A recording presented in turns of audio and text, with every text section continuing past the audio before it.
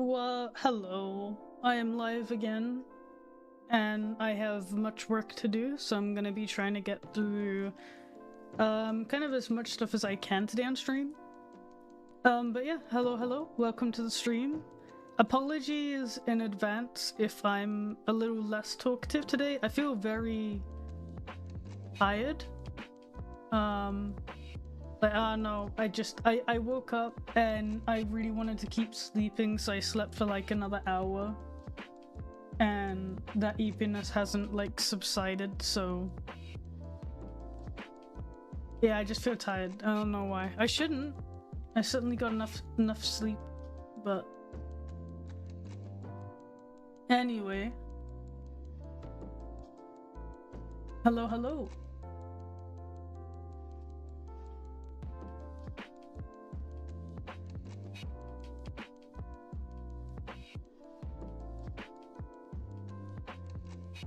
Yes, I have a cup of tea on my desk, ready to go. It is still warm at the moment.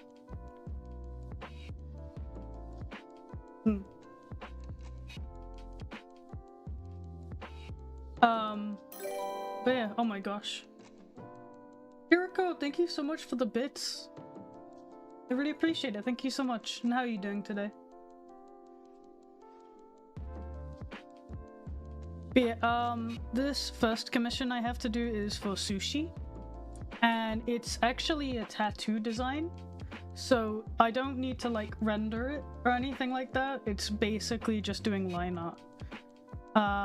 Which is pretty cool.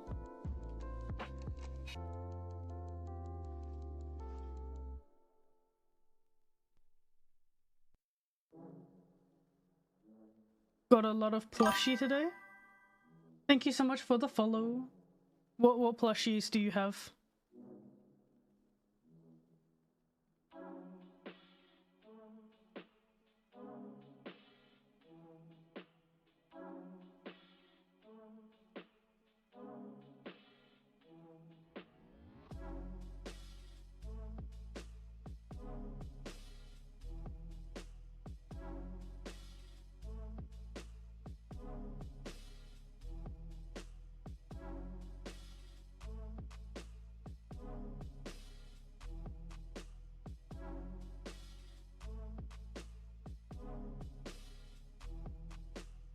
Honestly, yeah, it's super cool. I actually, if you can believe it, this wouldn't be the first time I've had my art tattooed on somebody.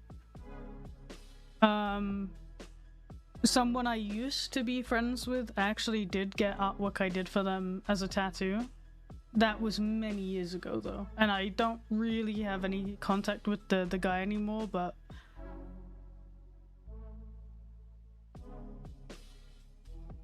yeah, I think it's like such an honor to even be considered to do art for something like this.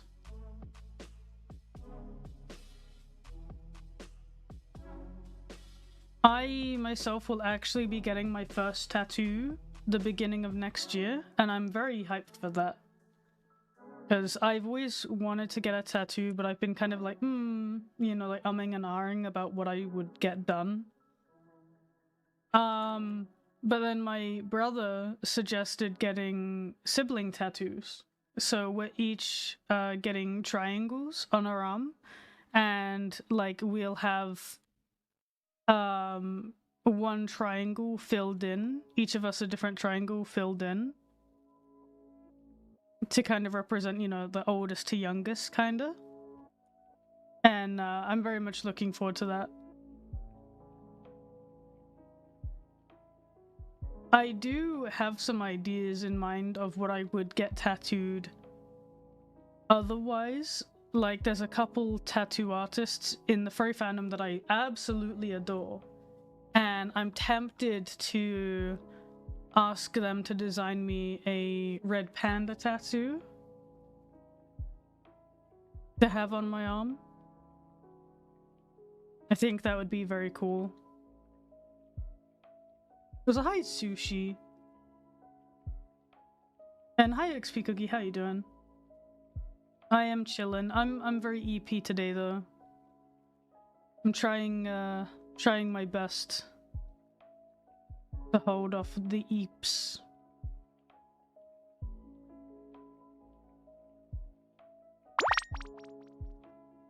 Save now, I will save. Thank you for the reminder.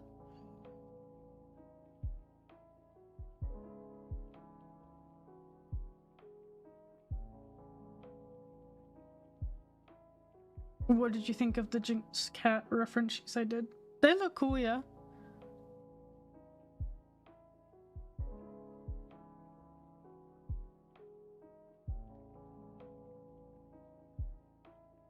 Gotta make food. Oh, you're making a game? That's really cool. Also, thank you for the follow. Welcome to the stream.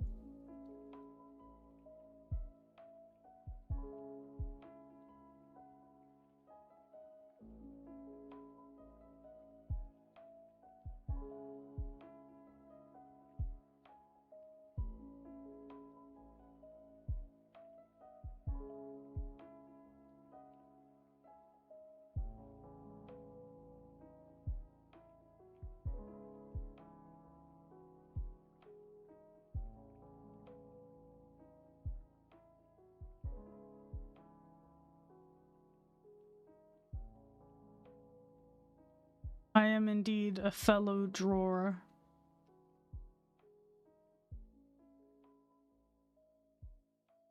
I'm still kind of frustrated with myself because I don't actually know what I've really done this year.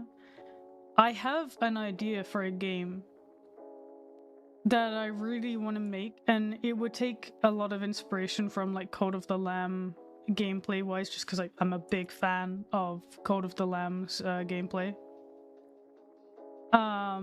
But I have like characters I created years ago that I now want to include in this project, but I don't really know where to begin with it, truthfully.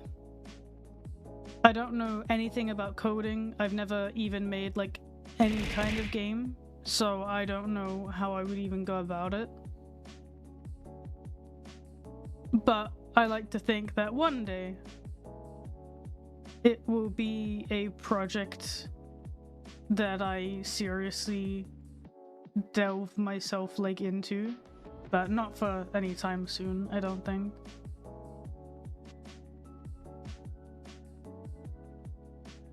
I've turned my cursor into Hornet and she shores when I write. What is shoring? What do you mean she shores? Like she just goes shore? Or what?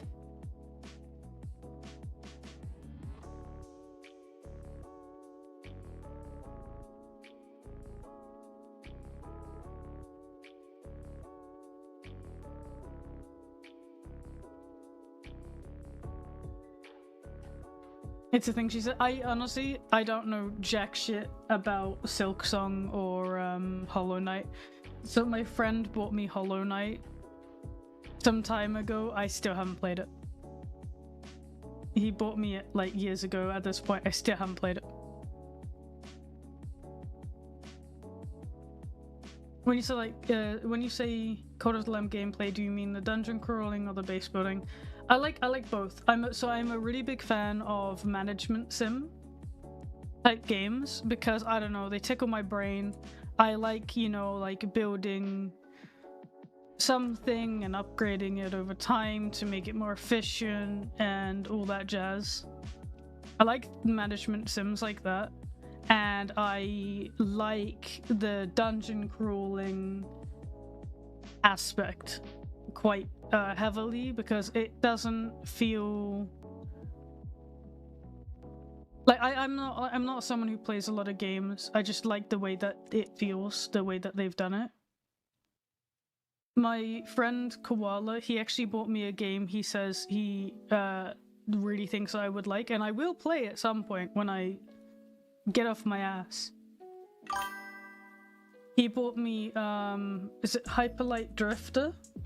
And he said that it has similar kind of dungeon crawly aspect of Cult of the Lamb, and that I will really like that. If any of you are familiar with that game, but I really want to play that at some point. I also cannot wait for the new Cult of the Lamb DLC to drop next year. You know I'm gonna be streaming it. I love Cult of the Lamb way too much. Some would say too much for my own good. I have like my own Cult of the Lamb shrine, which is a shelf above my couch that just has a bunch of Cult of the Lamb merch on it.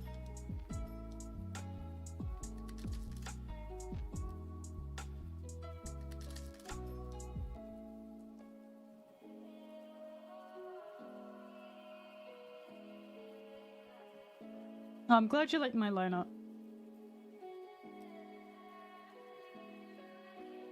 What are the chances you could ask them for a code for the DLC? I don't think I'm influential enough to be given a game code like that.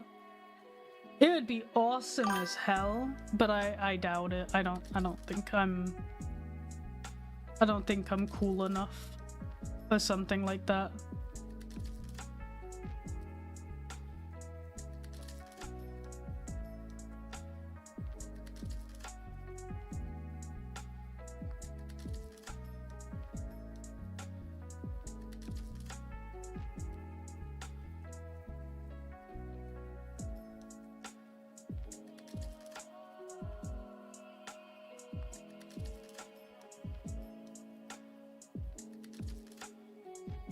I could always ask, yeah. I mean, I may, but I'm also fine just buying it when it releases.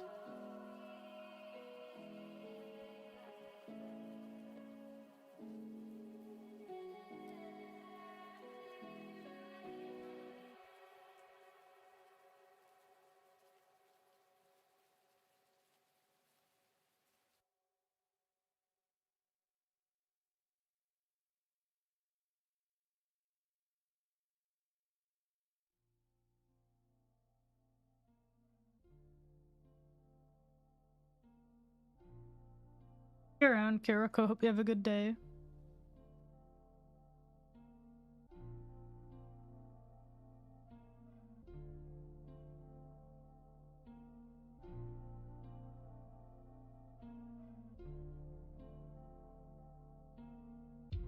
Yeah, I suppose. You know, maybe I will ask, maybe I won't. I don't feel like I have a need to ask them for it though. I feel like I also just fine just waiting until it releases and just buying it like everybody else. Like, I don't think I've done anything to deserve asking them for a copy. Like, I've done a few fan arts, but like nothing. Like, I don't engage enough, I think, with maybe the Cult of the Lamb community.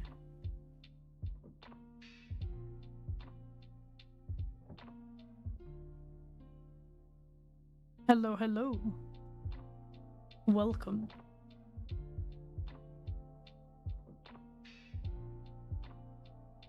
All the merch you've collected says enough. I mean... maybe. Take a sip, I will indeed. You're super excited for NFC? That's good.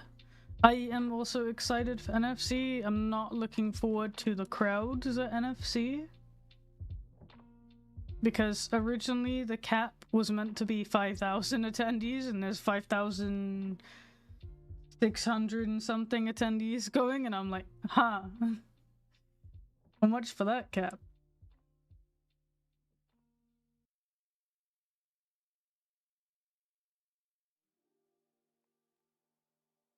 I am just looking forward to going there and hanging out with my friends and suiting a bunch. Fingers crossed I have my new suit. That would be very cool.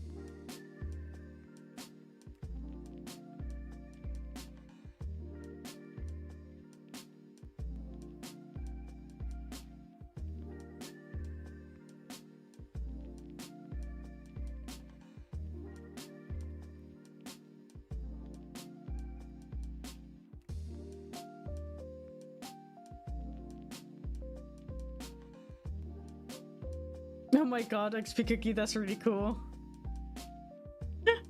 I love that.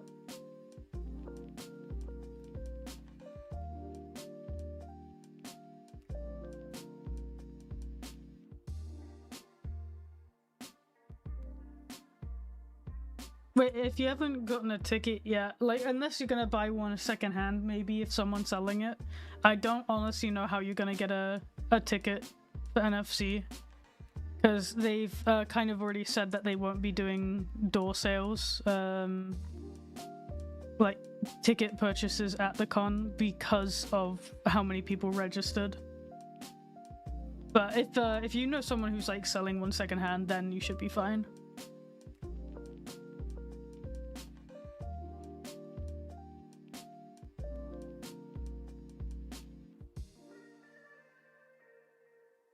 Yeah, my new suit, I'm not posting too much about it yet because it's a pre-loved fursuit. I'm buying it secondhand, and because it's secondhand, I have to make a lot of edits to the suit because the person who sold me the suit sold it without the character. So until I have the suit, so I bought it, but it's in the UK. And the plan is to get it to me, and then to give it to my maker friend who can do the edits. And until it has the edits done to it, I'm hesitant to use the character or post about it because I don't want any miscommunication about the character.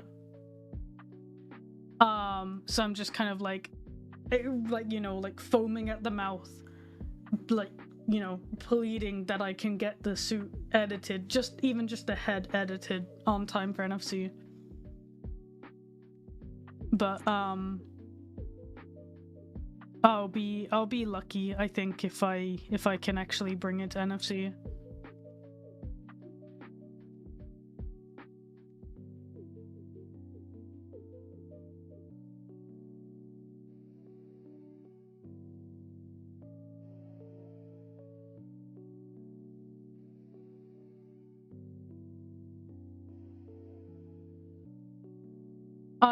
I don't know, you'll have to ask someone at NFC about it, but all I know is that the cap was meant to be 5,000 and well over 5,000 people have already registered, and that's paid. So I don't know if they will be opening for any more tickets. Your best bet otherwise is, just try to keep an eye out to see if anyone is selling their ticket. Otherwise, I honestly don't know how you're gonna get in. The alternative, I guess, is the open house, because they have the open house still planned, which, I'm working on stuff for open house, and I'm happy to do it, but at the same time, I'm like, man, with this many people already going to the convention, open house doesn't seem like a great idea. Because that just means that Saturday it's gonna be packed. I just hope that the staff have everything under control. They seem confident, I guess, that things will work out fine, but I admittedly am anxious as hell. But I mean, depending on how this year goes, if it goes well, then there's no problem. But if it has a few hiccups and things and feels maybe a bit too busy for my liking, I might end up actually considering going to a different con next year. Maybe looking at going to ScotiaCon instead, because I've had a few people tell me to go to ScotiaCon, but it's the week before NFC, and so I've not gone to it because it comes so close to NFC, so I might look at doing that instead. And see how that goes.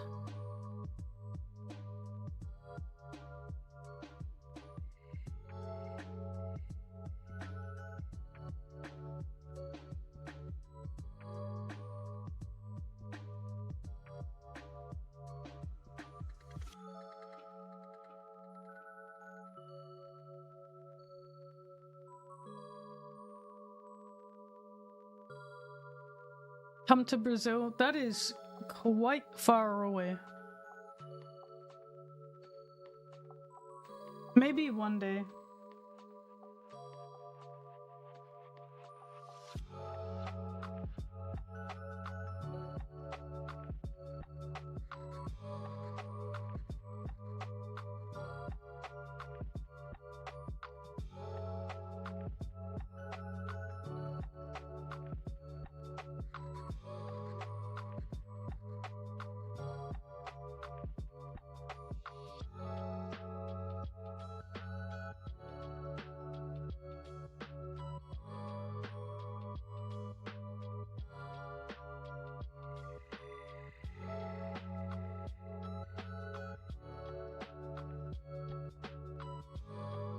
That is an odd assortment of things. Coffee, smokes, snacks, and milk.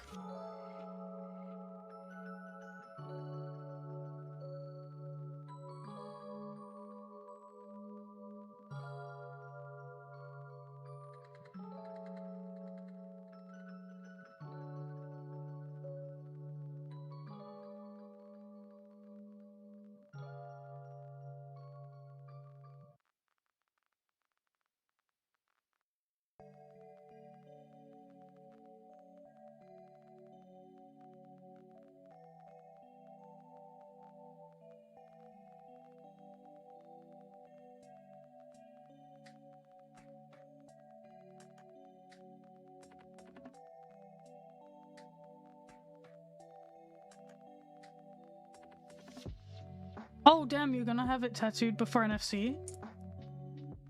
Oh, okay, that's really cool. That's really, really cool.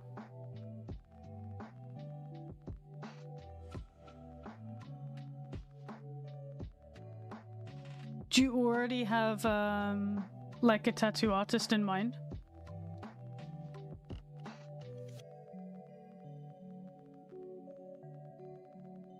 Wait, do you have actually any tattoos already, or would this be your first?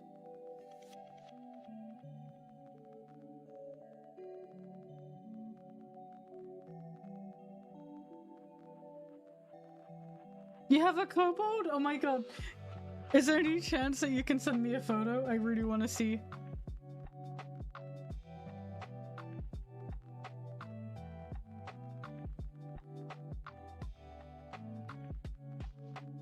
Is it one of your little doodles?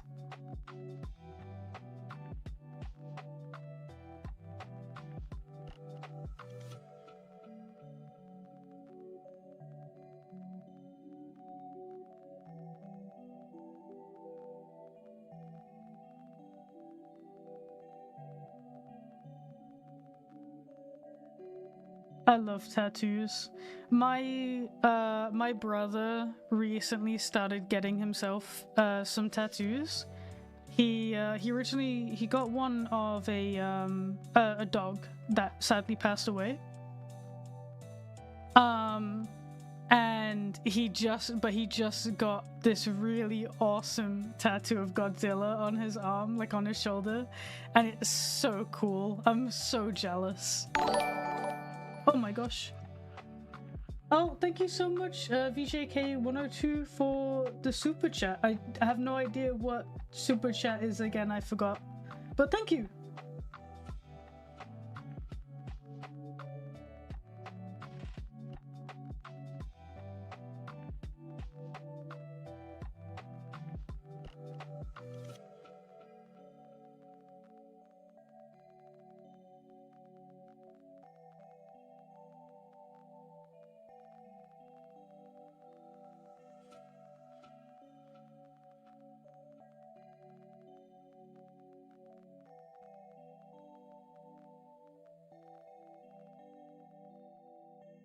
Oh my god, that is so cute.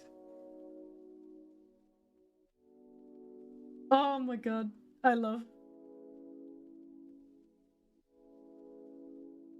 the little tattoos of the kobolds.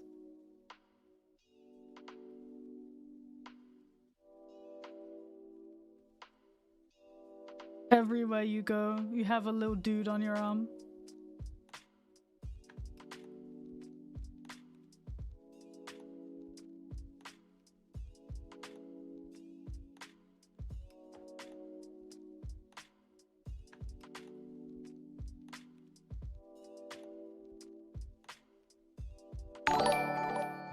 Oh my gosh. Like bits on YouTube chat. Oh, okay. I see. Also, yeah, that is a heads up, by the way. If it looks like I'm talking to nobody because you don't see the message on the stream, it is YouTube. Because I'm not allowed to display YouTube chat on Twitch. But I am multi-streaming to YouTube.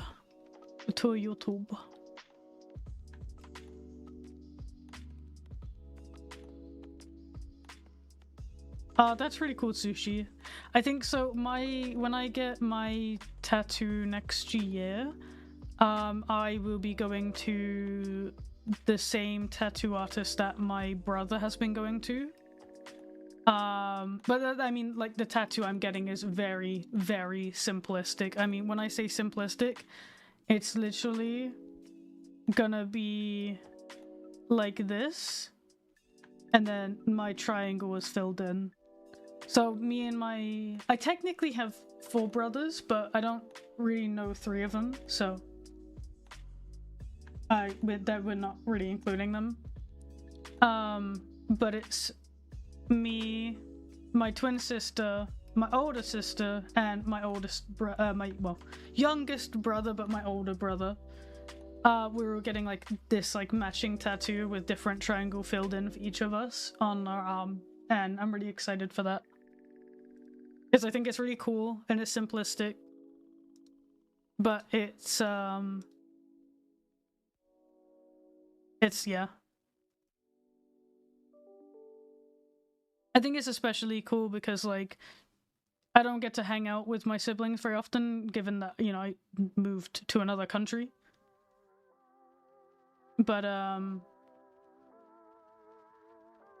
it's kind of cool to have, like, something, I guess, to kind of keep them close by, even in, like, a silly little tattoo.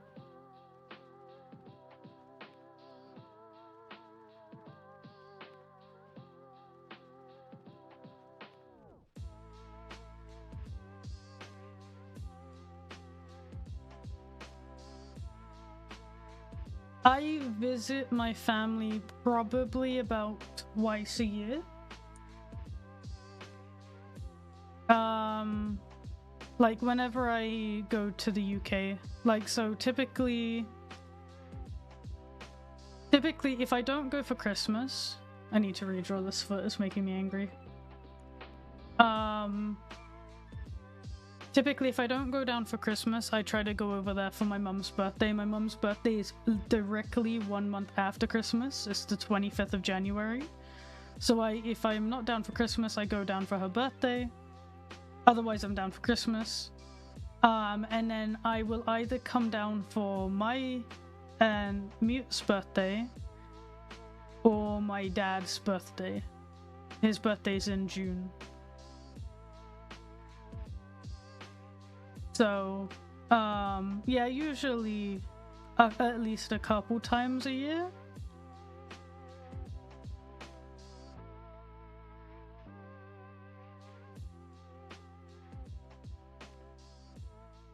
This year I decided I wanted to stay in Denmark for Christmas.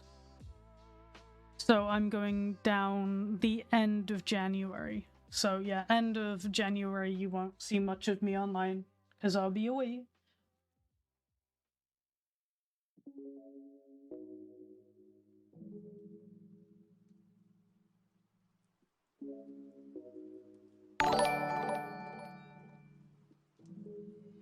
Oh my god, thank you again for the super chat. Why do you keep calling them butt paw pads? It's just a paw pad.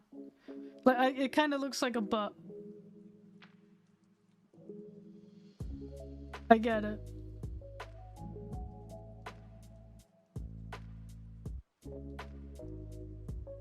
Sushi, how does it make you feel to know that you'll have a butt paw pad on your arm?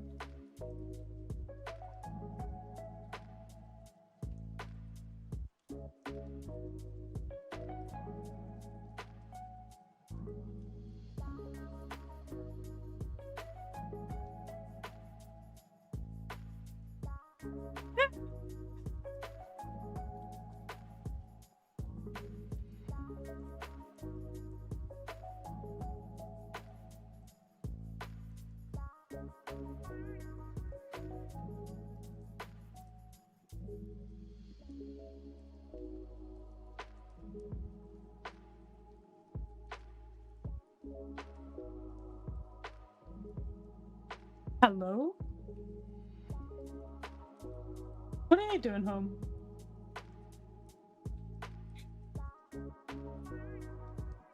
I'm streaming, by the way. Okay. No, I forgot. What? Why are you home so early? Oh! Okay. I thought when you said you were working from home and then said you had to go out at 8:30 or whatever, that it was like, I'm working home until 8:30, and I completely, like, zoned out when you explained the rest. Okay, well, hi.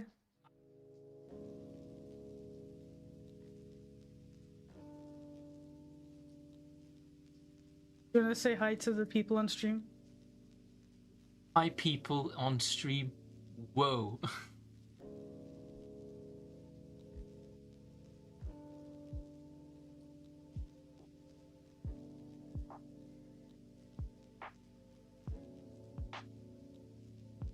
Just hearing, like, someone sticking a key in the door, like, huh?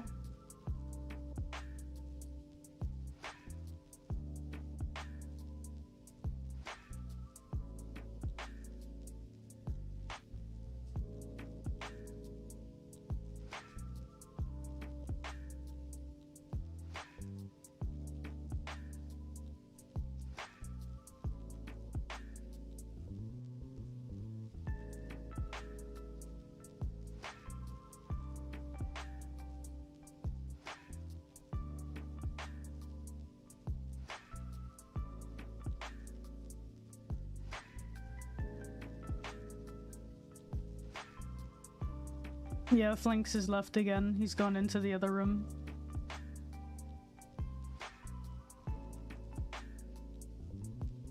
My god, stop calling them butt paw pads, oh my gosh. You guys are making me insecure about the way I draw beans. Thought people liked how I drew beans.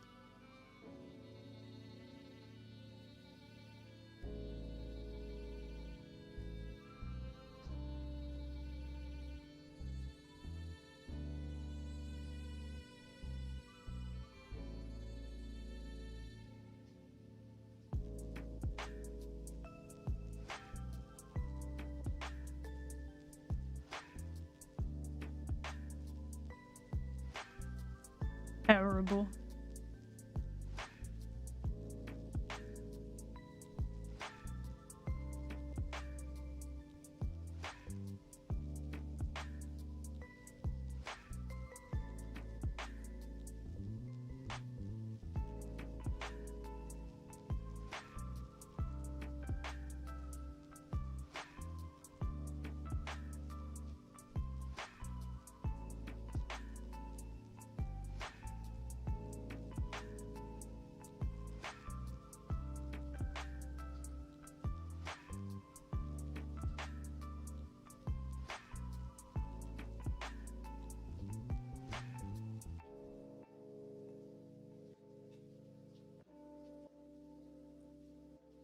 Where is the bubble? I still haven't actually sat down to fix the TTS.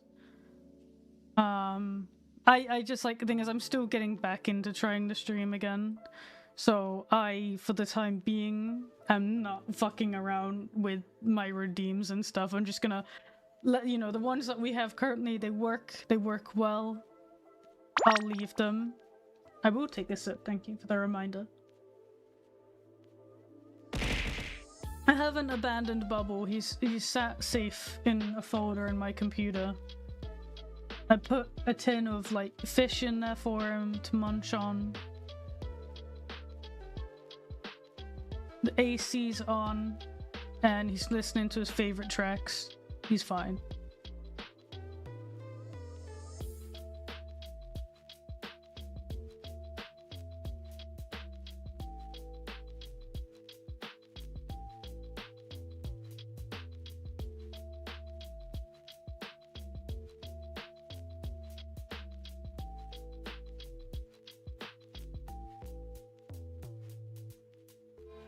He's been in there for like a year, yeah. He's chilling.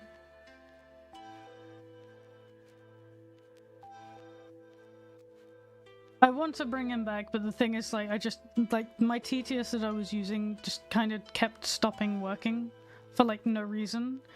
And I don't know what a good alternative to use is.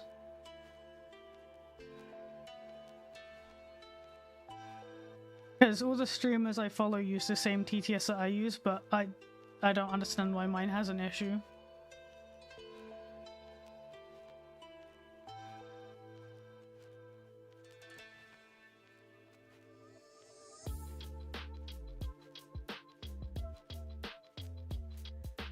I'm just not good enough for TTS.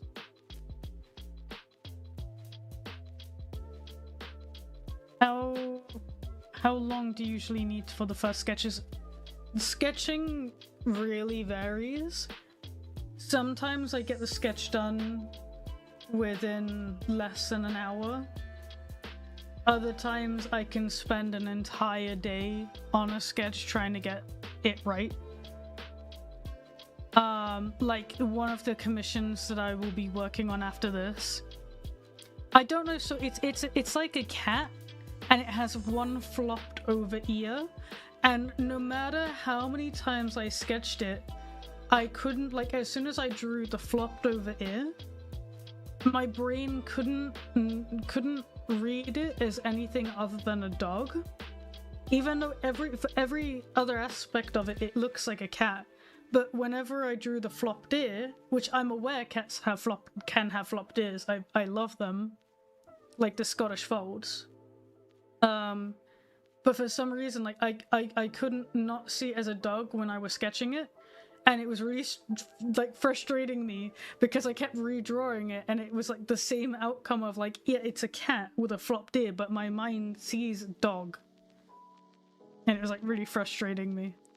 So I spent like all of yesterday almost just sketching this one commission.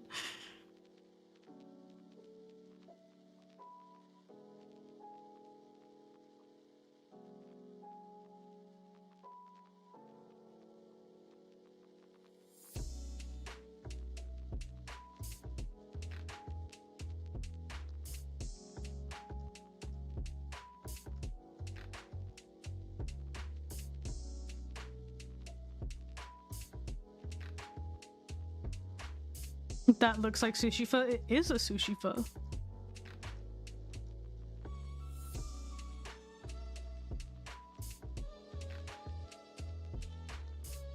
Can cats have flopped ears in real life? Yeah.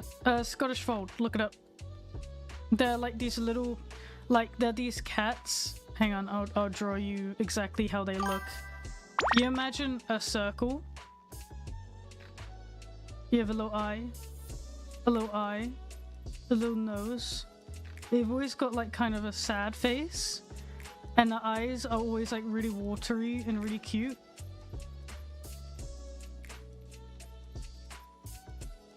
And their little ears, they're like this. Literally Scottish fold. Like, that is exactly one-to-one how they look. They always look like they have massive foreheads. I don't know why. Hang on, let me get a picture up. Scottish fold.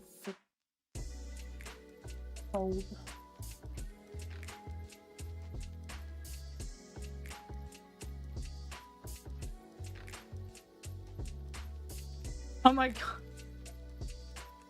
Goofy pictures of a Scottish fold. Here's a kitten. Hang on, like you gotta look at this image of a kitten because they always look so silly. Look at it. Like one-to-one. That's how they look. It just looks so goofy and sad.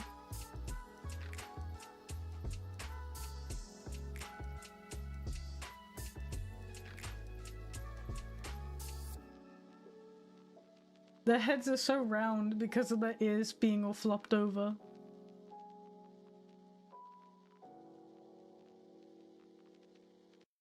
Here's a picture of an adult one.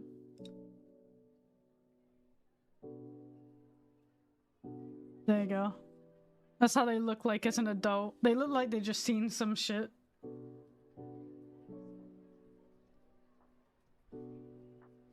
I love Scottish folks. They look so silly.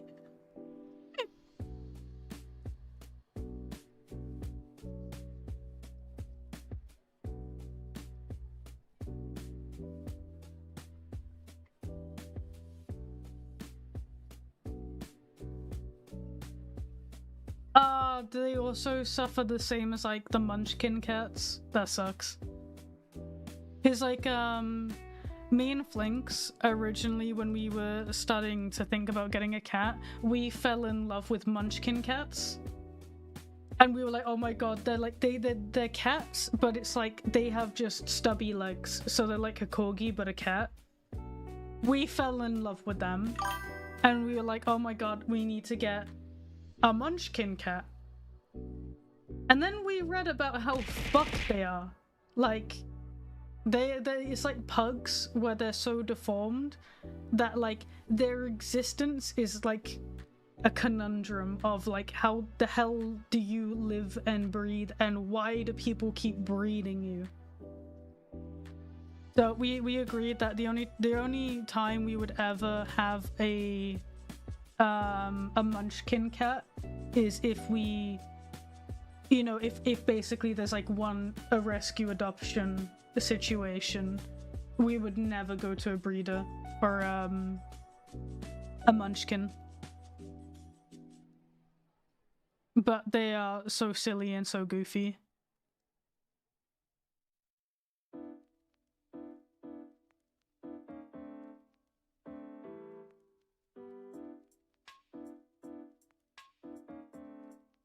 It honestly bewilders me that it's not like illegal for people to breed these animals with these deformities, because like there's like, I don't hear of any of these animals that don't end up with like serious health problems later in their life. Like, you know, it's inevitable. Yet people still like actually breed them, which is crazy.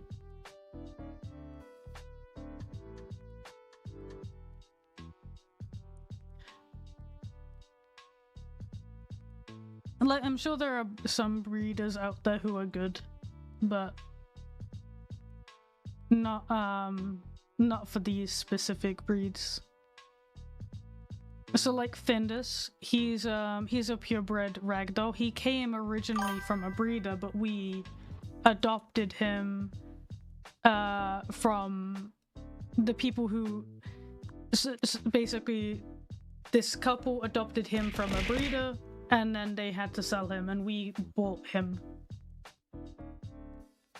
So we, like, yeah, just bought a secondhand cat. I don't know how else to put it. But the breeders that he came from, they're like proper, like fully licensed, and they don't breed constantly kind of deal. They like have like one litter of kittens like every, I don't know, other year or something like that. And it's like different cats, it's not the same ones. Is Findus a Munchkin? No, he's a ragdoll.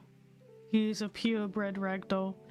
He's got the very blue eyes, and he sheds everywhere. And true to his breed, he really does just flop everywhere. Like, he's just a ragdoll. You can hold him upside down, he doesn't care.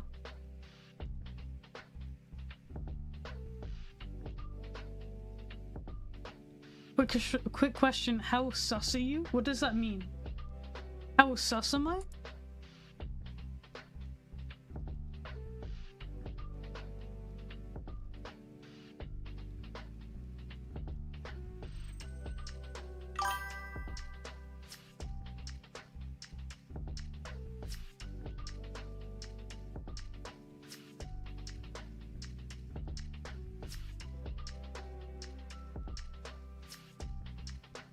Oh my god, I can do this. I can do this. Huzzah!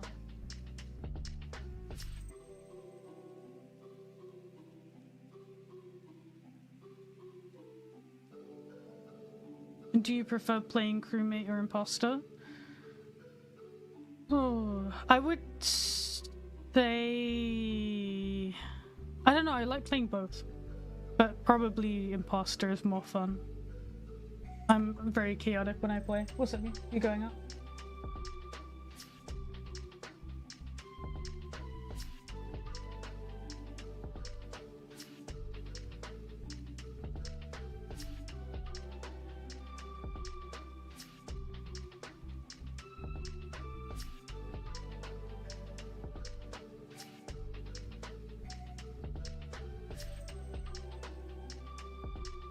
I'm back.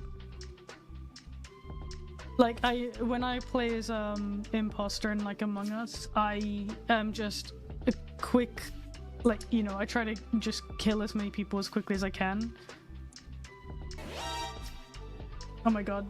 Oh, thank you so much, Zeus Pop, for raiding my stream. Welcome, welcome. Hope you had a good stream.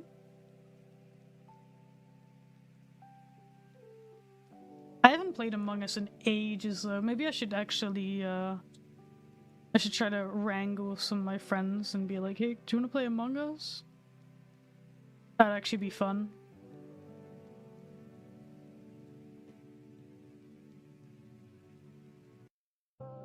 I will say though, in the Party Animals version of Among Us, there, what's it called? Oh gosh, what's it called?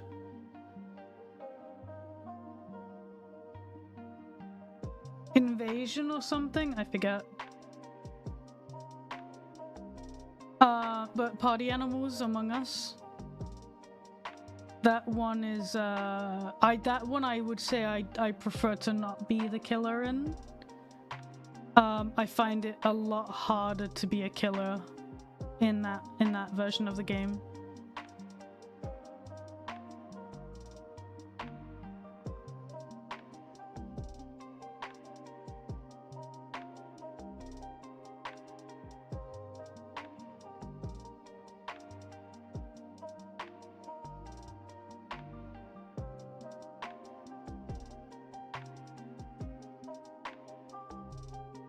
You like the infection mode?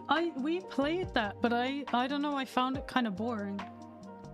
I like infection type games. I used to play Tower Unite and they had an infection game on Tower Unite. I used to play that a bunch. But I don't know, the Party Animals one just hasn't really clicked with me. I don't know if it's like maybe I need to try playing it again. We played it when it came out, and I don't know, we played a couple rounds and it just felt really boring.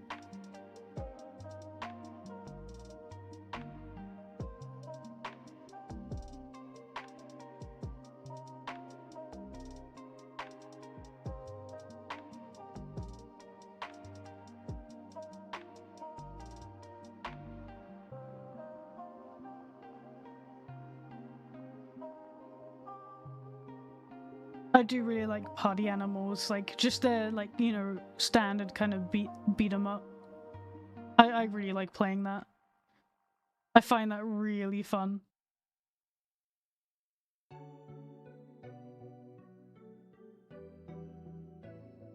See you around, Zeus. Thank you so much for this for raiding my stream. Do appreciate it.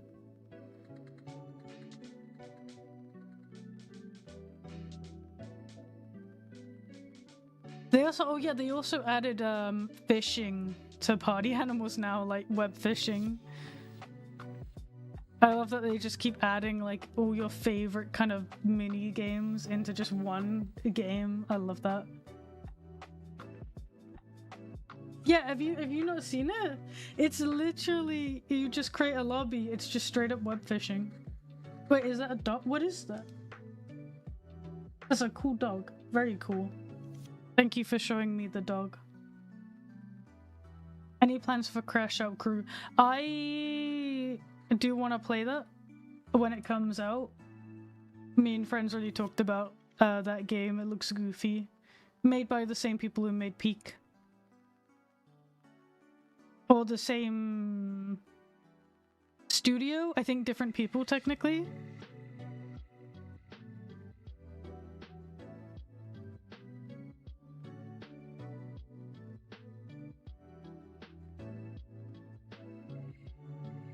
I really love Peak though. Maybe I play some Peak later.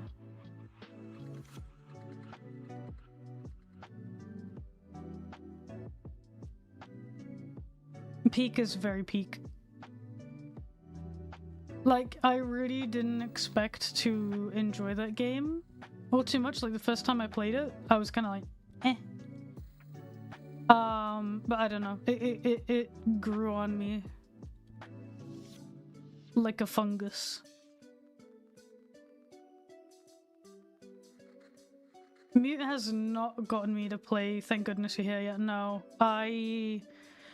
So this is my problem. I have a lot of games that people have bought me to play, but I don't know why I'm really intimidated to play games that other people buy me. It's kind of like I'm afraid of like not enjoying them, I guess. I don't know. And also, like, I don't know, if I'm not already familiar much with the game, I overthink about like streaming it or whatever. I don't know. I'm mostly just overthinking, like straight up.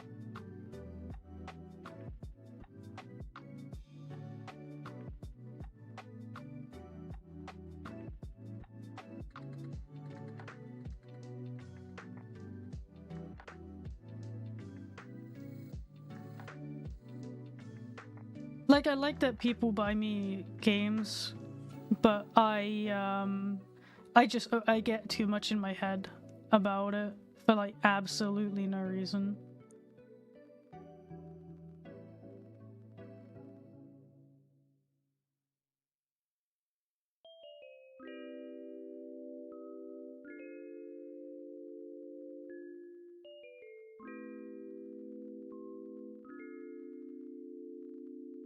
Okay, I'm glad I'm not alone on this. I thought it was just me.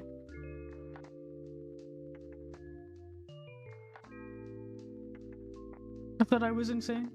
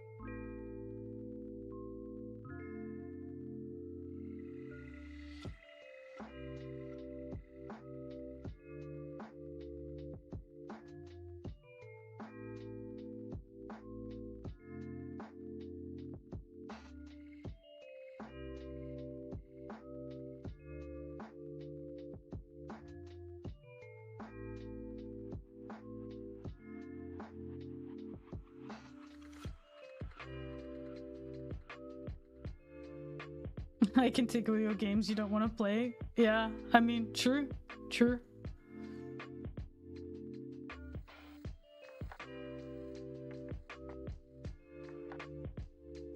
At some point, I'll get around to playing them. I just need to, like, find the time, I guess, to commit myself to doing it.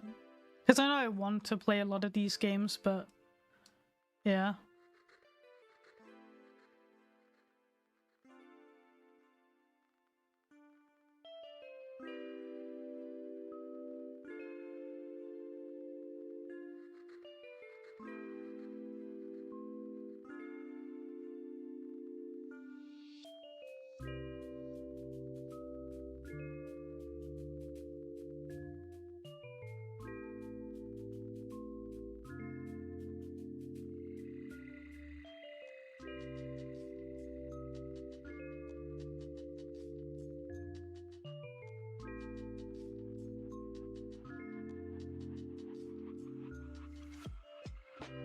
Sushi, unironically though, that is kind of me. Like, I typically get into things after the hype has died down.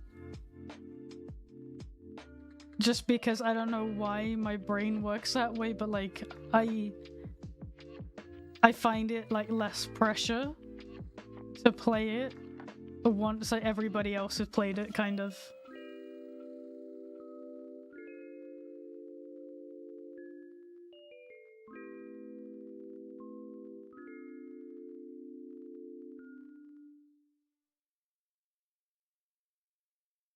What about games bought for you and you wanted it? That's the thing. So like, okay, Sonic Frontiers. When Sonic Frontiers came out, I looked at it, I looked at the trailers, and I was like, I don't really play Sonic games, but I really want to play this game. And someone bought it off my wish list for me. I still haven't fucking played it. But I desperately want to. I don't know why my dumbass doesn't play it. I don't know. I'm just awful. I also like, I've got to be in the right mood for games, which is why I don't play many story games. I like games that I don't need to remember, okay, what the fuck was I doing last time? I like games where I just hop in and out.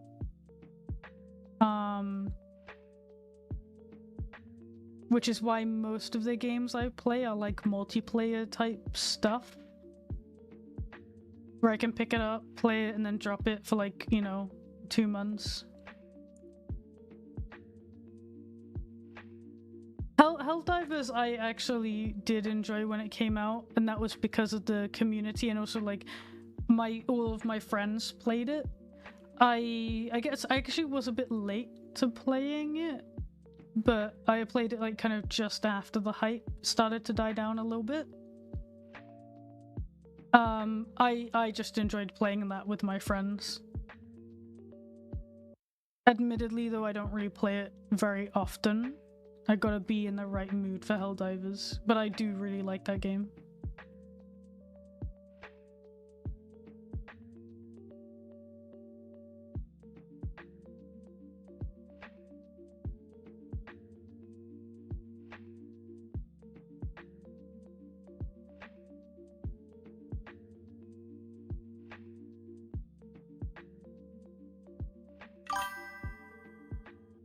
Thank you for the follow. So yeah, Monkey Ball, I've played Monkey Ball like years ago, but I still haven't freaking played it. I wanted that to play on stream in like downtime. I still haven't opened it. I don't know. I'm bad. I will though. I will. I promise.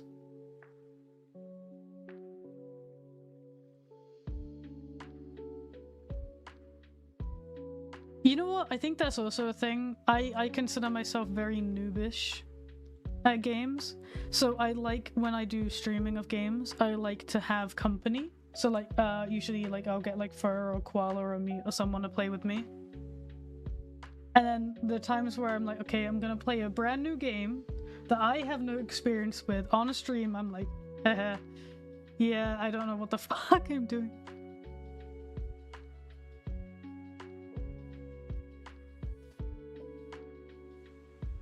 Yeah, Shadow, that's exactly the same as me. That like paralysis of playing a new game for like no reason, but it's there.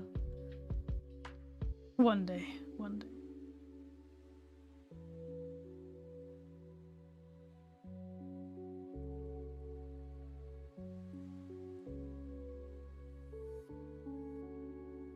MMOs do have the worst FOMO, but it depends on... For me, like, I have to enjoy the premise of the game to play. Or, like, not the premise. Like, there's a lot of factors to when I'll play, like, an MMO. But I don't play, like... too many, I guess. Like the main ones I do play are MMO, but not like I don't play like many of them.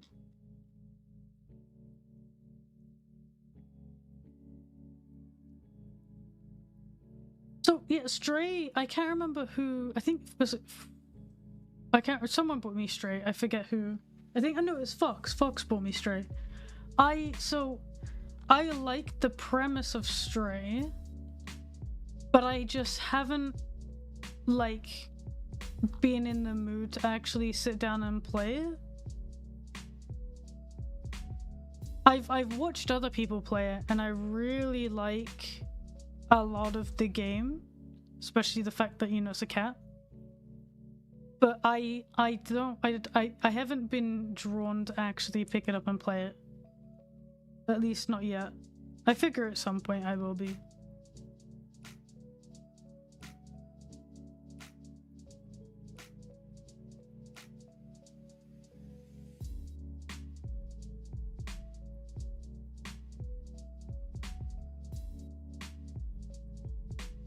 I think the main games that I want to actually pick up and play that I haven't yet played is probably Hyper Light Drifter that Koala bought me.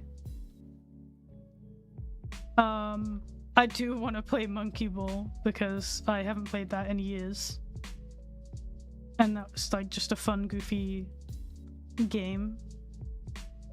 And I think probably Sonic Frontiers, but I don't like. I certainly don't think I'm confident enough to stream Sonic Frontiers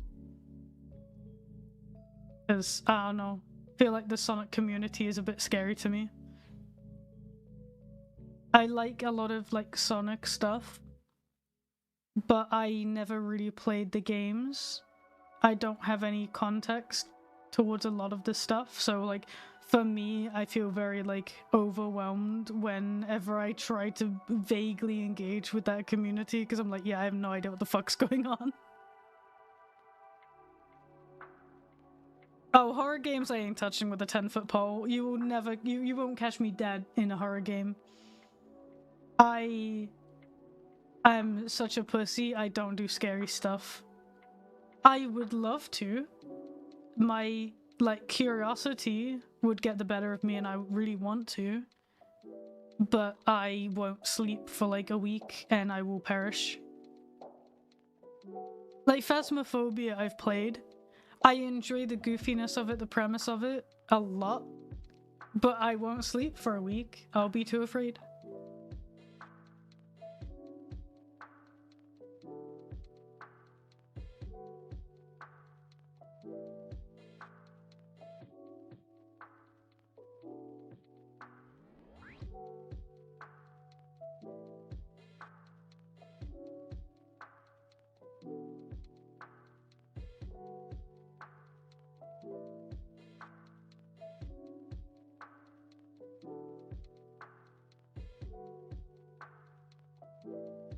Voice the void will leave you scarred for life. Then wait, actually?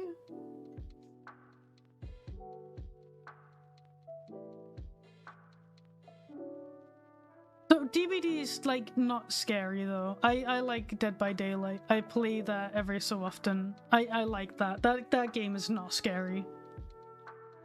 There are a couple killers in it that make me feel uneasy. But not, I'm not like feeling like something's looming over my shoulder when I play that game.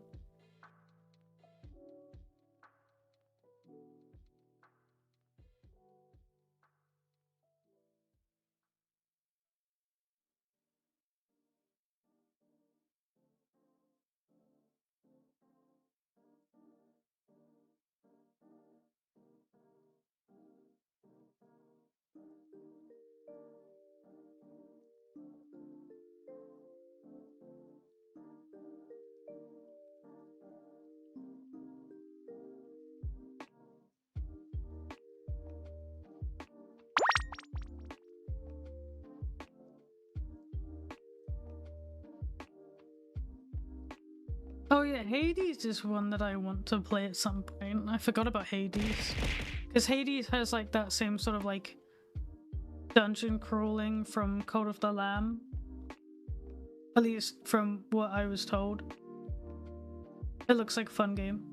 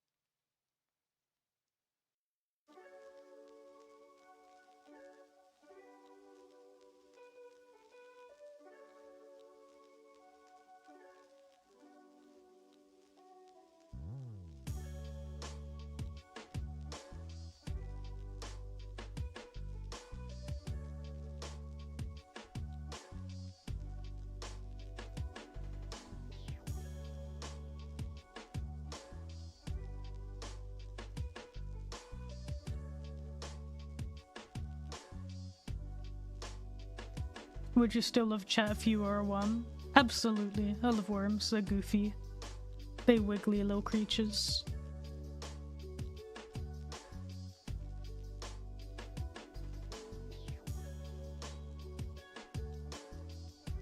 I'm still heartbroken. I asked Flinks if he would still love me if I was a worm, and he just said no.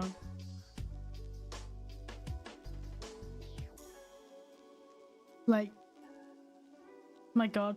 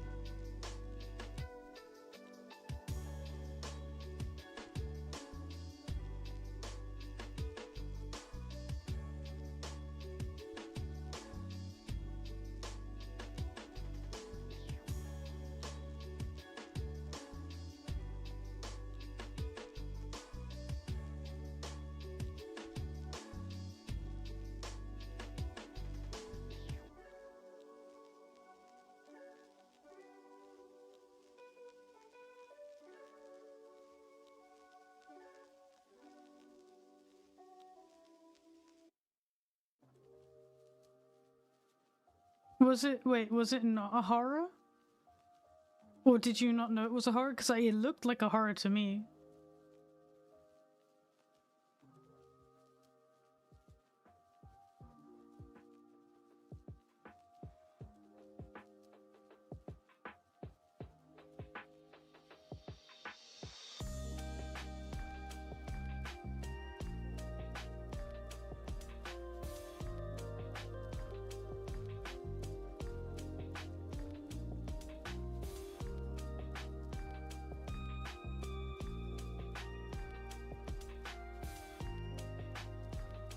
Oh, you don't expect quality horror? Okay.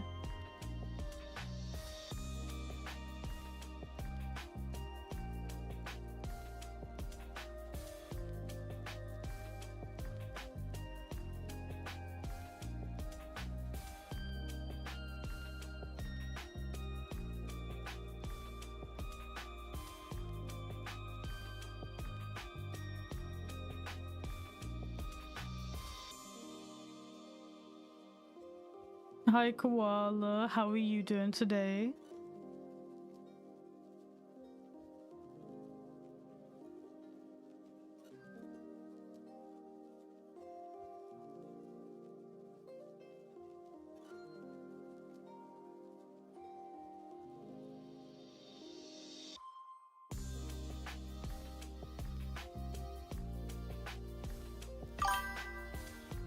Oh my god, thank you so much for the follow. Have you played any FNAF games? No, you won't. Like, the only quote-unquote horror games or scary games I've played is Phasmophobia.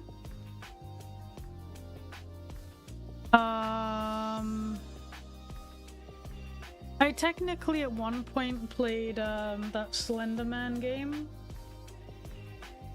The 8 pages or whatever the fuck it was called. Technically played some of that. And then I guess DBD if you count that as horror, but I wouldn't.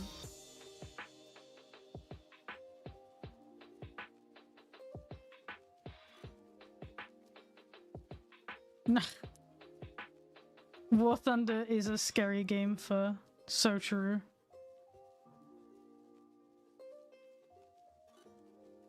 I've seen what that game does to people. It's not pretty.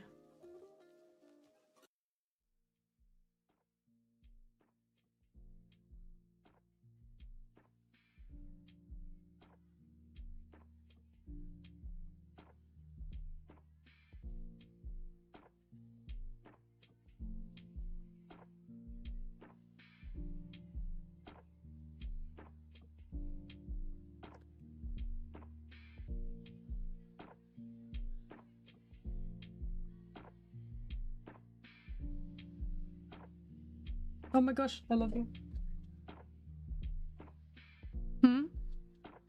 Good.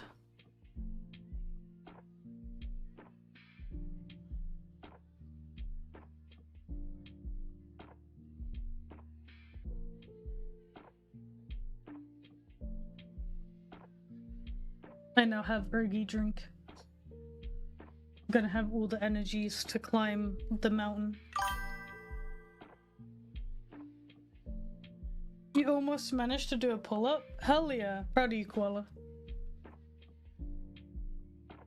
Did you not have hot water?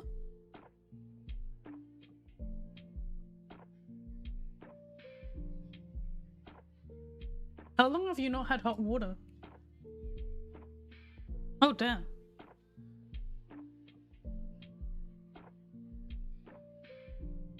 Cold showers are not fun. I do agree.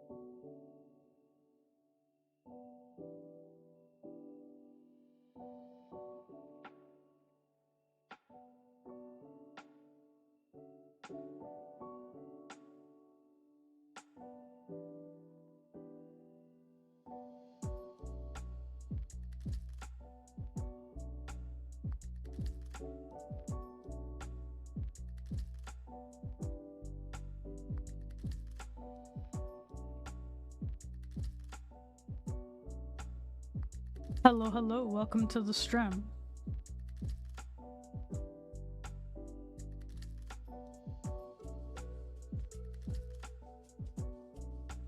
Is me back tomorrow? I think so.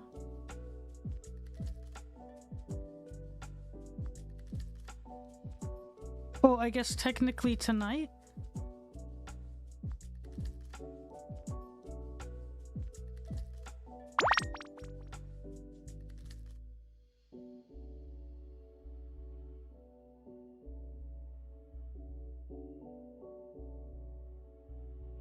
I am remembering to hydrate. I have Ergi drink.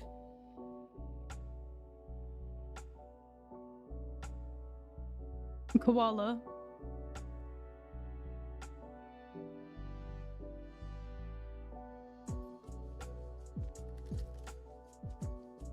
I hope you're prepared to stay up late tomorrow night.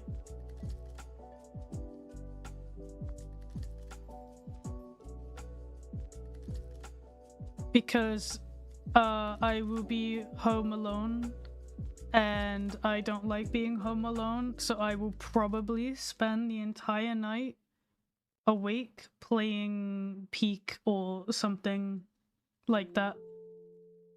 And considering that Mute should be home, I figure I have the perfect excuse. She wants to do her achievements. So we can help her get her achievements.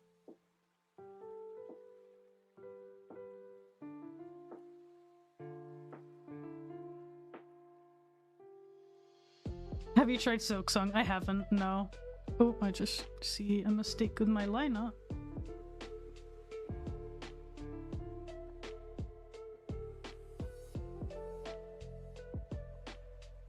I did talk about doing maybe DBD for Halloween.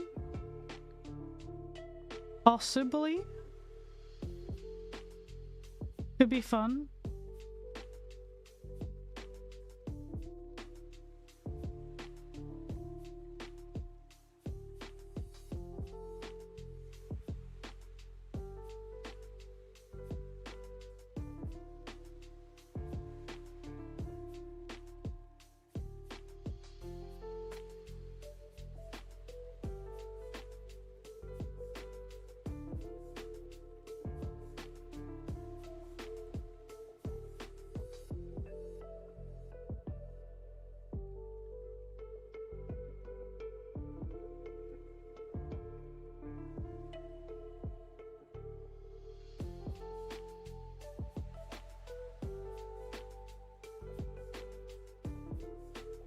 I could play Hyperlight, yeah.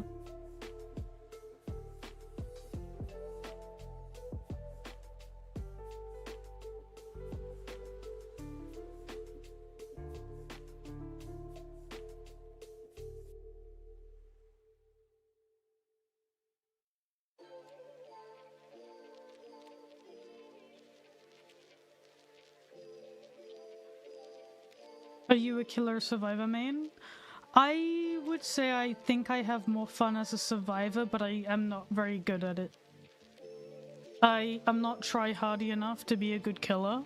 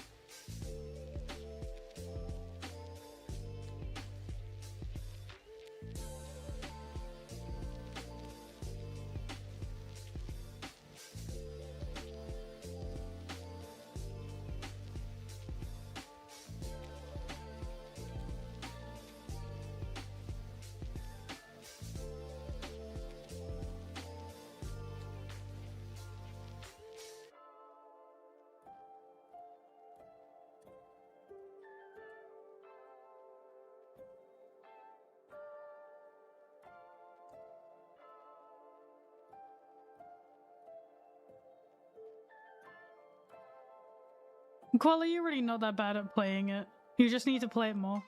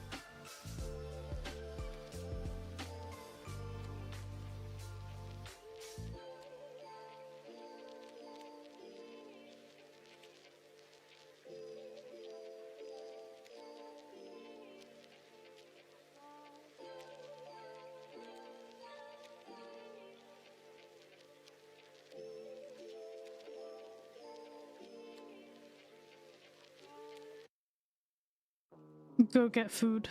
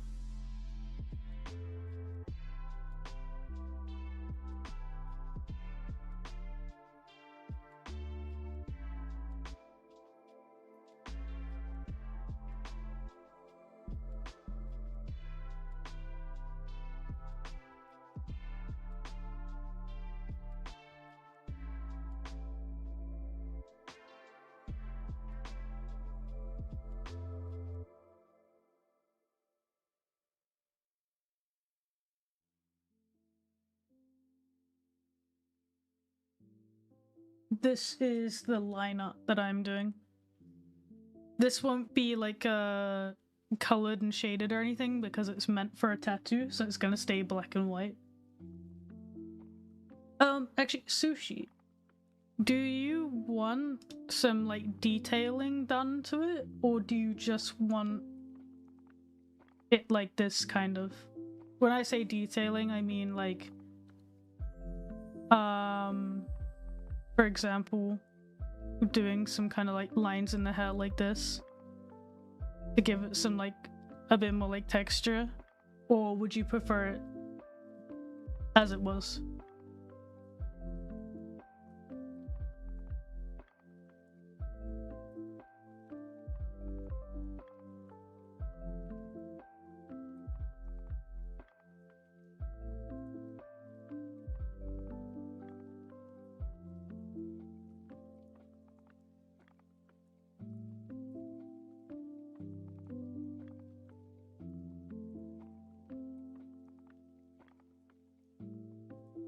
Just keep it simple? Okay. Do you want a bolder outline around the edges of it? So,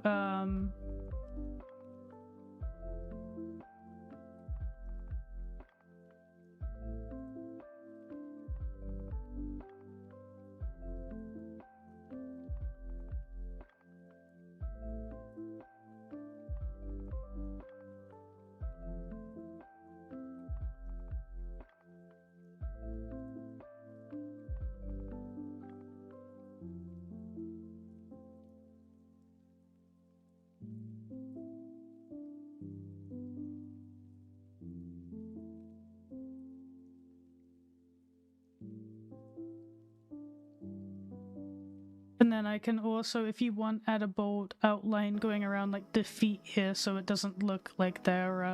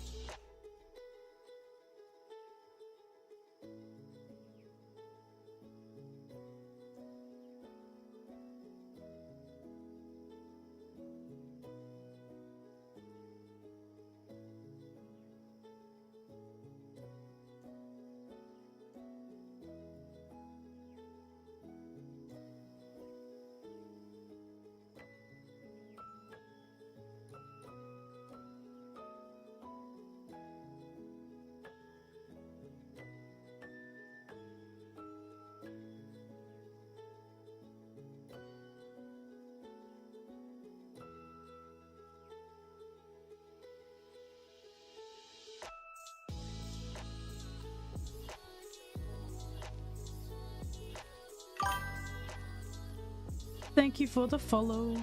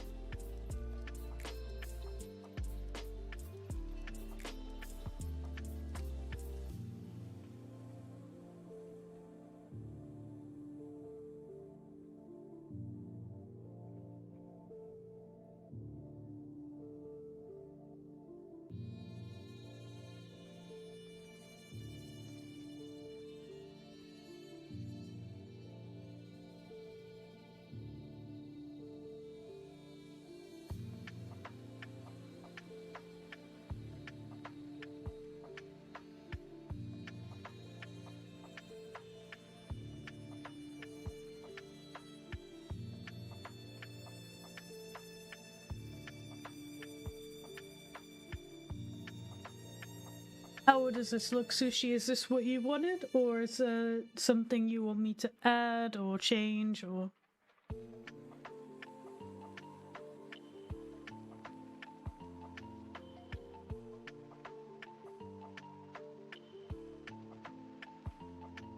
Hell yeah. I'm really looking forward to seeing how it actually turns out. I'm genuinely really excited. And honestly, I feel very very honored that you would actually ask me to do something like this. Like, I don't know. I think it's really cool, and I don't really know what to say about it, but I think it's such a big honor and a big responsibility to be asked to do something like this. So thank you. Alright, I will save this as a... yeah, I guess you want it as a transparent image, don't you?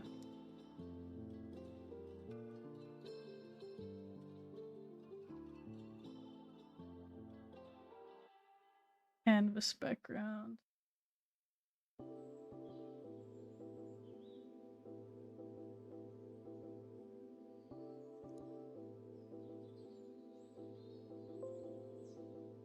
I'll save two versions. One without the background and one with the background.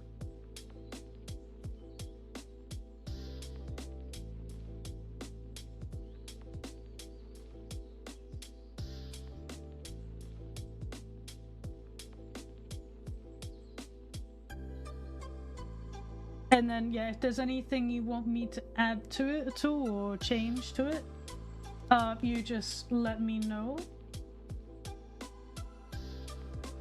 And I will fix that.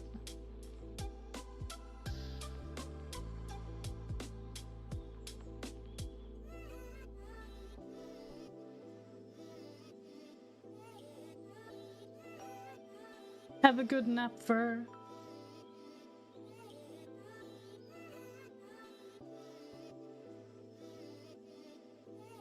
Oh, I didn't send the other one? There we go.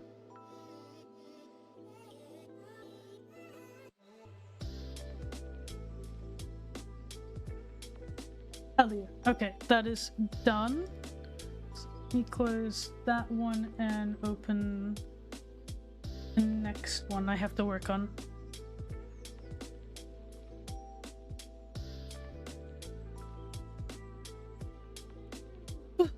Yeah, this is the one where it's a cat with a flopped ear, but like I kept struggling. Yeah, this is the cat.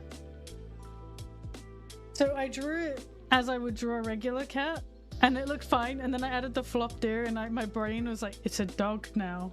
And I can't like unsee that. Even though it's not a dog, it's a cat, but yeah, I don't know, my brain. But the client really likes it.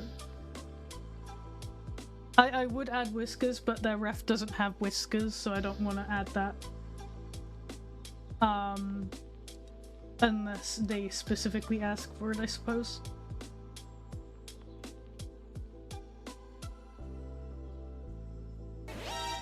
Oh my gosh. Oh, thank you, Jesse J. Jones, for rating my stream. Hello, welcome. Can I do a shout out? I remember how to do those, right? Pretty sure. There we go, I did it. Thank you so much for the raid, and hello raiders, welcome to my stream. I hope you had a good stream. What were you guys up to? My god, why is there feet in the chat? What is this? My god.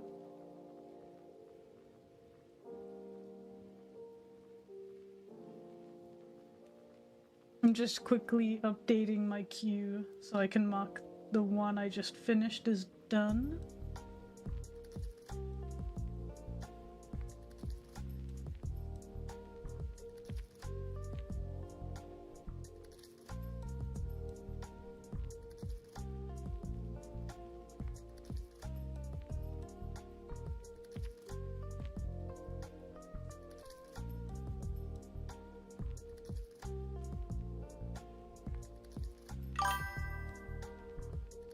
I had a thought bubble that says I am a cat, so true.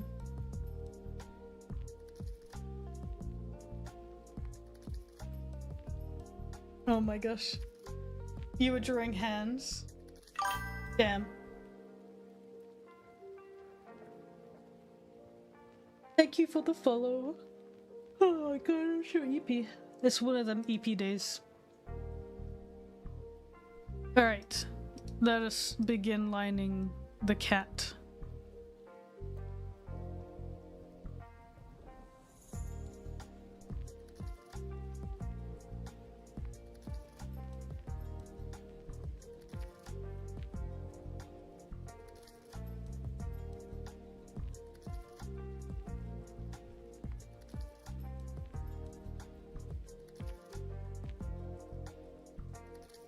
Have a good rest. Thank you so much for reading my stream.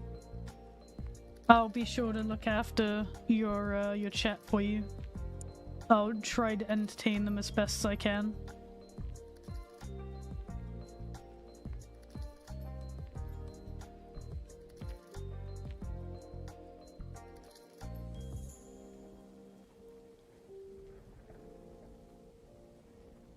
Yeah, I'm very EP.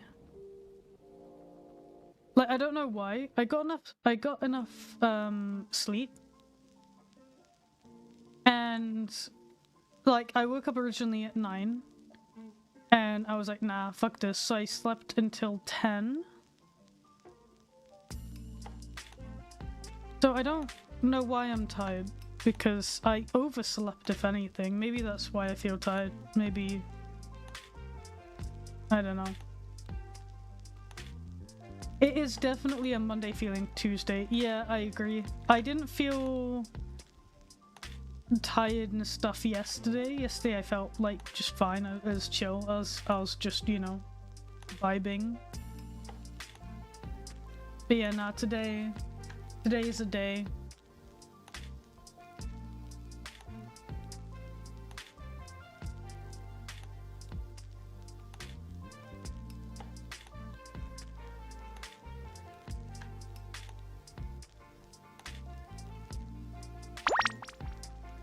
Except I will indeed. I have energy drink.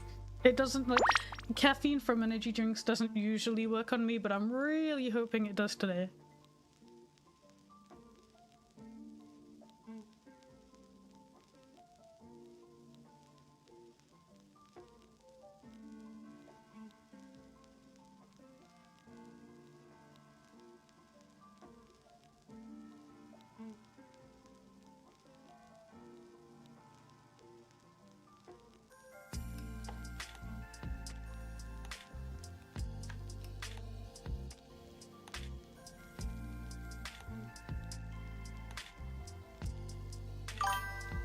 Well, thank you for the follow. Welcome to the stream.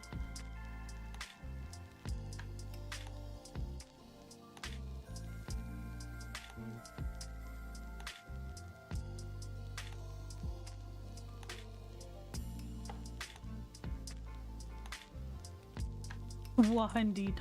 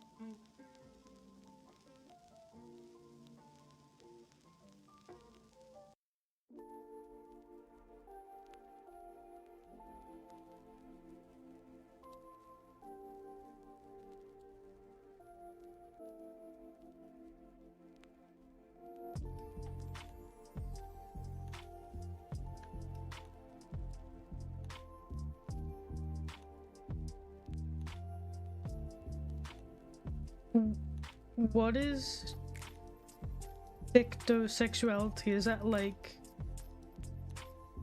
attraction to fictional characters or like what?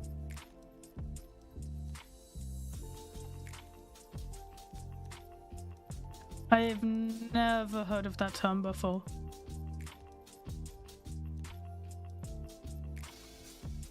Oh my god, Finder. My little creature in the corner.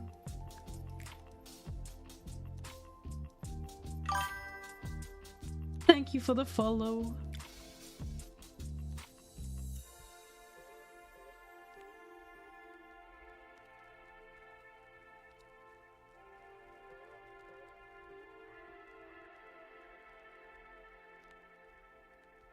Huh, okay. I've never heard of that before. But fair enough.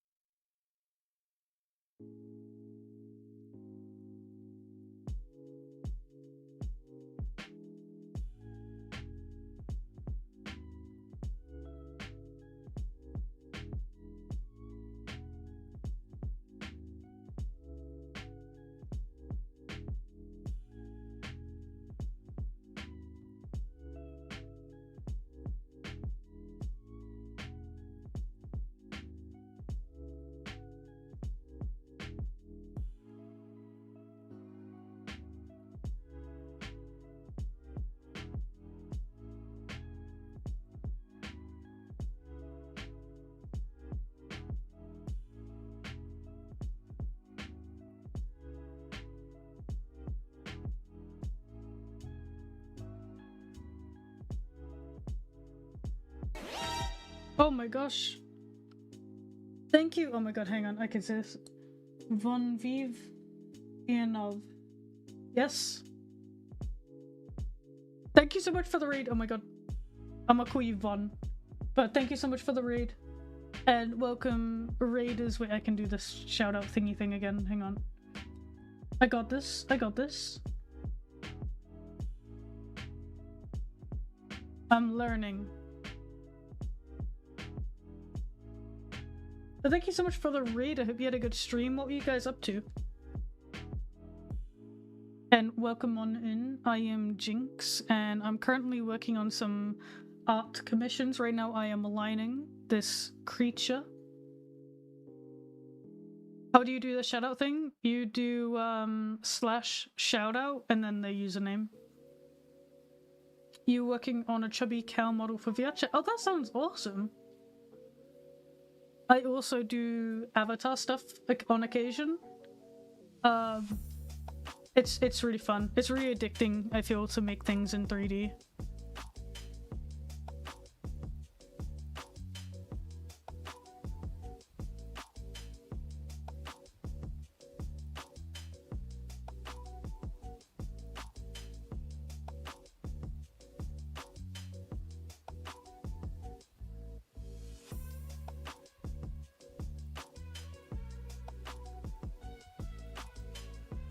you know my work? That's awesome. Thank you so much again for reading. Oh man, I am EP today. This week feels like a weird one. Also, I became aware yesterday that Halloween is on Friday. And that means I only have the rest of this week to draw the spoopy arts, and that makes me sad because I love drawing stuff like for Halloween themes. So I need to get all of my Halloween ideas out of my brain before the week is up, and that is very difficult to do alongside my massive queue of commissions that I desperately need to go through.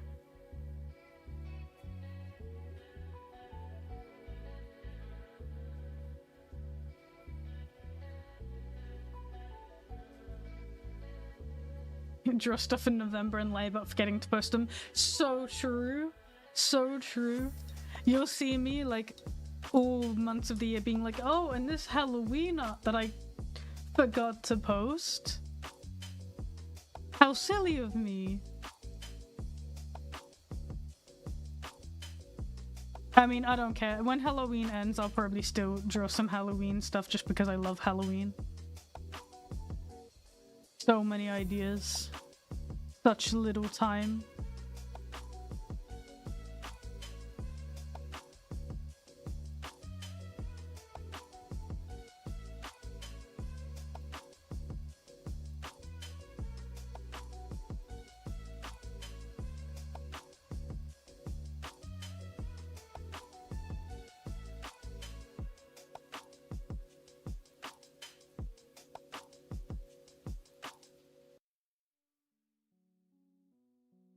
Twitch ads are the final boss battle.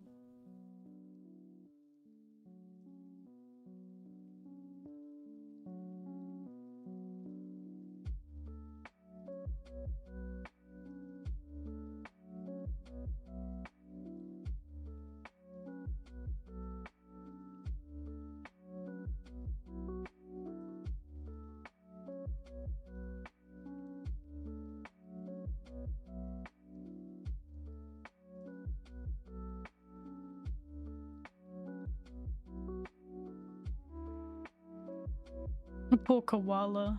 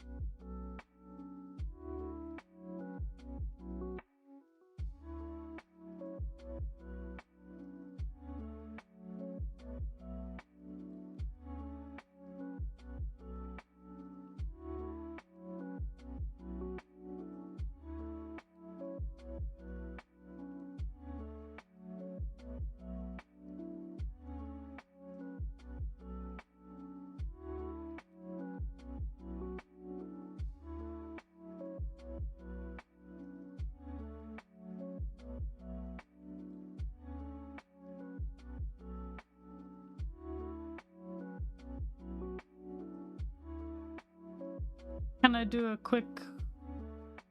What? I don't know what that was meant to say. I'm really struggling to read that, I'm sorry.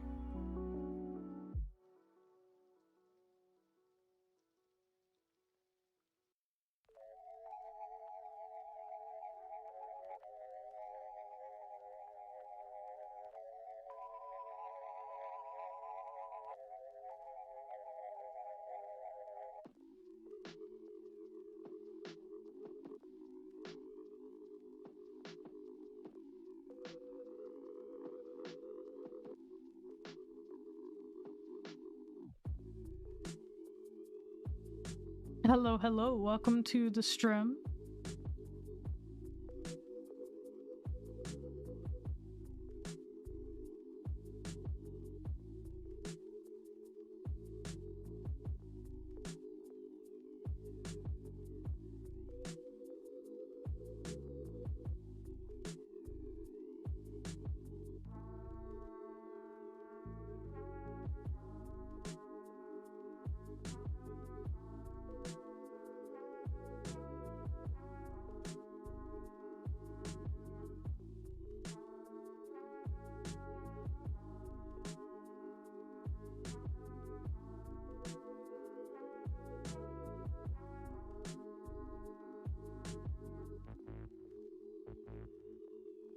You made a lapis lazuli necklace with a silver bull pendant. Oh, that sounds cool. Like in real life or in a game?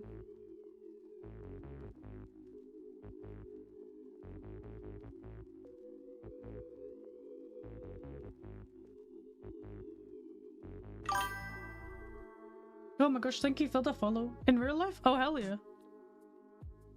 Very cool.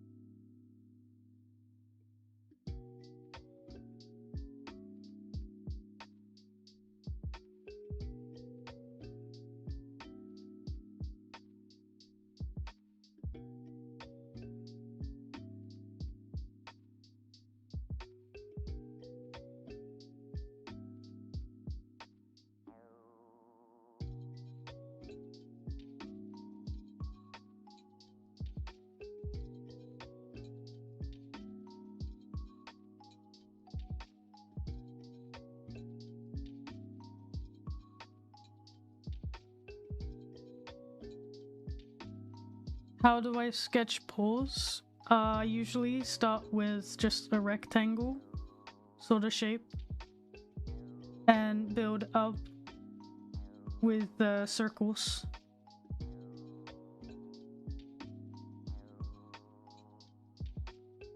And more circles.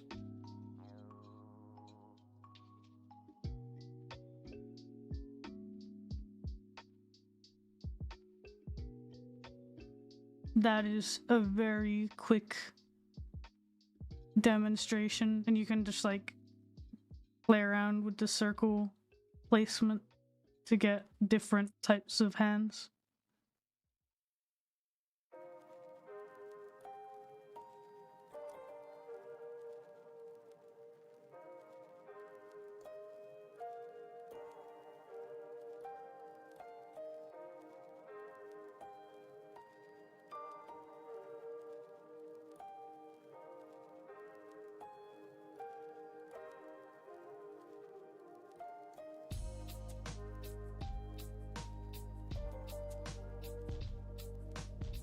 Like, I think paws are super easy.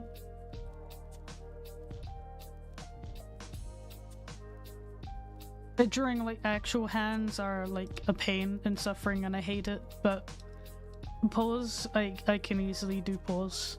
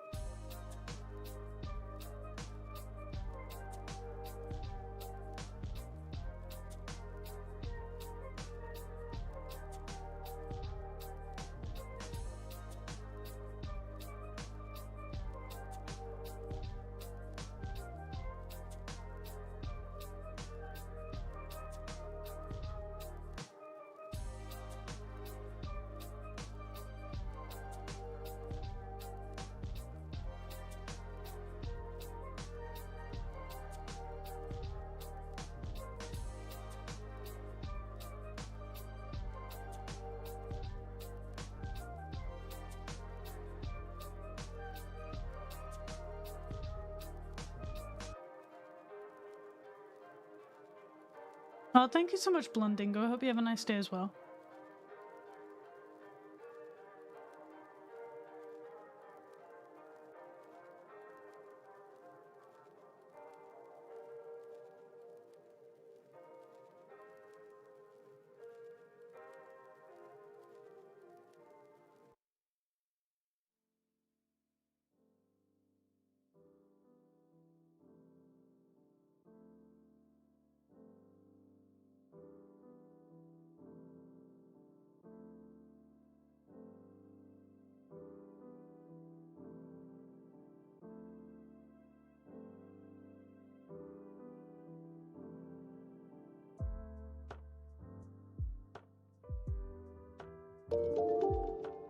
gosh, thank you so much, Foundry, for the sub.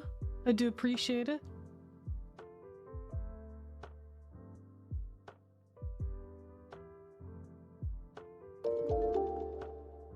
And thank you so much for gifting a tier 1 sub to Kara Game. Thank you so much.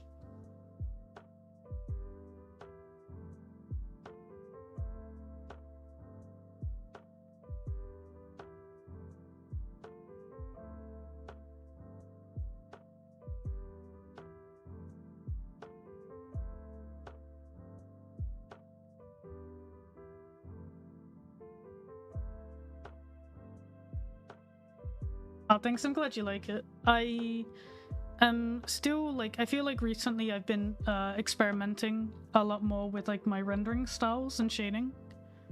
I'm really happy with like the direction that my art is going, but I do feel like I have so much still left to improve on. Like, I really want to do more scenes and stuff, but I have terrible patience when it comes to drawing like scenes.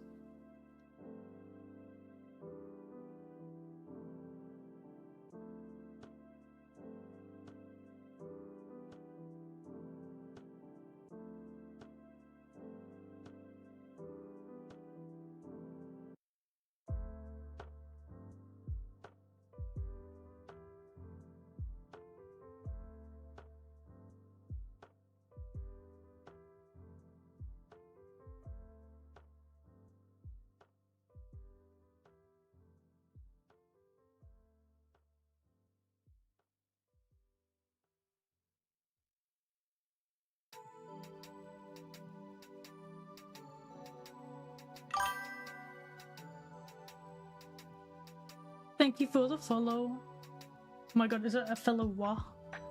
All the Was.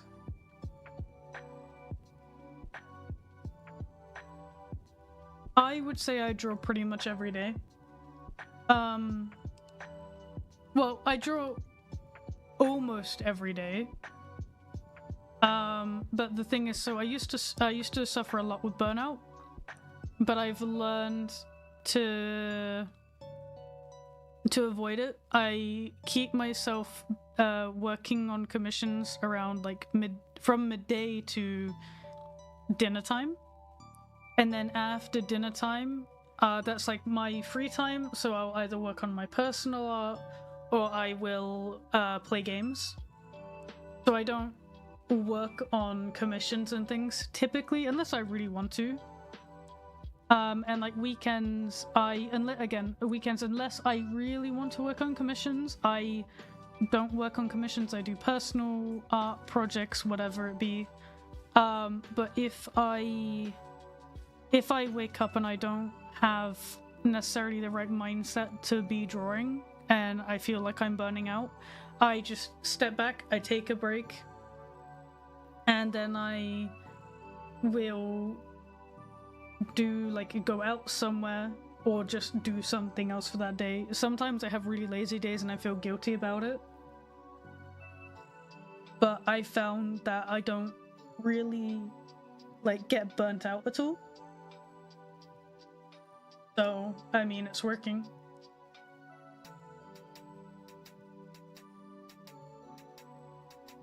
I think the only thing that really leads me to burnout is when I'm feeling unsatisfied with my work.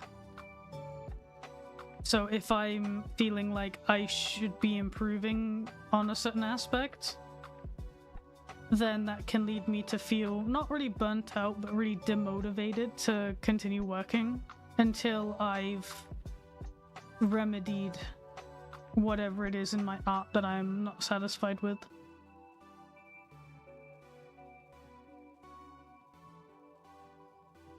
And no worries, see you around. Hope you enjoyed the stream.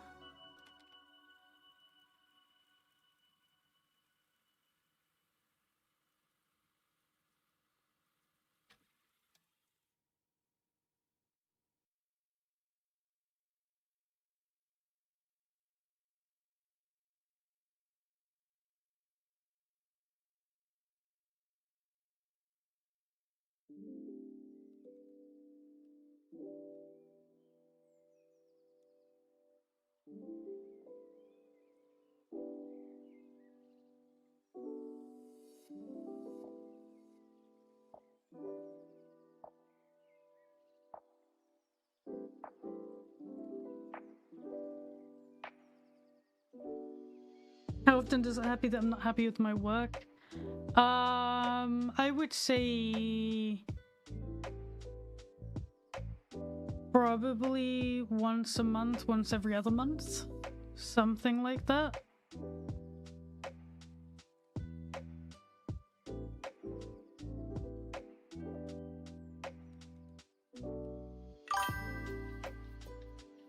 Thank you for the follow.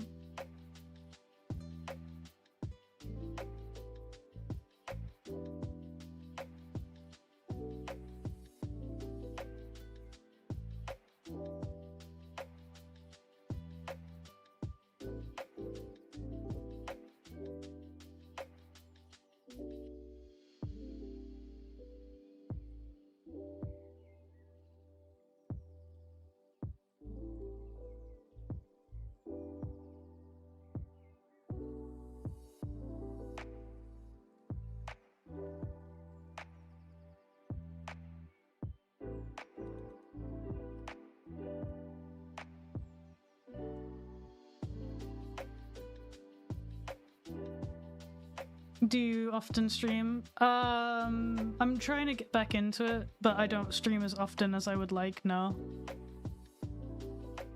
I do try to. I'm trying to get back into the habit again now that I'm doing commissions again, but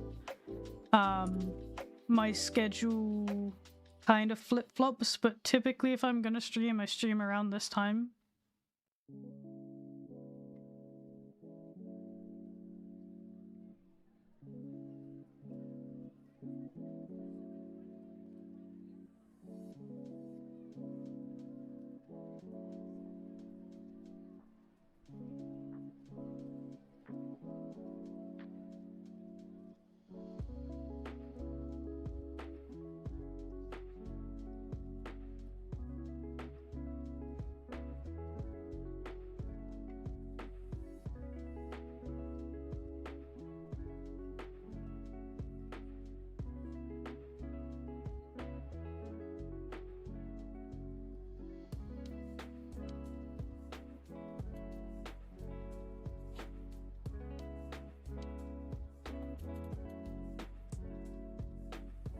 Did I have a pause for commissions? Yeah, I kind of didn't accept commissions for like most of the year. I think the last time I opened commissions before this month would have been like February.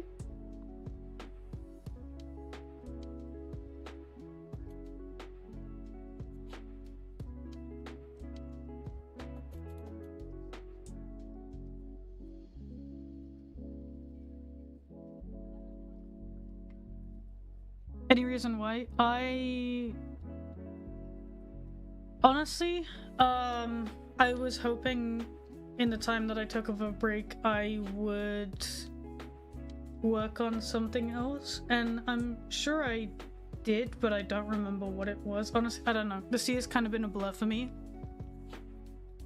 I had a lot of work leading up to a convention. I was working on like merch stuff for vending. But other than that, I genuinely don't actually know what I've done this year.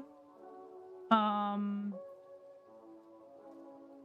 now that I'm getting back into my routine, I'm kind of annoyed at myself because I don't know what I spent that time not doing commissions doing, but I honestly don't know. I did do some 3D art, but I just don't know, like, besides that, what I did.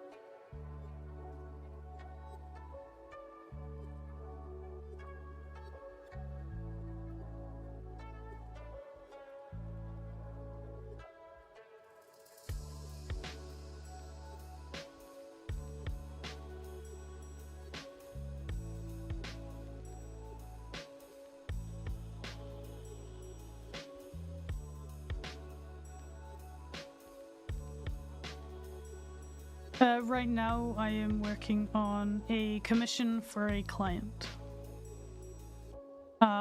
Whose name escapes me at this moment. But I'll open up their ref soon enough.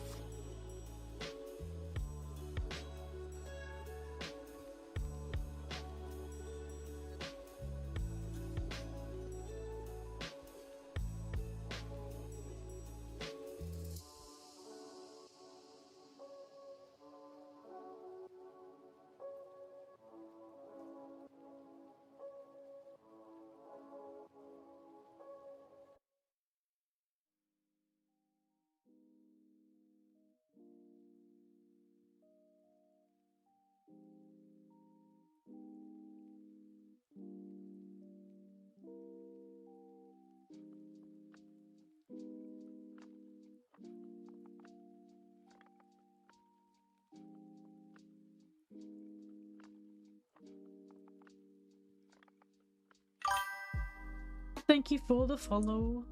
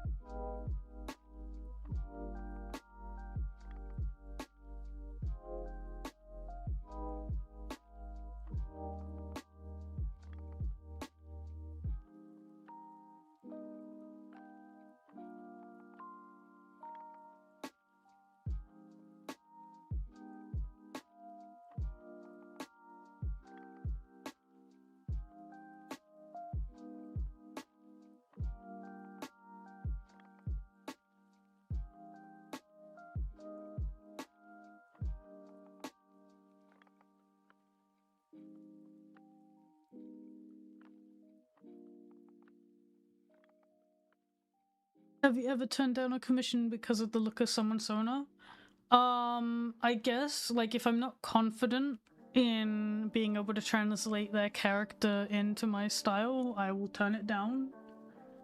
There have been, like, a few characters that are, like, far too complex for my style. Like, in general, like, my art works best with a simplistic design.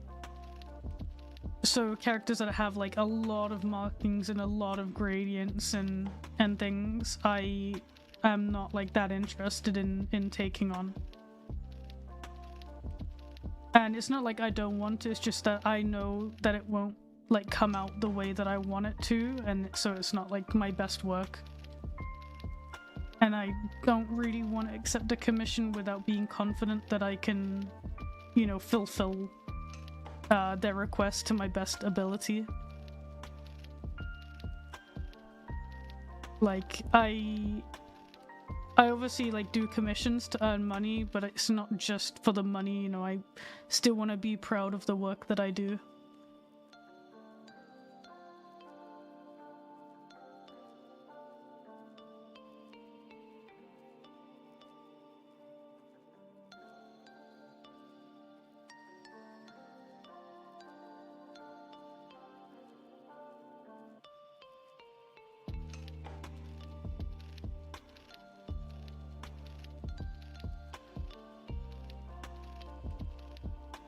The most complex character I've ever done is probably one of Mute's designs, but I don't recall off the top of my head.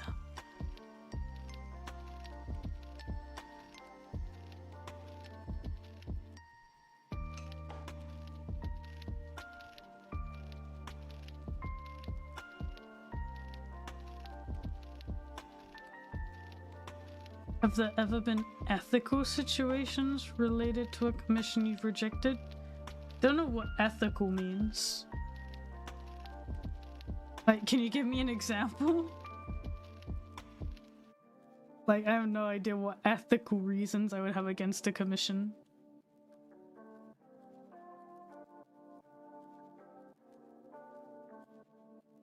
No, but I mean like a commission ethical.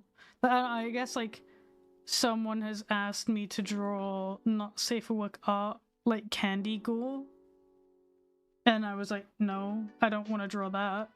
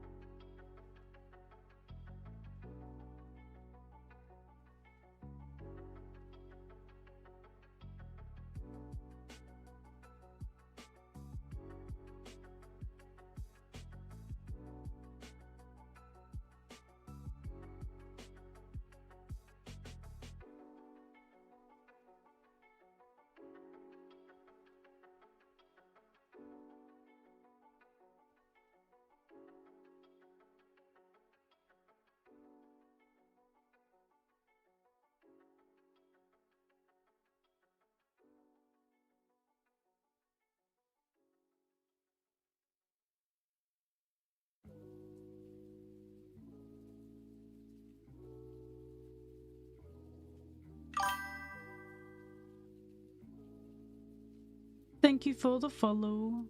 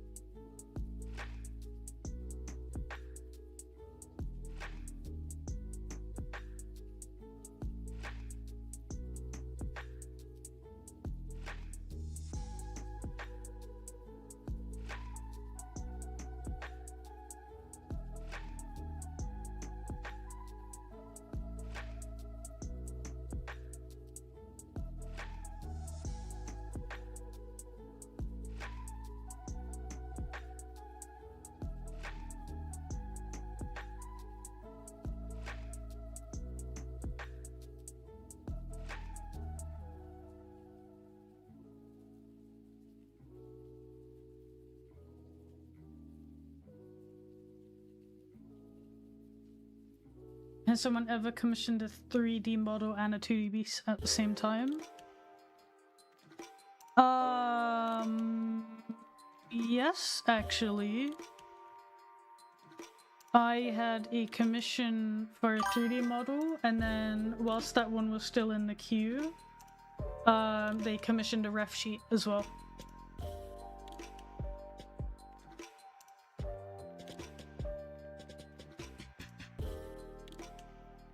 Which in hindsight, I guess,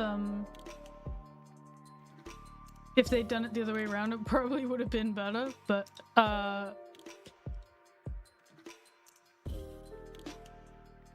yeah.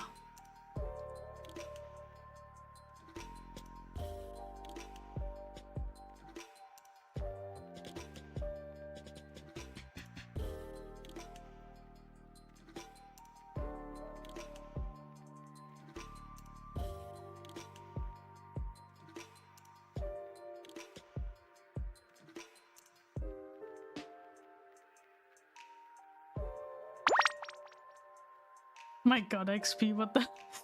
You can buy a bucket of crisps? Oh my god. Oh, so I have saved. Thank you for the reminder.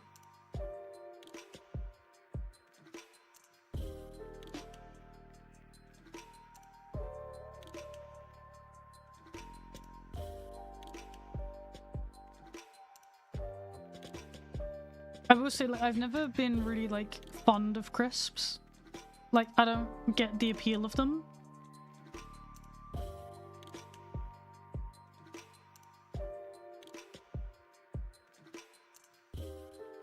Like, I like, you know, like, salty flavor.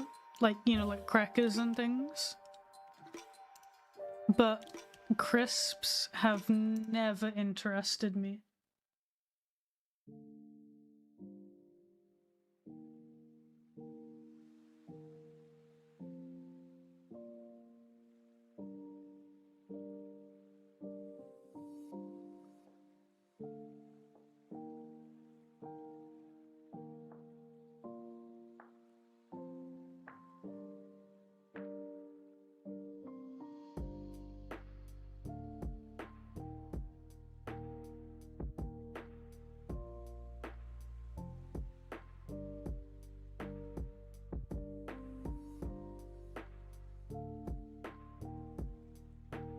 What is the silliest commissioned concept you've completed or been asked for?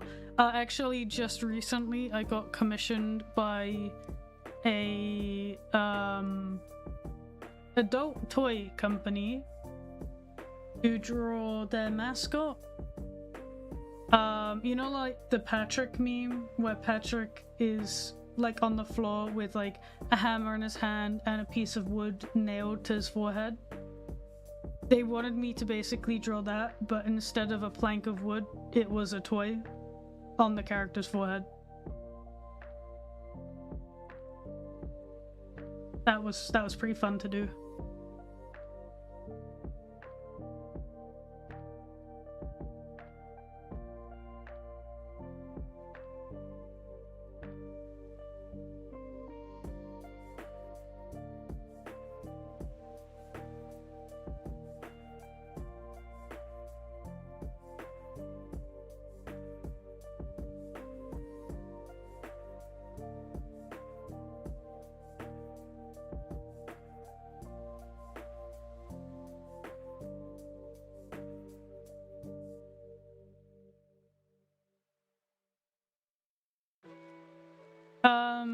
I'm not gonna freaking shed the toy company in the stream. And even if I wanted to and was stupid enough to, they're not like live yet.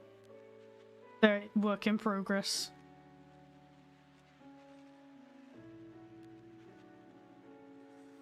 I would be straight up banned if I shared that on stream.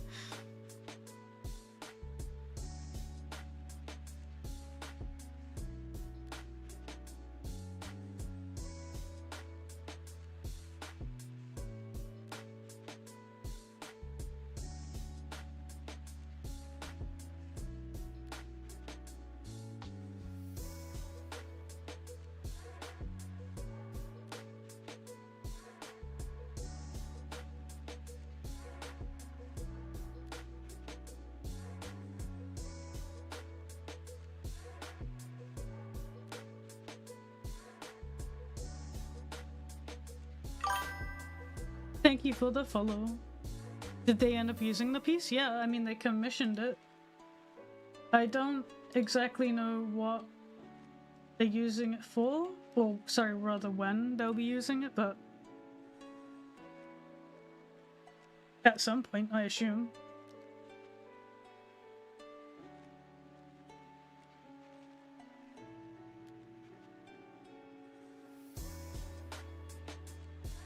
Is there something you've ever wanted to learn in terms of art but haven't been able to? I would really love to learn how to do like a proper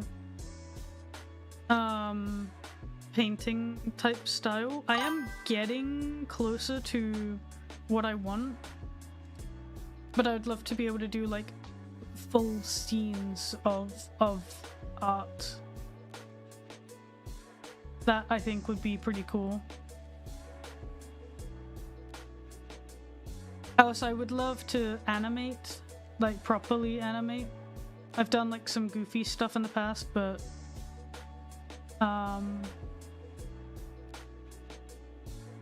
yeah.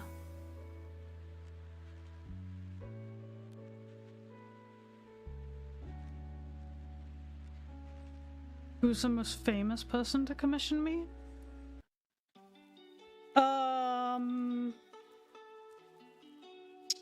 Good question.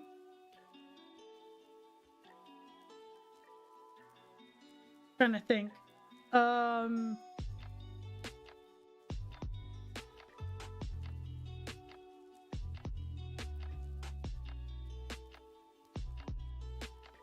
Oh, I guess Ivy Comb or what's Kayla K9.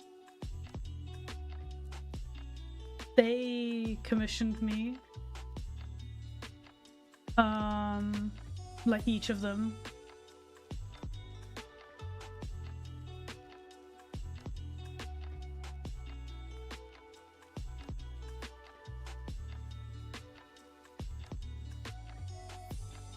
What are my pronouns? I usually like she or they, but honestly I don't really mind what you refer to me as long as I know you're talking to me and you're being respectful. But otherwise, she or they is perfectly fine.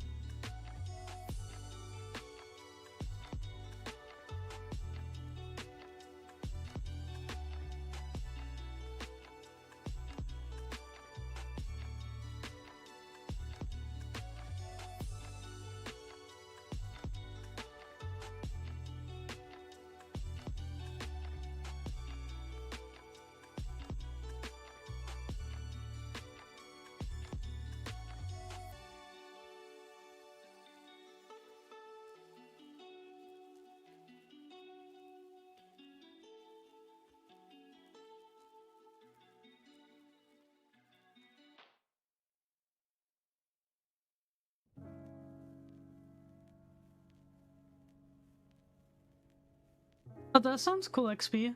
I mean, I've had my way come into us since 2016, I think. And it's been going strong. I haven't needed to like change it at all, and I've traveled with this, like, it's just a drawing pad, mind you, it's not a screen tablet, so there's like less that I guess can go wrong with it. But it's yeah, I've spilled shit all over it like numerous times. Like I guarantee you, if you asked any of my friends I hang out with in VC, like, they'll tell you how many times I go, ah, shit, I just spilled this on my tablet. It's still going strong, though. It has a ring of death in the middle of it, though, where, yeah, literally, yeah, I've drawn on it so much that, there's, like, this really smooth spot in the center of it, where, like, obviously where I primarily keep my stylus when I'm drawing on it.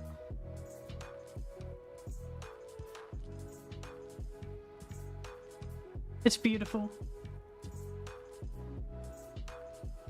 The day that this tablet, like, gives up on me, it's gonna be a very sad day. I'm gonna hold, like, a funeral for it and everything. Like,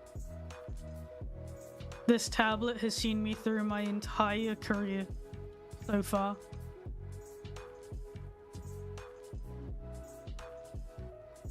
You've got your money's worth at least. I mean, I didn't even pay for it. My parents bought this for me.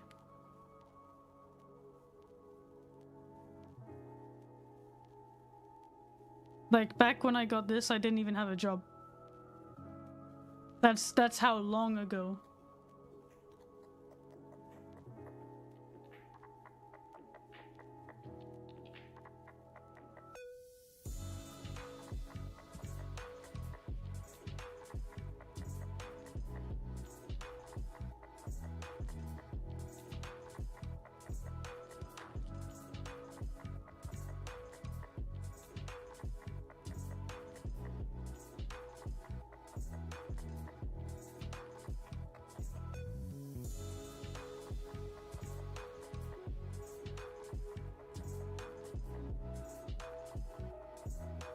Truthfully, it hasn't gone through many nibs. I think I probably go through, like, maybe 2 nibs a year, if even that.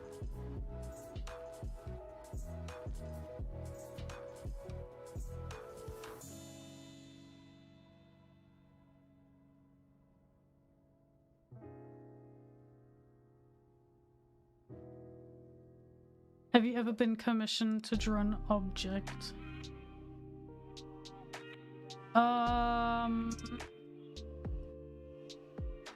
Not that I can immediately recall. Maybe? I don't actually know. I have no idea.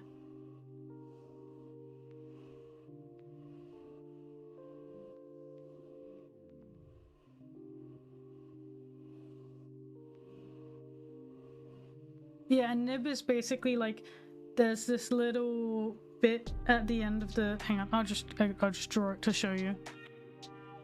Okay, you have the pen. This is what the pen looks like, and then it has a little cone at the end and a little button here. The nib is this little bit that sticks out the end.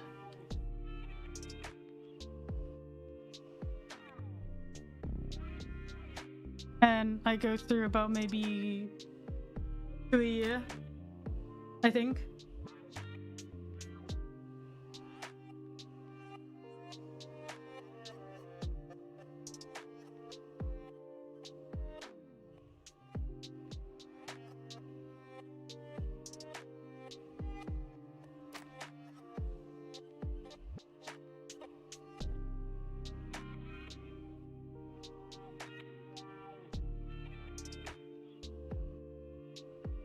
Yeah, like, I don't really wear mine down too bad, I don't think. Like, I don't put too much pressure on my tablet. So yeah, once or twice a year I replace the nib, and that's about it.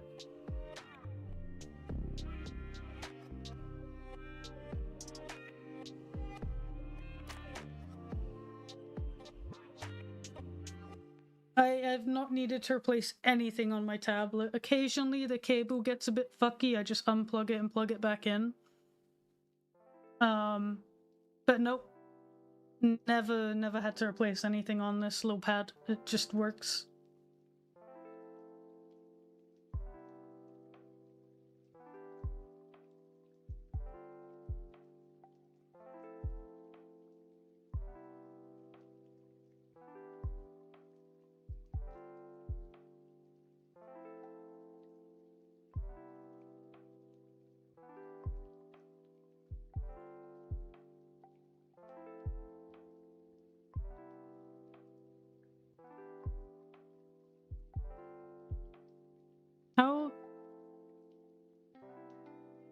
Oh, these layers aren't inside here. Okay. That was weird. I was like, how can I draw outside of the layer? Hello?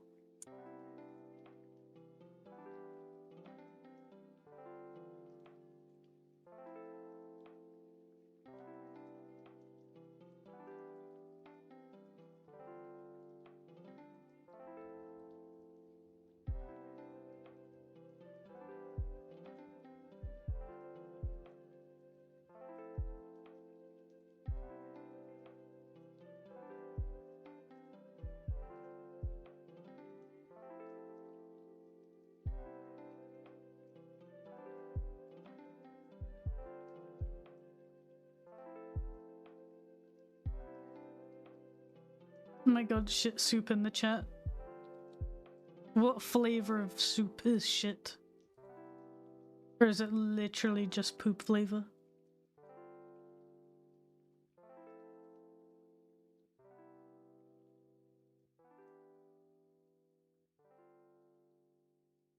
Oh, this character is like uber simple, goddamn.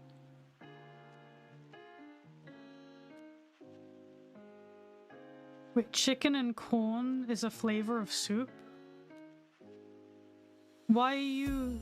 like, it's like you just threw the chickens into the soup with their food. What? That sounds like some kind of like... Not cannibalism, but I don't know, it's like... some kind of messed up.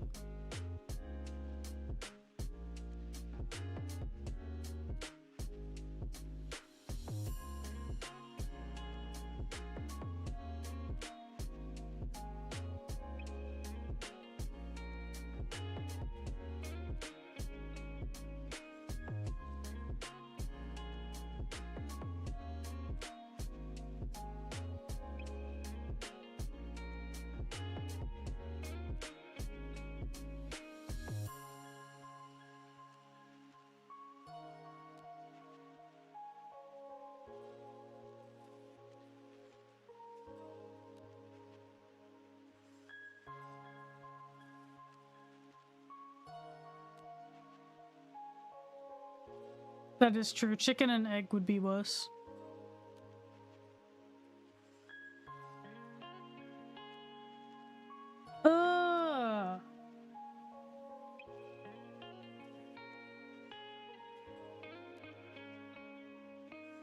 That is nasty, Neil. What the fuck?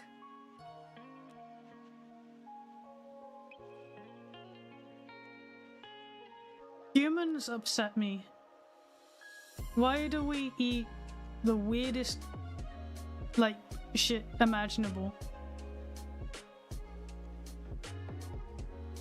I agree, Sobond. I agree. I miss when I didn't have this knowledge. No. You don't need to find out what it's called. I'm good. I'm good.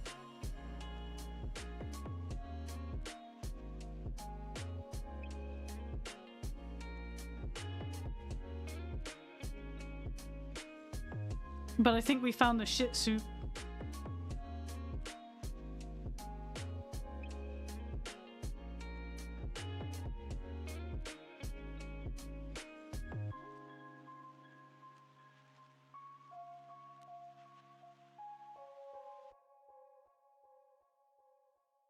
What are your thoughts on the part of the fandom that has co-opted your new Avi? What do you mean?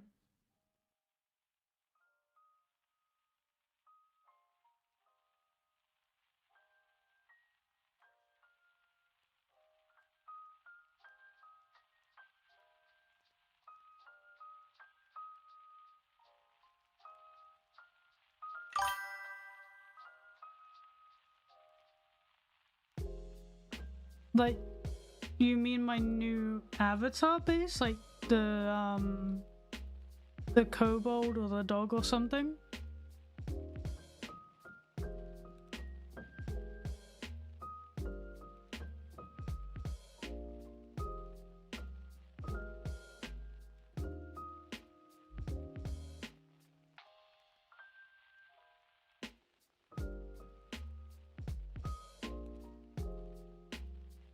Oh, the dog? I mean, it's cool. I've seen a few people streaming with it, and I think that's really cool. Yeah. But I mean, like, it literally made it to be used, so people use it to, like, represent them online. I think that's, like, perfect. That's exactly what we wanted. Like, I know, what's it called? Max Fluffy, I think is the username. They use the dog. And I actually met them at Eurofronts. And they stopped by my booth and they seemed really chill. I was talking to them about how whenever my friend Fur sees them using my avatar, he, like, sends me the clip. Which is really cool.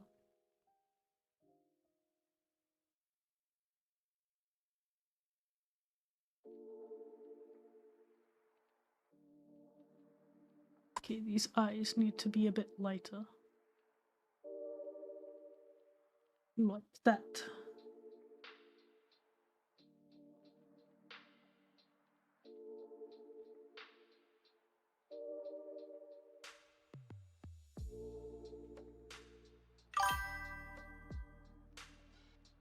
Oh, speaking of...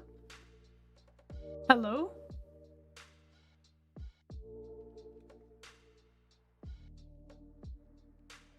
I feel like I've been stalked. Or I have summoning capabilities, maybe?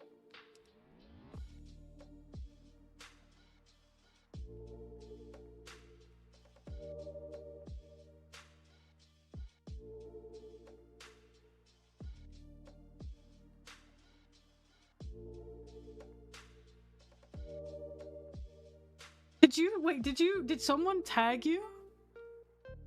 Or did you just happen upon my stream, Max?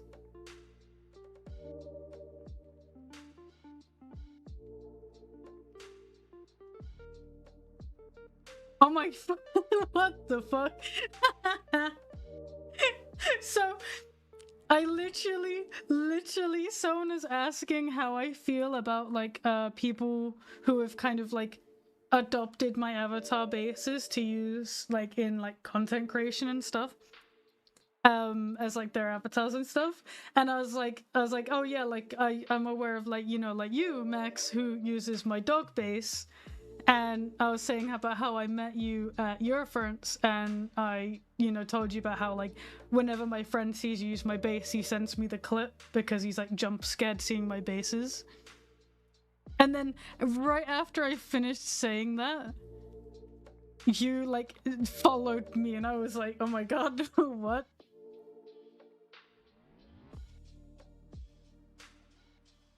Amazing. The timing.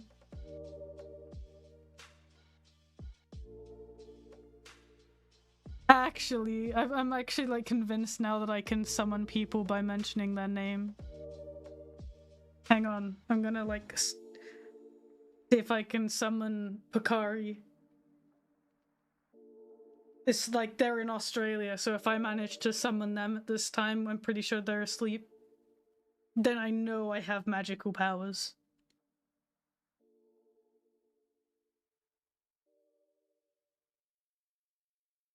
If I say Picari 3 times, will that summon them? Picari, Picari, Picari.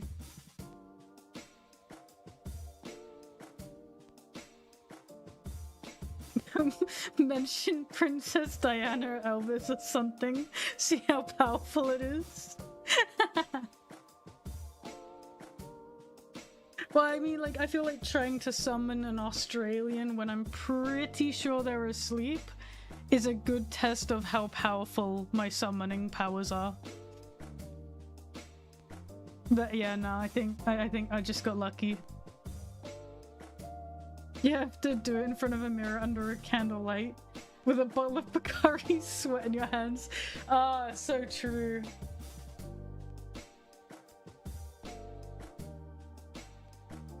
Hell yeah, welcome to the stream.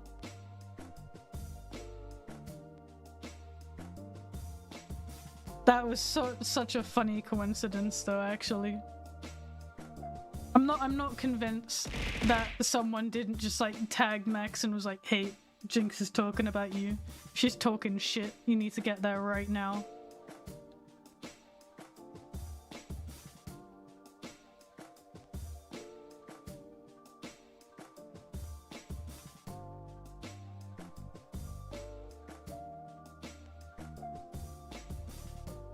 Oh, you saw my booth at Earphones? Hell yeah.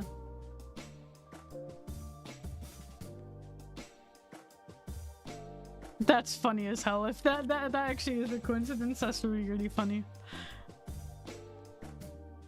I felt really jump scared when I saw the notification. I was like, hang on a second. What?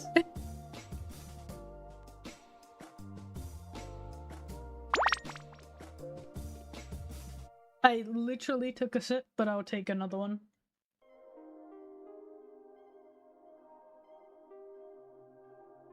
Oh my god. I've gotten a bit used to drinking the sugar-free Mango Loco. So now on occasion when I have the full sugar Mango Loco, it tastes like too sweet. There is a sugar-free Mango Loco. It's in like a blue can. It's just a blue can. And I've become really accustomed to it now that the regular Mango Loco is hard for me to drink.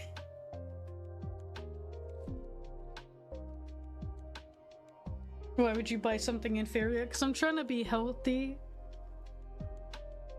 And I still want energy drink. But I save some calories drinking the sugar-free one.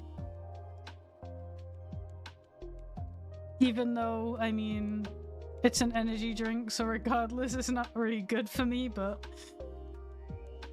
still, I'm trying.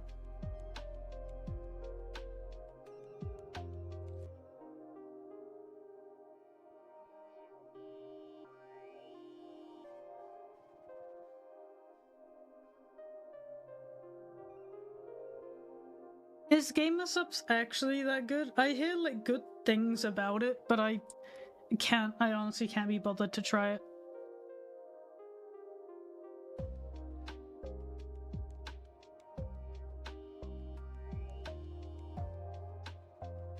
You bought way too much stuff relating to Ping the Protogen? Hell yeah.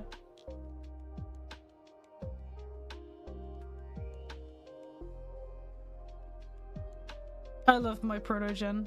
He's a bean. It makes me laugh because like my Protogen stuff is like my best seller. My little blue dude. He's fun also to just like make merch of as well.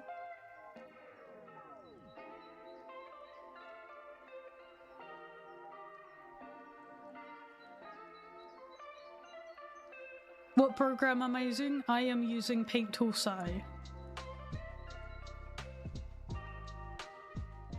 Paint Tool Sai 2 specifically.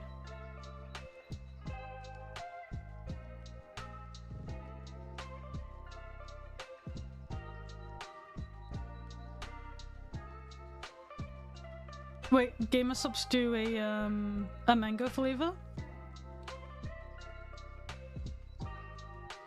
Huh. I might look into that. If it's like cheaper than buying Mango Loco, anyway. Oh damn. Thank you for your patronage at my booth. Goddamn, that's a lot of stuff.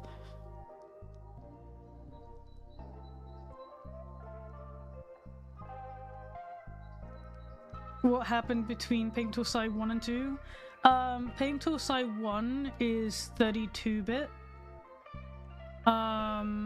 Whereas Paint Tool Sai 2 is 64-bit, so it has more memory, if I'm remembering that correctly. So, and it has like a gradient tool, it has rulers, symmetry tools, stuff like that. So, overall it just is better.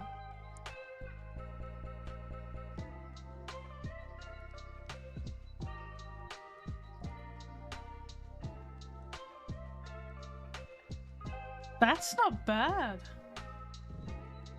I might look into Gamersubs then. I might at least like try it, like I might look at ordering a if they have like a flavor pack thing, tester thing, I might look into that and actually try it. Because I see Gamersubs around a lot and a lot of people seem to like it. Like I don't think I've heard necessarily anything bad about it. I know I had one of my friends had I don't know if it's Gamersubs, but it's one of those like drinks flavors that was literally called titty milk, and they kept going, I'm gonna drink some titty milk, and like all of us got like whiplash whenever they would say that because they were like, huh?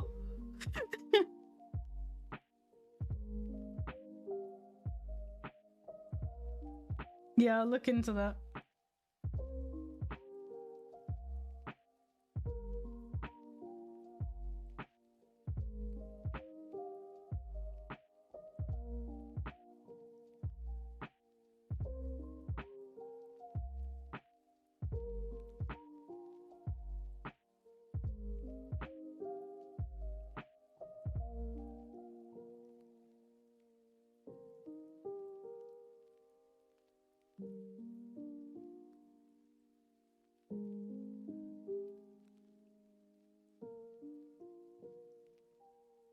See, if I was to have like a drink flavor, it would definitely be mango. Mango is like the superior flavor of any drink.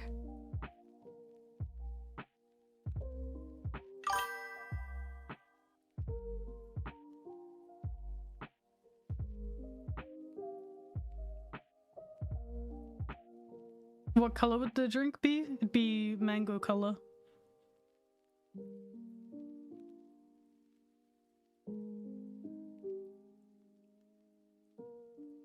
What would an 8 flavor be? Interesting. I would imagine some sort of bubble gum, like bubblegum grape, maybe.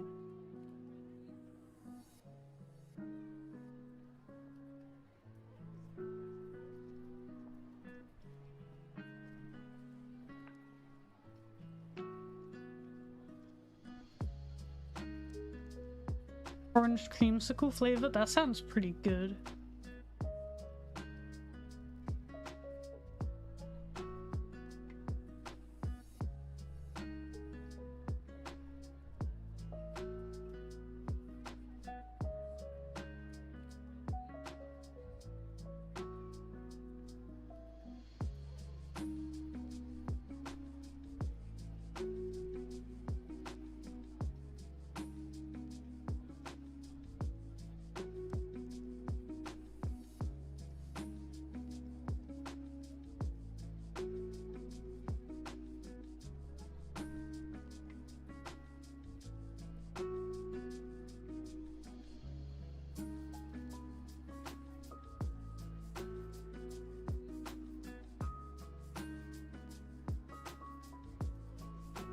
Hello, hello, welcome to the stream.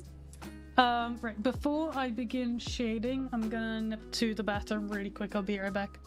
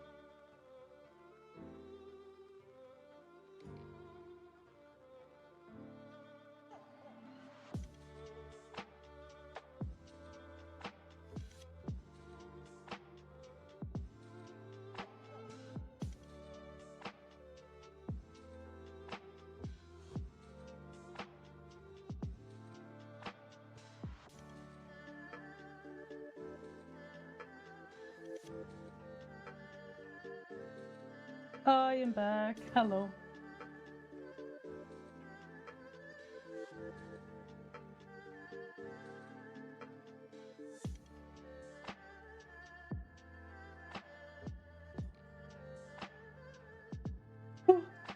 Thank you.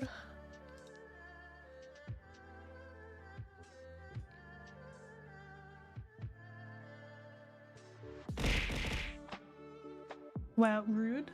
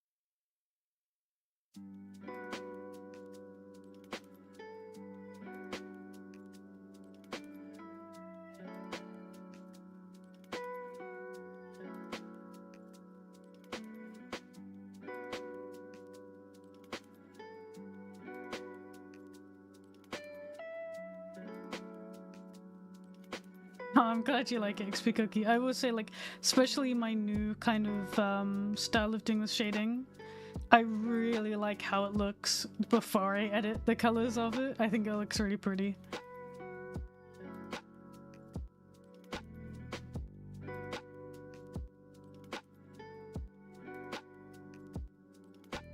Yeah, Mango Loco is Monster Energy. I don't like energy drinks except for Mango Loco.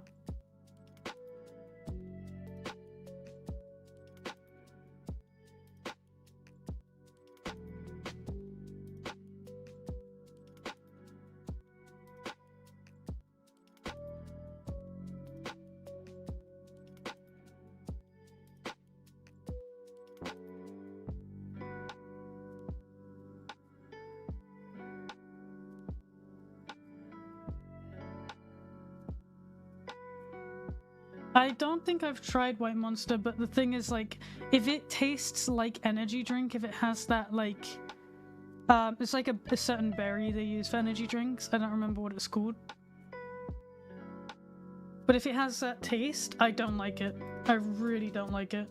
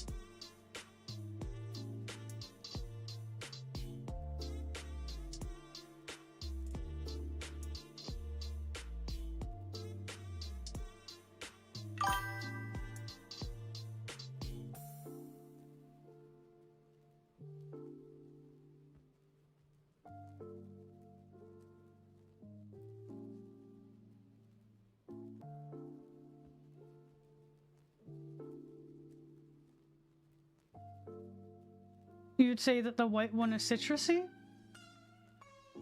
Hmm. I do like citrus. I might try it.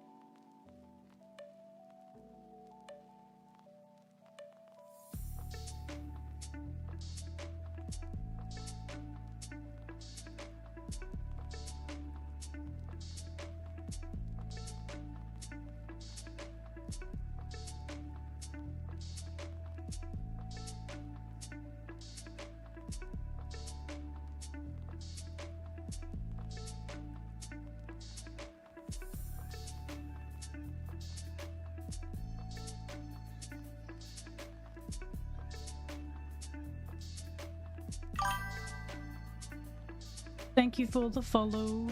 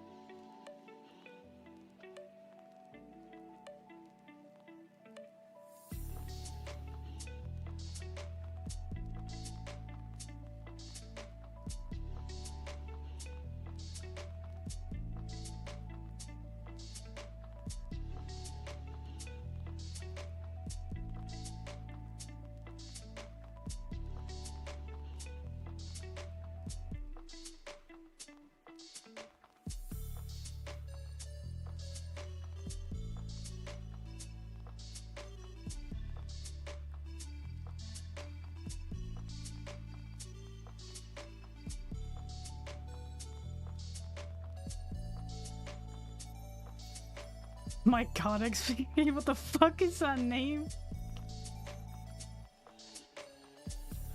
Oh my god. I don't even read that out loud. Sounds fucking vile. Oh my god.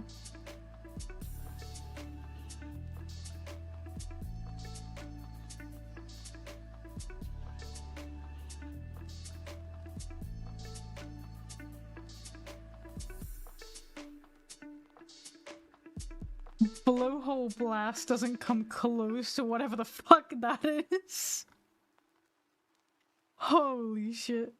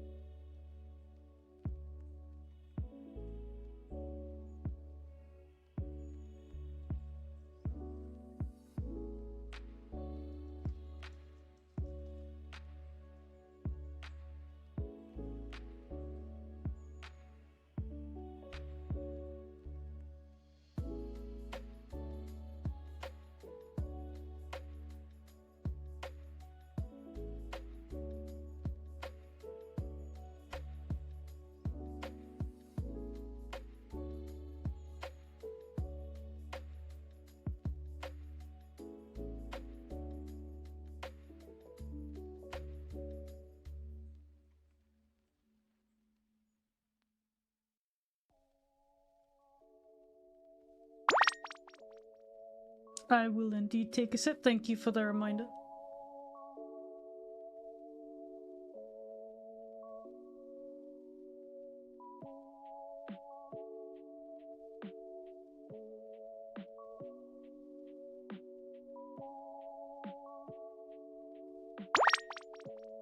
And I have saved. Thank you.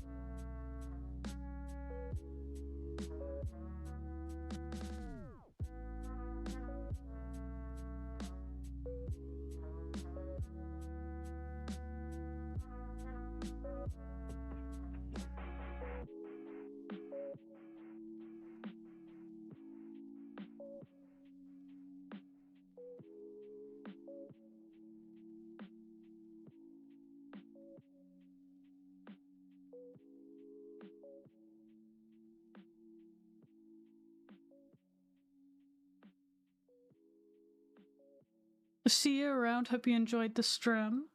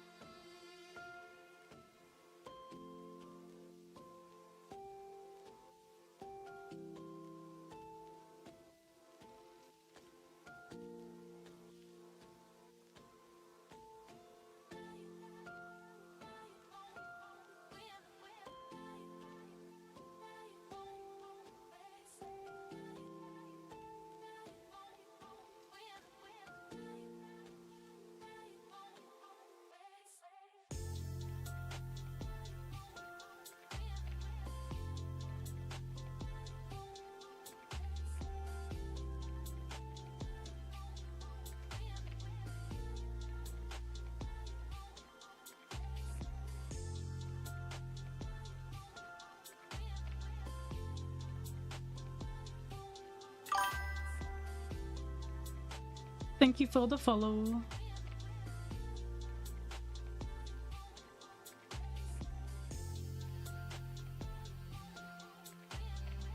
And hello, welcome to the stream.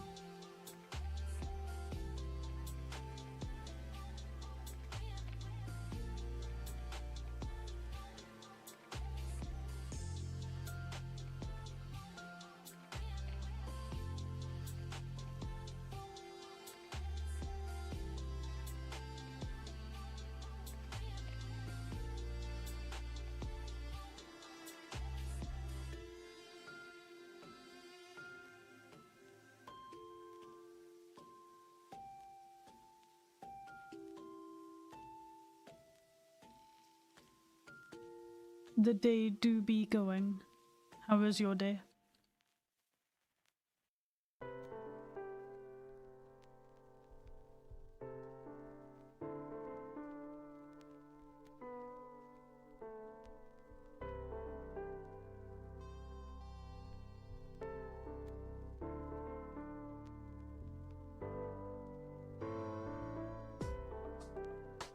Do you say Strem on purpose? I do. Yes, it is very intentional. It's me trying to be quirky and unique and silly.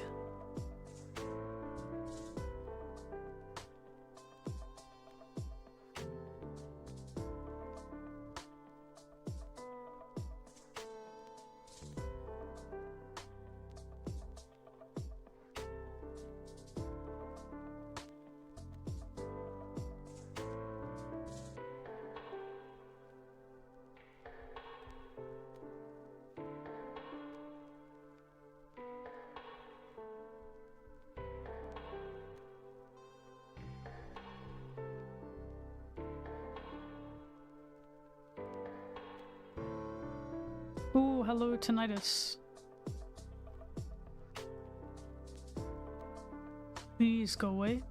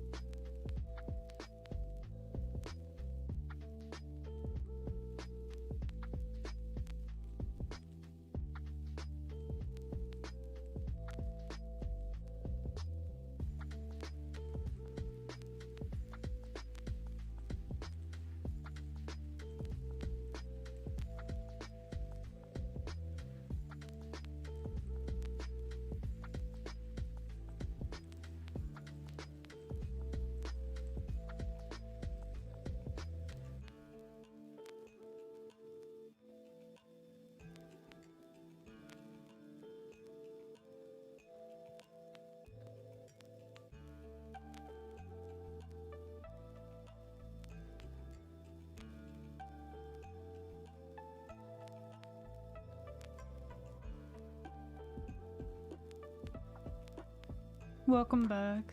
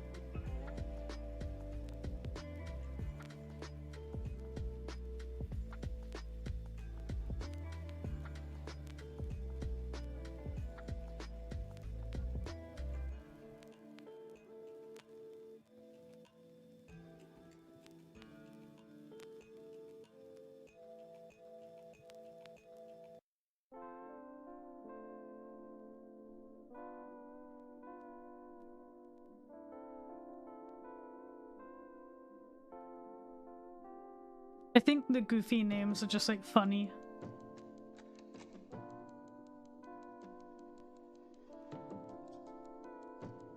Like, some of them are really fucked up and stupid, but I like the humor in it.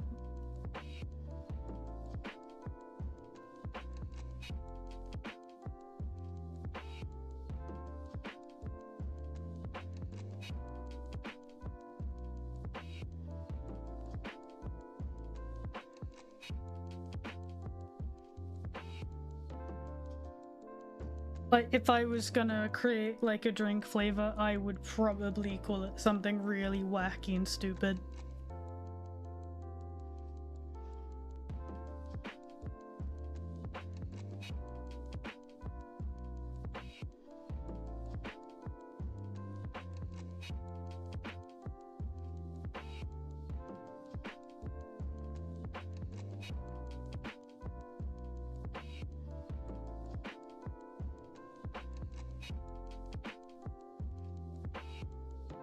I still found it really funny when my friend kept saying that they were drinking titty milk, because like every time they would say it, everyone in the VC would just be like, "Huh?"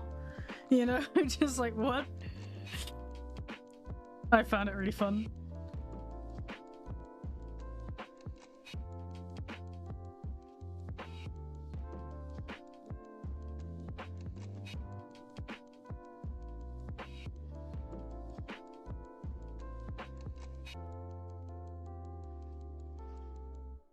I feel like it's fine if you're not like appealing to it, but that just means that you're not their target audience in that case.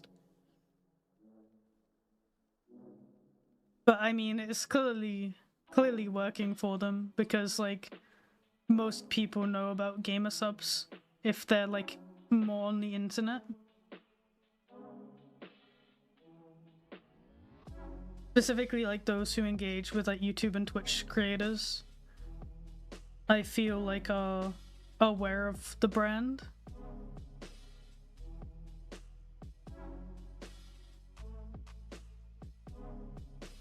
But then I also don't think they're trying to compete with the likes of like Monster Energy and Red Bull. They're clearly doing their own thing. So it makes sense that they do their own thing with these goofy names.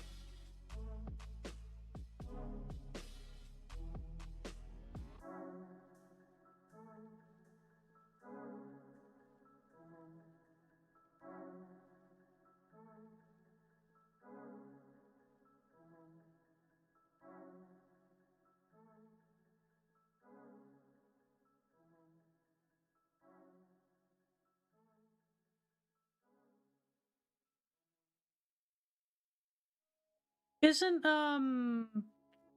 GamerSups owned by Jay Schlatt? If I'm remembering correctly, didn't he buy them?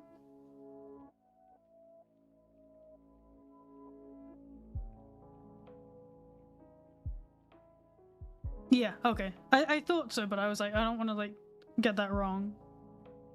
I was pretty sure. Which I mean, like, the fact that Jay Schlatt owns it tells you pretty much everything you need to know about the brand.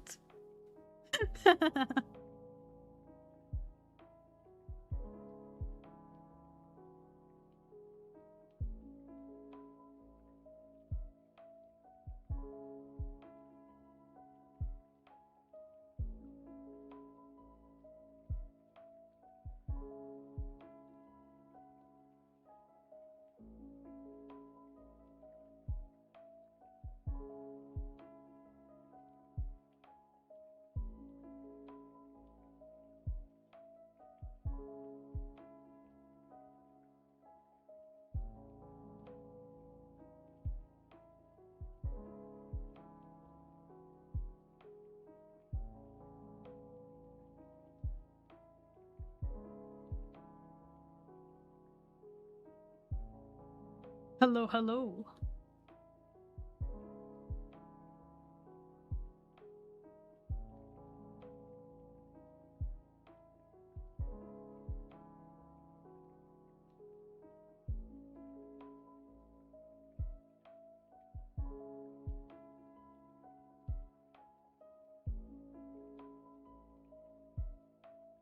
Have I ever done a commission for a wholesome, family-friendly company before?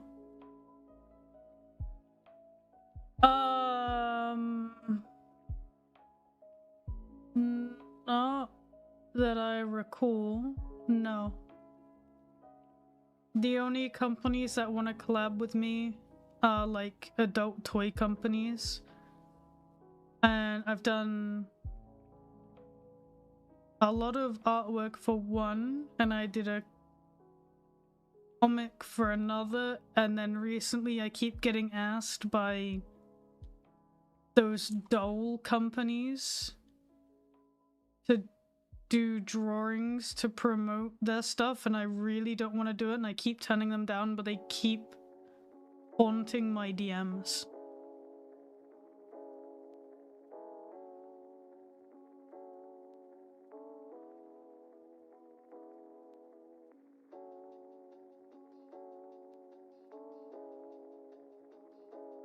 They won't take no for an answer, and it's really annoying.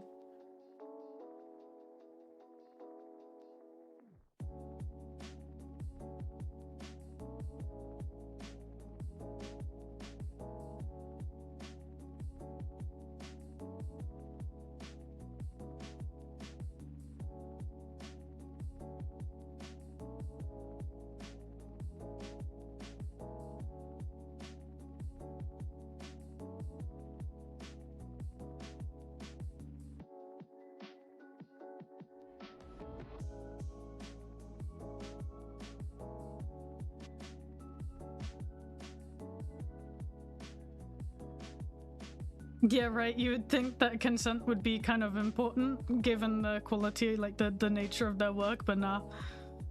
I tell them no, and they come back like 2 months later. Like, hey, we love your work, please, can you draw this, that, and the other? And I'm like, no.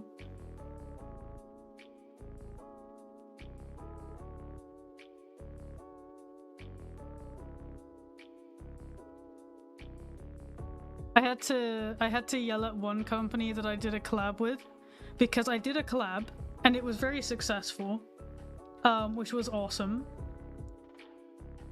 But then every month I would get a message in my inbox being like, hey, we like your work, we should collab. So I'd reach out and be like, hey, you want to collab again? What do you want? And they'd be like, oh, we've already collabed with you. Nah, we want someone new. And they kept doing that over and over. So I had to actually reach out to them and be like, look, dudes, you need to have a list of like artists and content creators you've collabed with, so you stop sending them messages that you want to collab when you don't want to collab again. Because it was like really frustrating me that I think, oh cool, more work for this company, and they'd be like, oh nah, we've worked with you, we don't want to play with you anymore.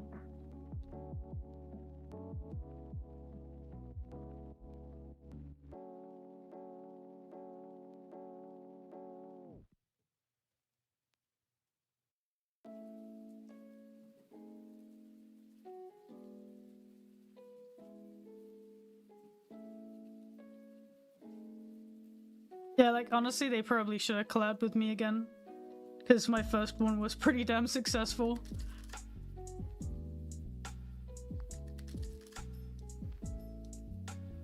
But nah.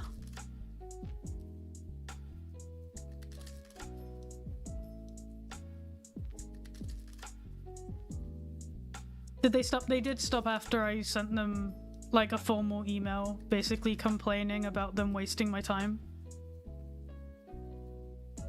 Because it's like, I'm down to do a collab, but you keep reaching out to do a collab and then turning me down because I've done one in the past. So I was like, you know, make up your mind, do you want to collab with me or not before you reach out? Because otherwise you're just wasting my time. And it's becoming frustrating having to go through this exact same process month in, month out. And they just apologized, and I haven't had an email since, or a message since. Yeah, the other one just keeps relentlessly, and it's not just like this one company as well, it's like a bunch of them that all do like similar stuff.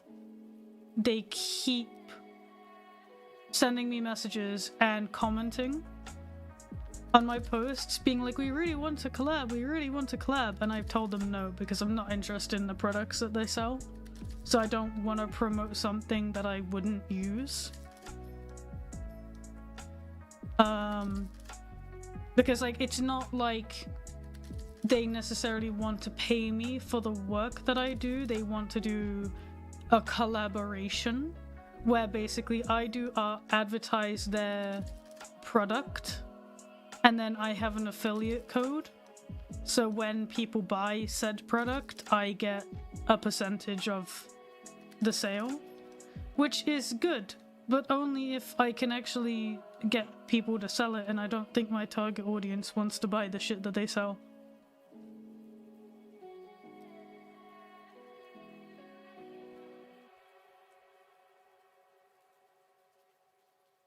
Oh yeah, let's block them. Yeah, like, yeah, of course.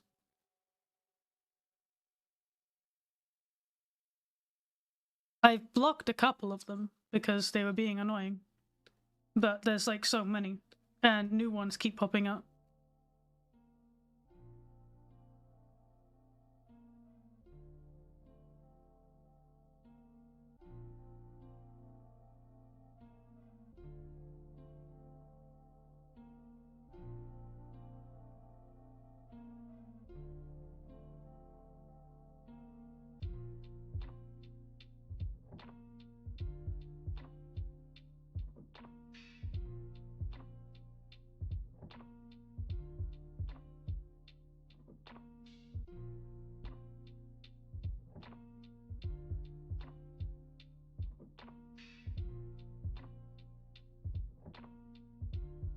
I would, in general, though, like to do more collaborations with like companies. I think it's fun to do, but obviously, like, I have like, you know, my kind of community, and that's not necessarily a very broad community.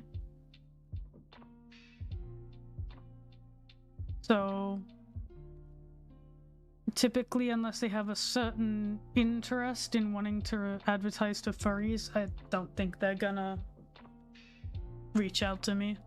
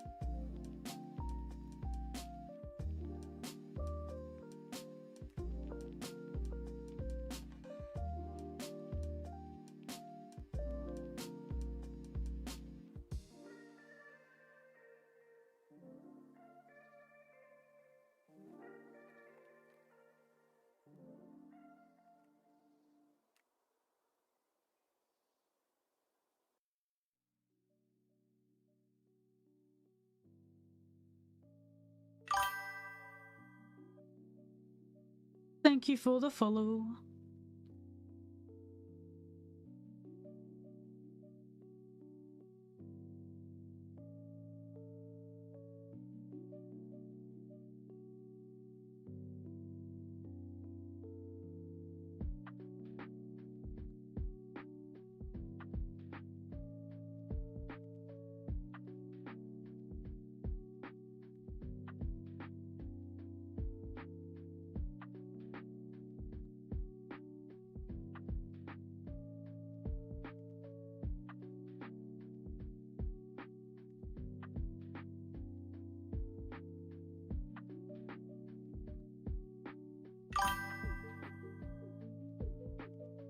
Thank you also for the follow. Welcome to the stream.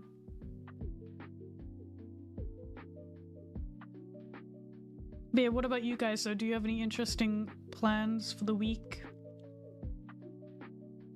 Any Halloween plans?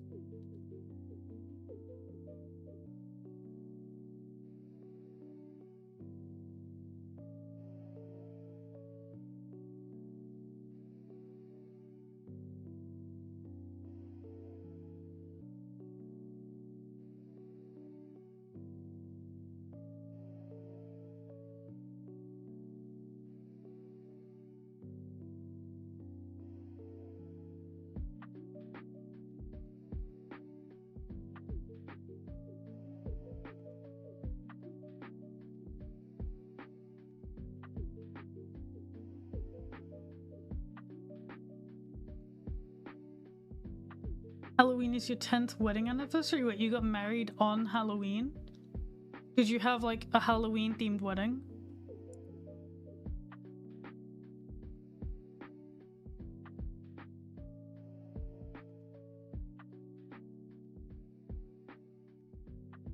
Oh my god, that is so cool. Did you wear like face paint and stuff?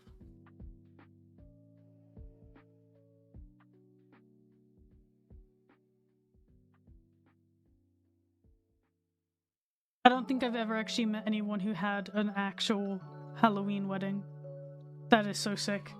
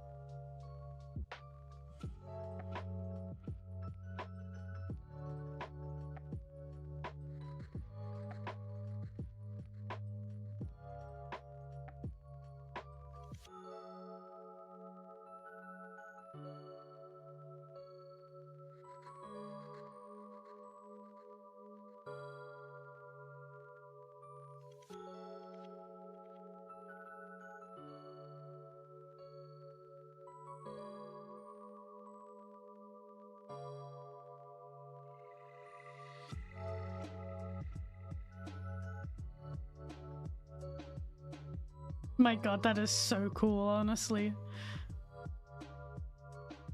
That must have been really fun to have a Halloween wedding. How did your like family and stuff react when you told them that they had to dress up for your wedding? If I got invited to a Halloween wedding, I think I'd be like ecstatic.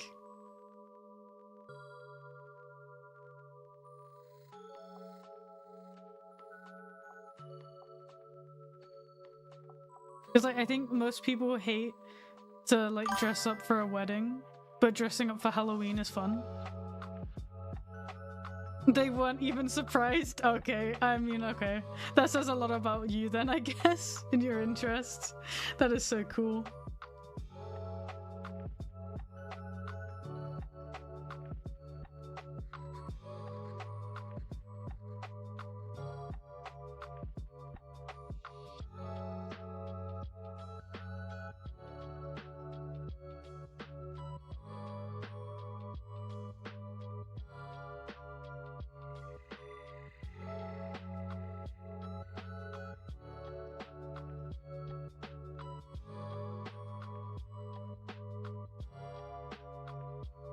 Have you heard of the Stanley Hotel? I can't say I have, no.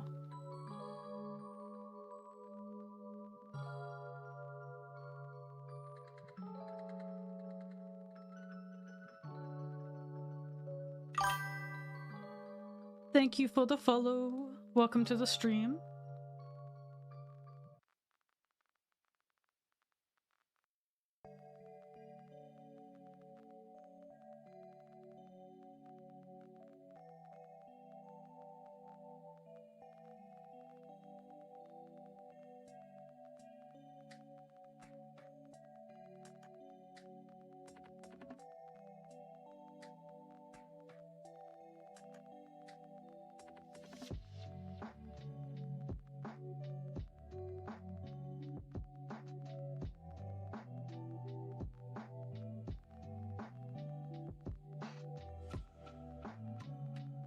Oh my god.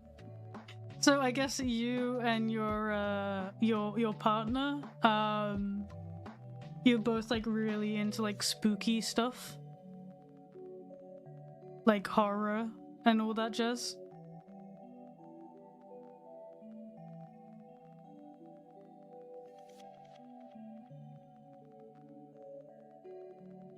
That is so cool. Honestly, like, that is probably one of the coolest, like, wedding...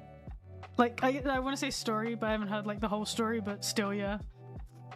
I think that is so cool. I've only ever seen, like, Halloween weddings kind of depicted in, like, TV shows and things. I've never actually heard about someone doing it.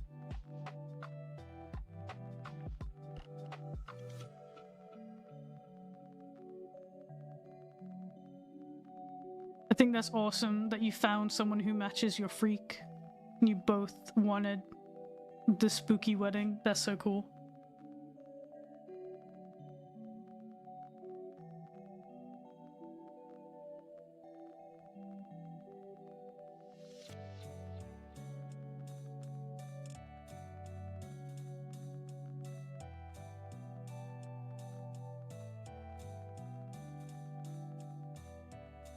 The blue color thing, that is the selection tool. And it's so that I don't paint over the edges of where I'm specifically trying to draw right now.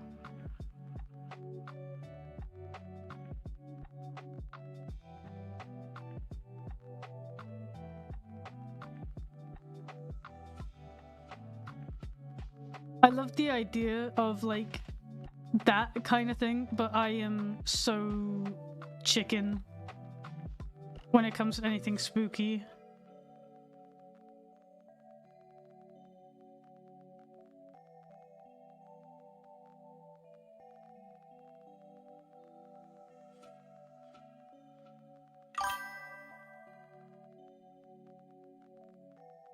Thank you for the follow.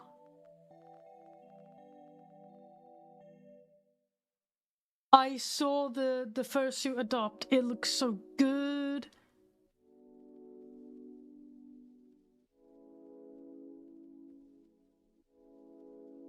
Honestly, love Mochiri's designs. They're so good.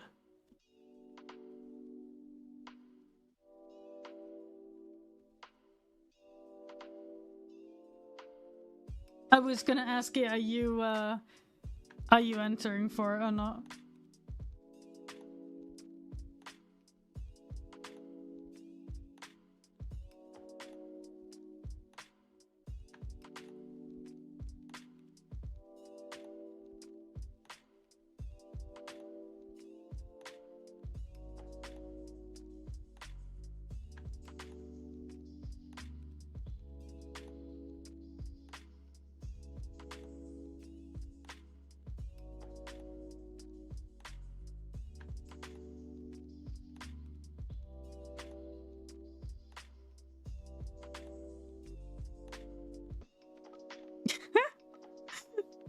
That's valid, that's valid. So wait, if he wins, would he then be getting 2 Mochiri suits?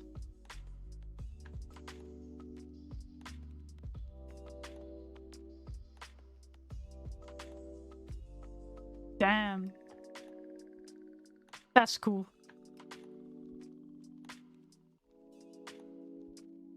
I am happy. So I found out that a friend of mine who's based in the UK, they're actually coming my way in December. So I asked them if they'd be down to pick up the suit for me and bring it with them. Turns out they're like best friends with the person selling me the suit. So it became like 10 times easier. So I get the suit like a month before I was originally planning. And it's just a lot easier overall because then my sister doesn't have to travel cross country to get to the suit. Because the original plan was that my sister Mute was gonna have to travel like across country to go pick it up for me. And then I'd collect it from her when I come down January. But now it's a case of my friend who lives somewhat close by is just gonna pick it up and then bring it over with them. So, yeah. So much easier than before.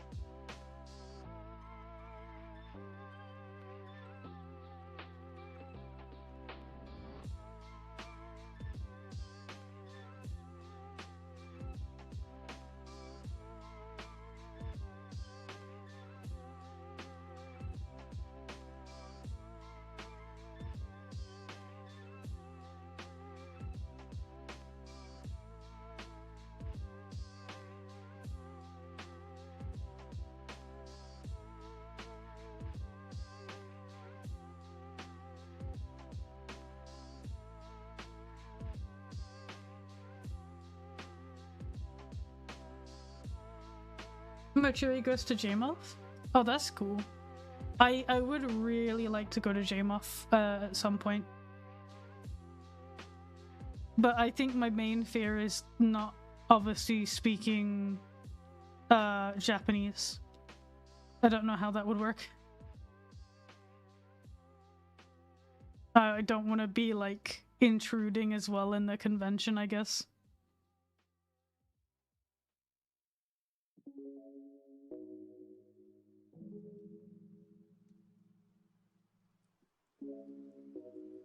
Jamoth is like a Japanese furrycon. And if I recall, it starts at like the beginning of January or something.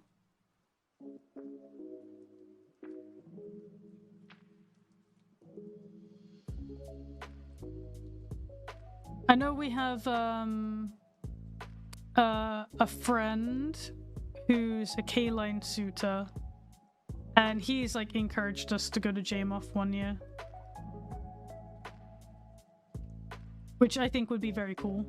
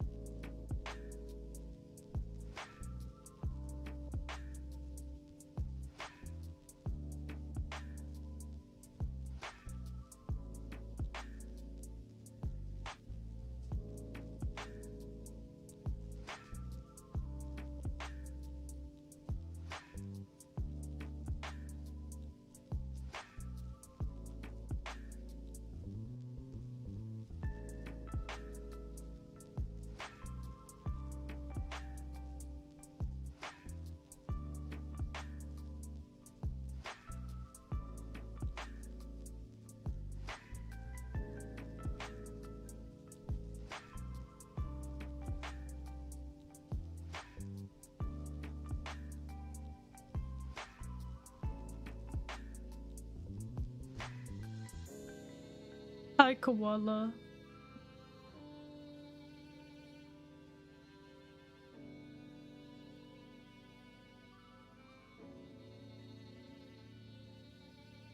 You have a rotisserie chicken? I will take a sip.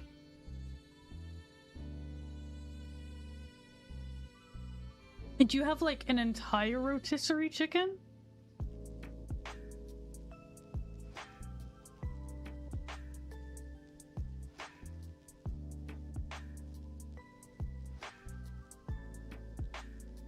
Yes.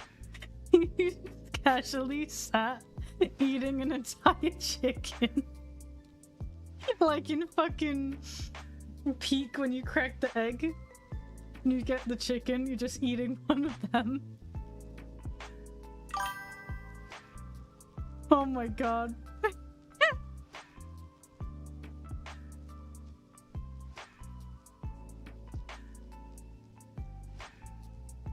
Amazing, honestly. Koala getting the protein.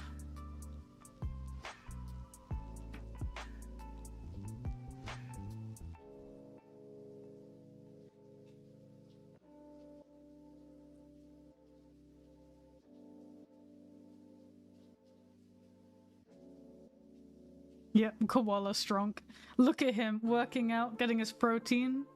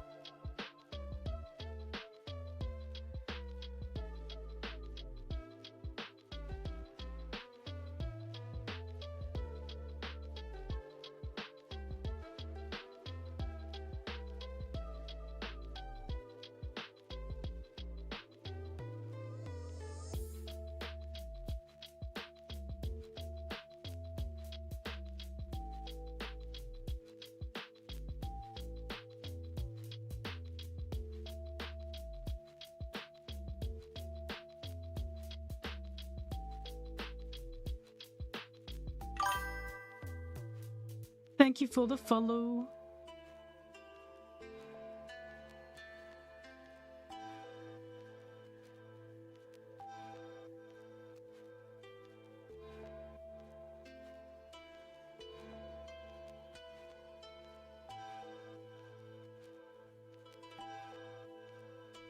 Koala, I'll kill you.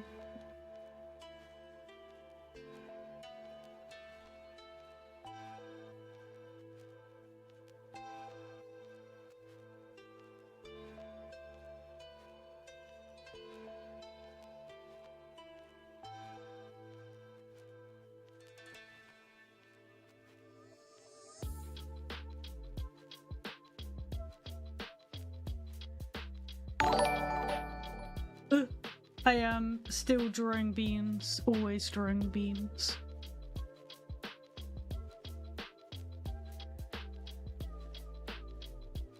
That notification is so loud. I don't know how to turn it down.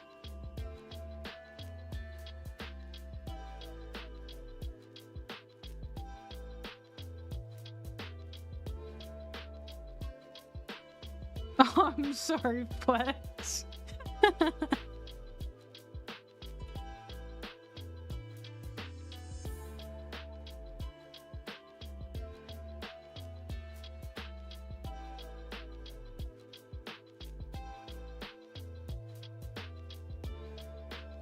I am addicted to beans. I am British after all. We like our beans.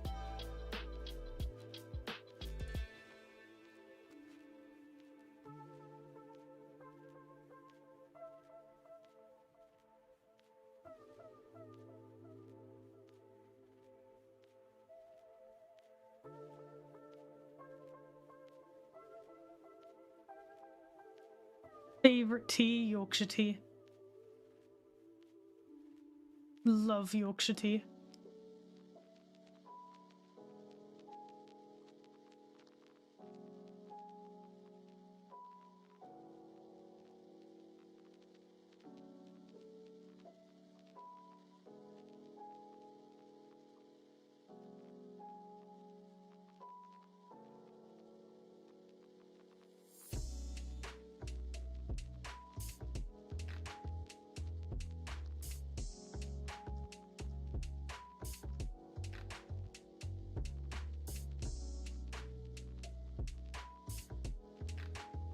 That's amazing. XP cookie, oh my god.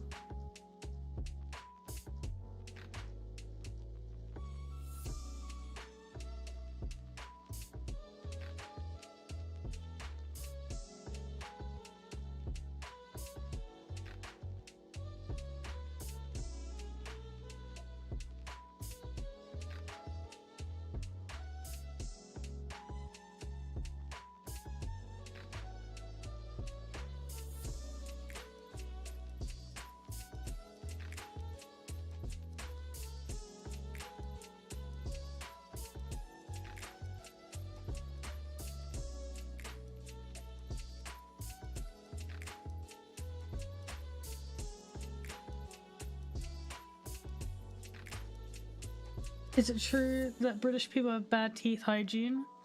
I don't have bad hygiene. I would say most do. I had like buck teeth when I was younger because I used to suck my thumb. So, I had braces to correct that. But I don't have bad hygiene.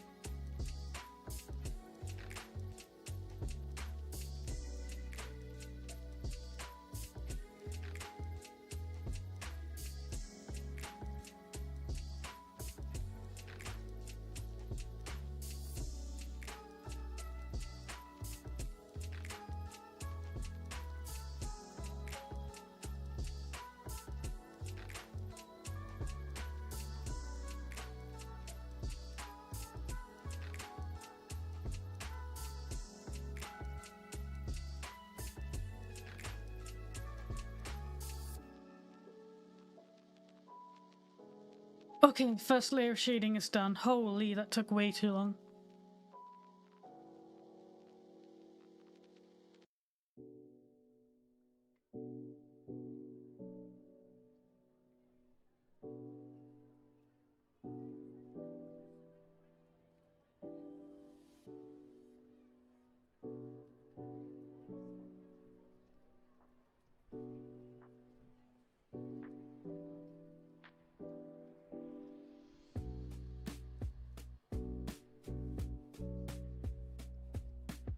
Yeah, I do like 2 layers of shading and then 3 layers of lighting and yeah.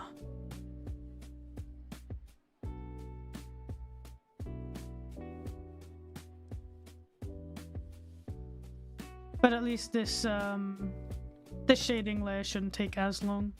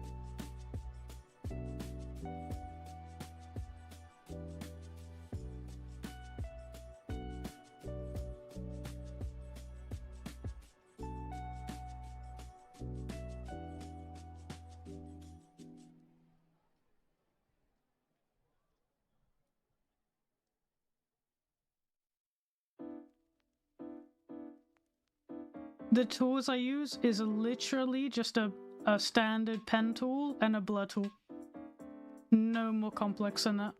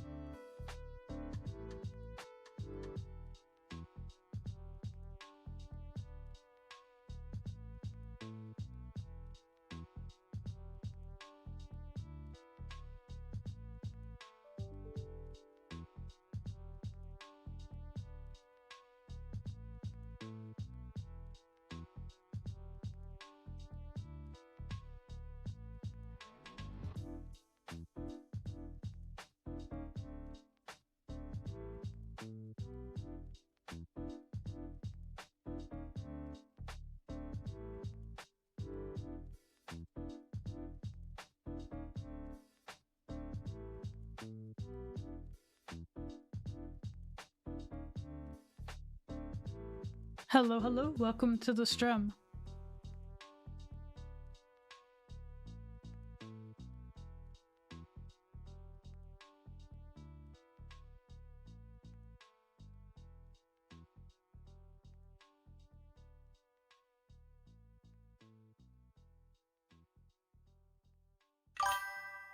Thank you for the follow. Welcome to the stream.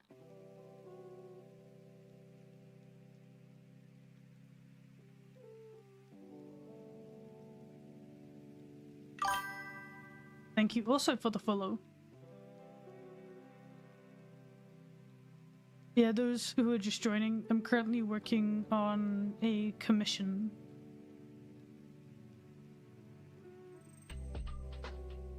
It's the blur tool that I use to like make the shading nice and soft.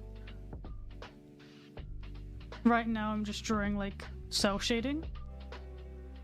So it's just solid shapes kind of. And then when I'm done, I will go over the shading with my blur tool and soften it and make it look nice.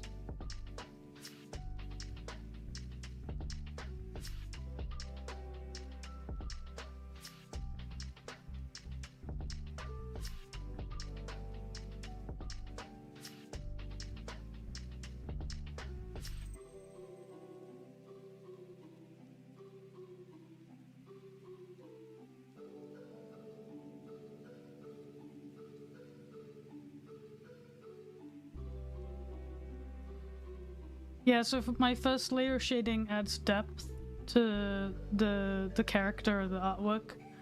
And then the second layer that I'm doing now is like actual shadow cast.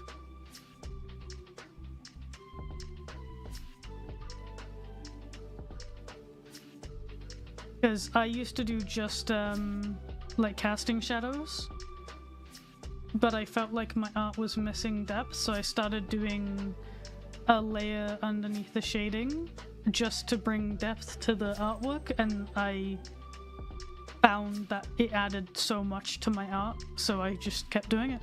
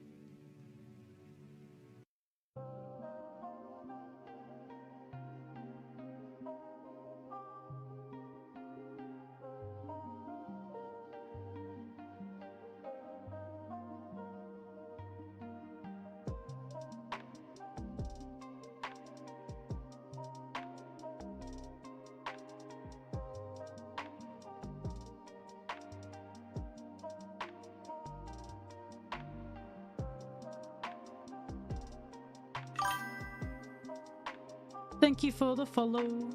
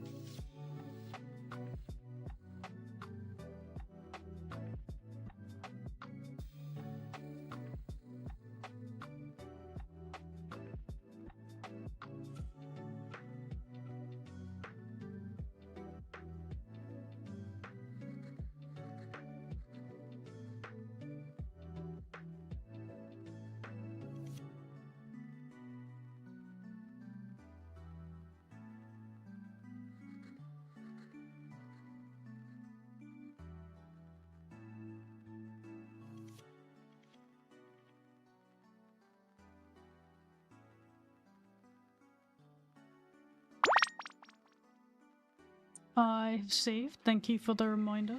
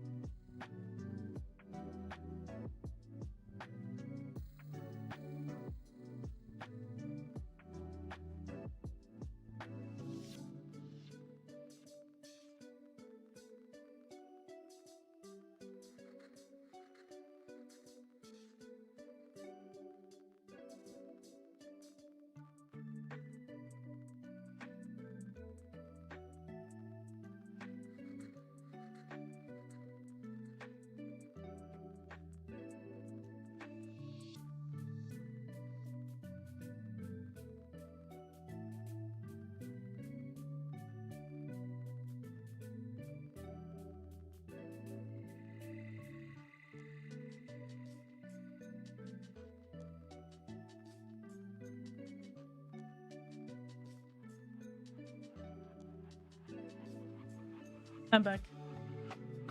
Flinks interrupted me.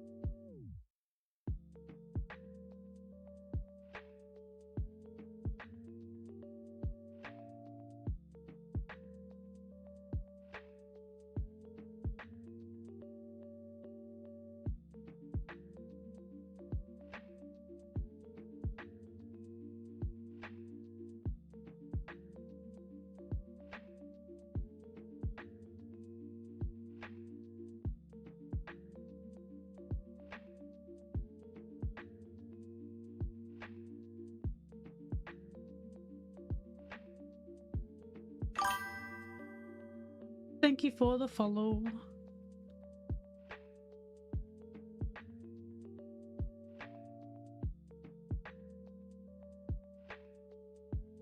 If you're asking about how I don't draw outside the lines, I have a mask, and all of my color layers are in a folder with that mask, so if I delete the mask, you can see all the colors bleeding over the lines.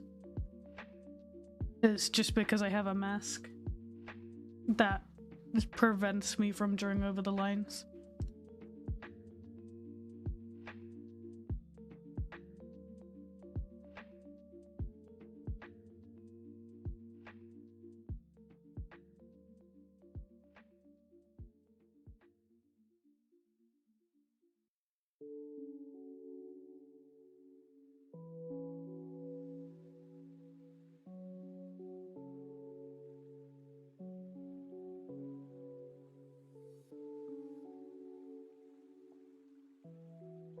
Hello, hello.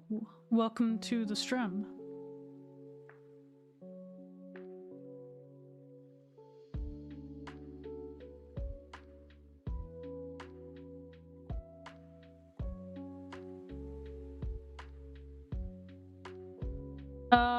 So the shading layers have a shade mode on them, but they won't stay purple.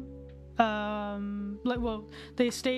are just purple. Like if I remove my white layer, you can see it's still just purple, but what I do is I go through and I select each color and adjust the value of the shading to better fit the color beneath it, if that makes sense. I just use purple to do the shading because, like, I think purple is the easiest baseline for shading color. But technically I could use any color for this technique. It really doesn't matter.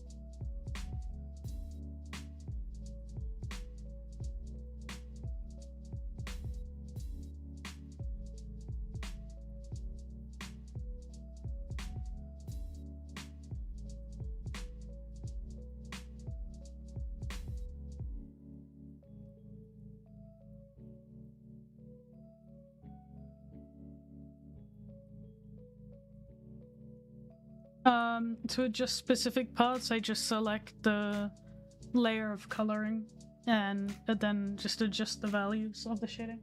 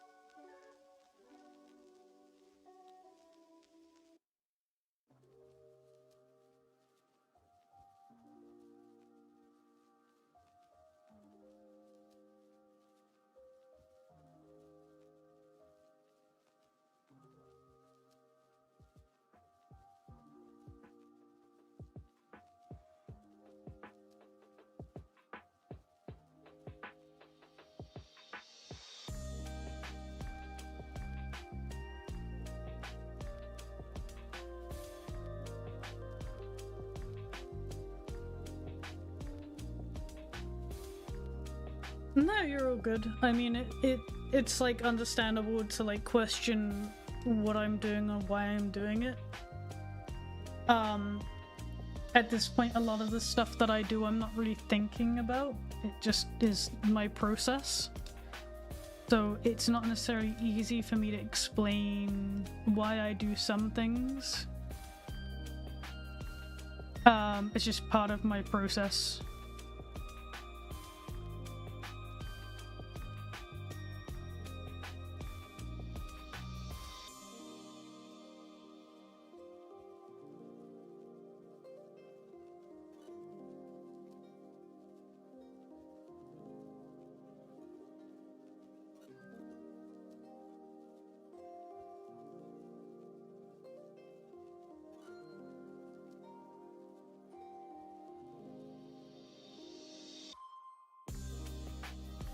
Flex, you'd be a bitch. This is why we can't have nice things.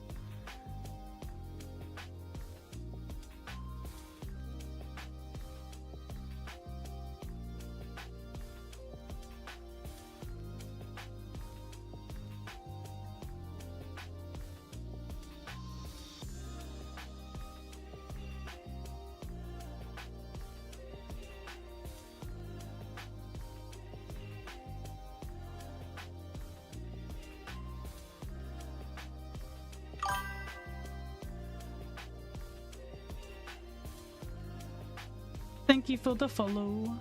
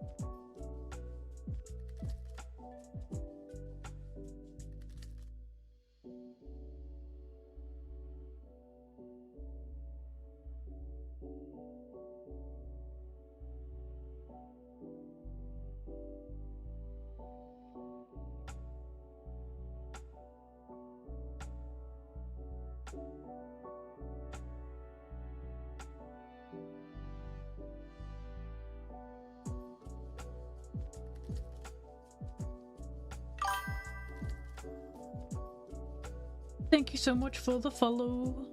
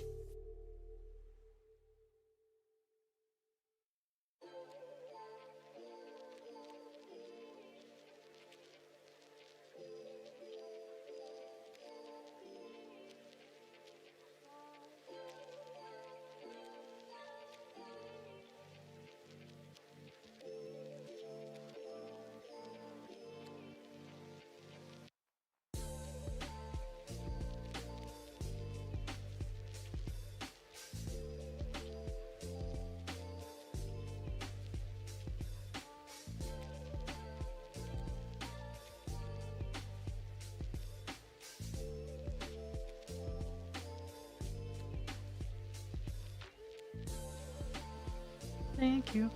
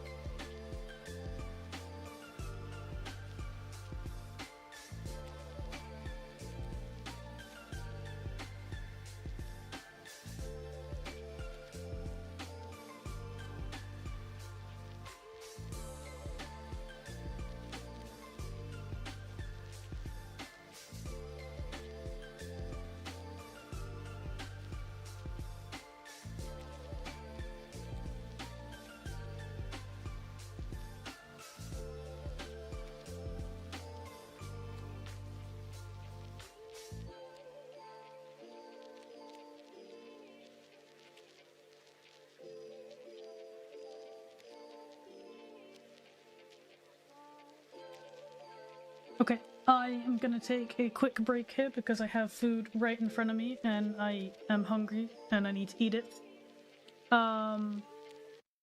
So I will be back in a little moment. Wah.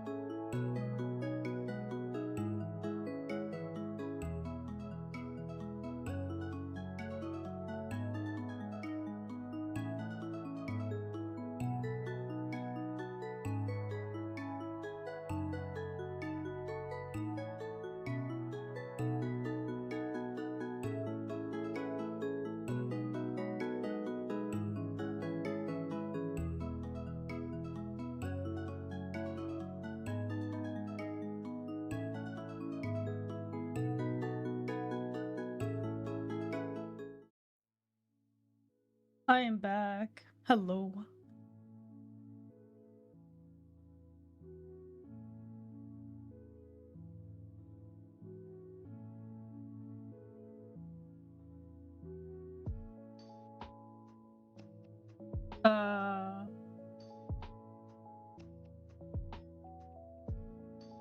Okay. I got scared for a second. I accidentally closed the window. I don't know how I'd managed that.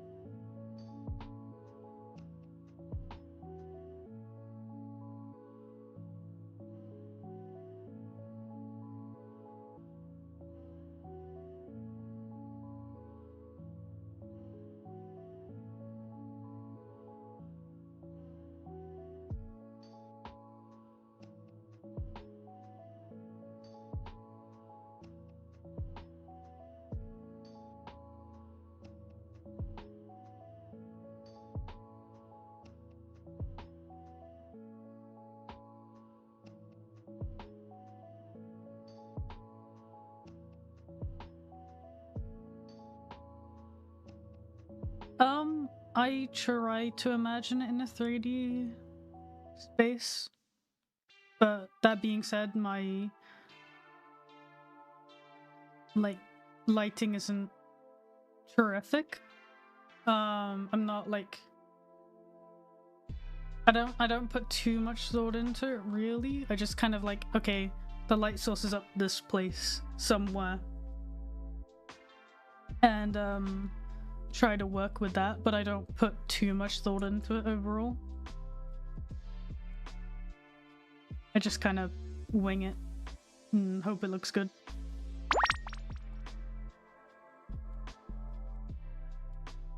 And I have saved.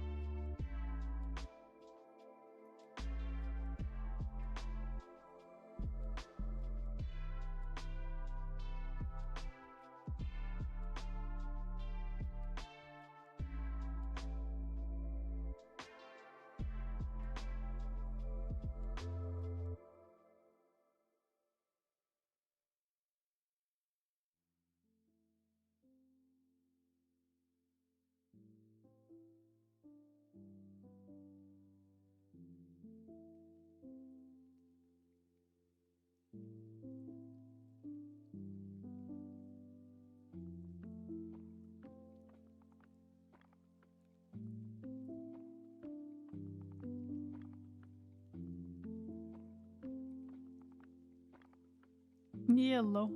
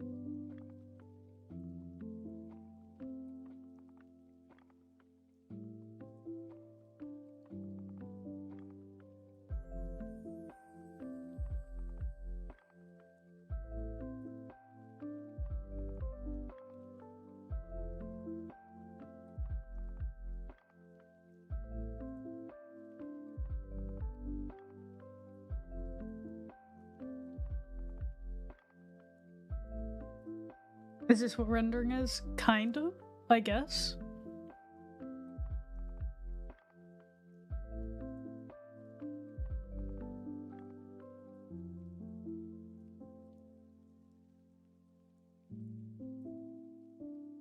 Like, it's all part of rendering, I guess. Like, doing all the lighting and shading and stuff.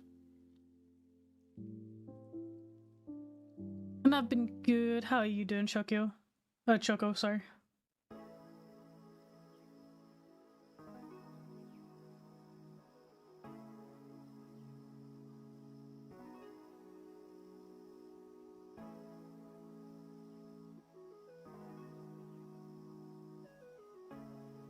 Because, like, in my head, at least, like, rendering on 2D is, like, you know, adding all the shading effects. I guess it kind of is the same, actually, in 3D. When you're rendering something in 3D, it's rendering, like, all the lighting, all the textures, like, the materials. Which is kind of the same as what I'm doing here. I'm, like, adding detailing and lighting and texture.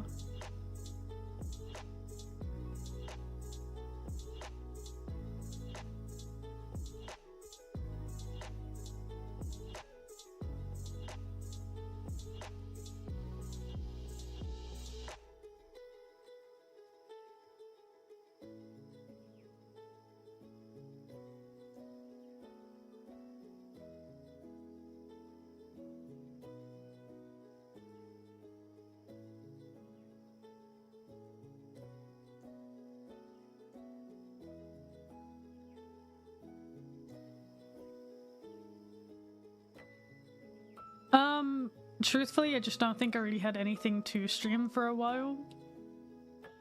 But now that I'm back to doing, like, commissions again, I have more content to stream. But also, I don't know, I just wasn't feeling like streaming for a while. I did also, I guess, I had, like, other stuff going on, like, my sister got married and all that jazz. But yeah, I think mostly I was just not really having much to stream or much willpower to stream. But now, now I'm doing commissions again, so I have more streamable stuff. Yeah, Mute actually comes back from her honeymoon today. She's been away for a week.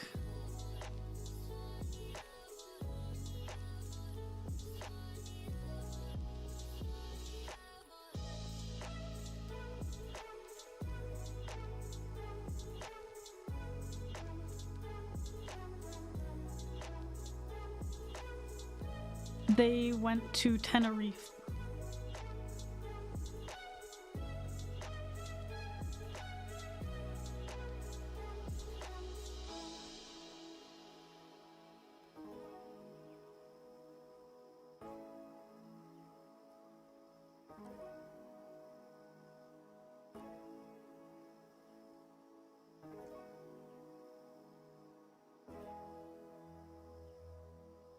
I think Fur's been doing well, all things considered. He was in the chat earlier, but he might be doing something else right now.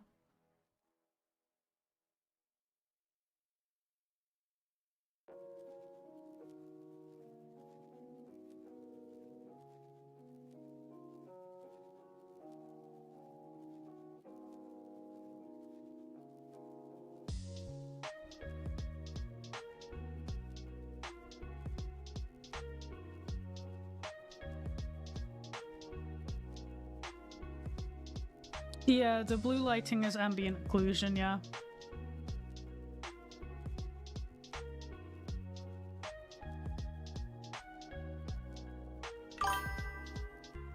Thank you for the follow.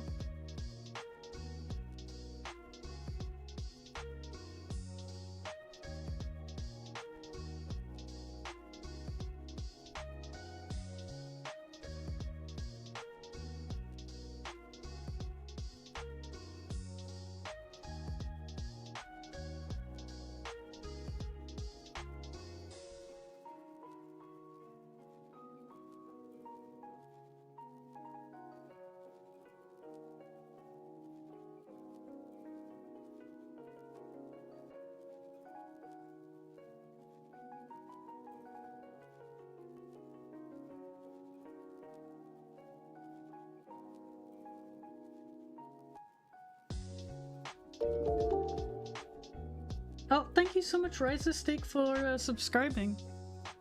And welcome to the stream.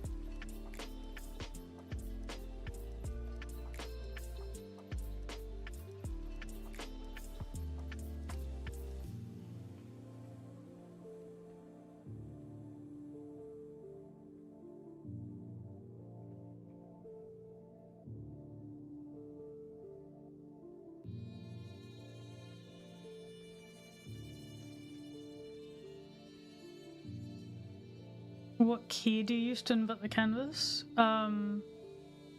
There's just a button at the top up here that I click.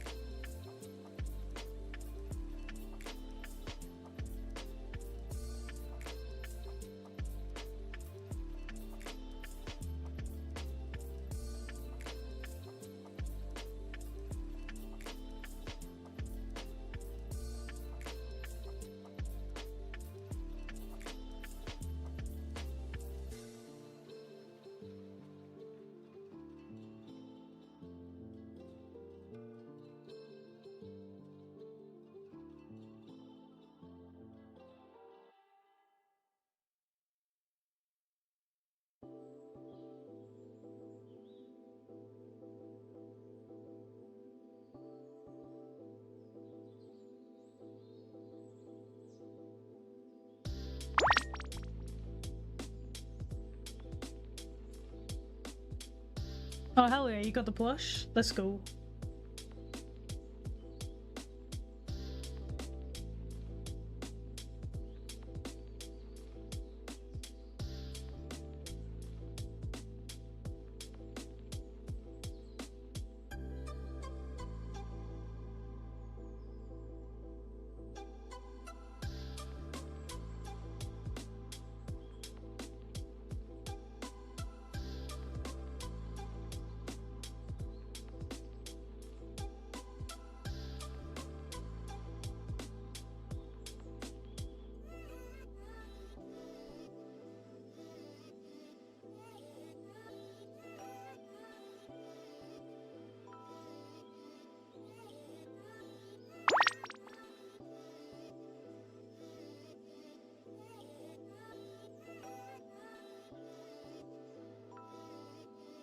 Sleep well, John. I hope you have a good sleep.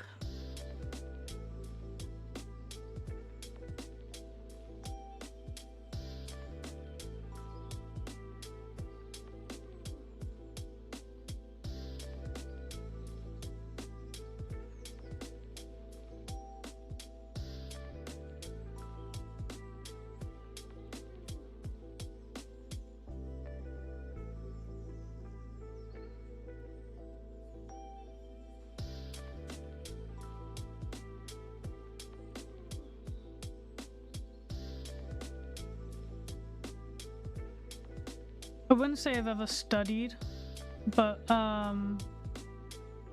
I've used references and critique to improve my anatomy, and then just over time, just like picking up on specific proportions has helped.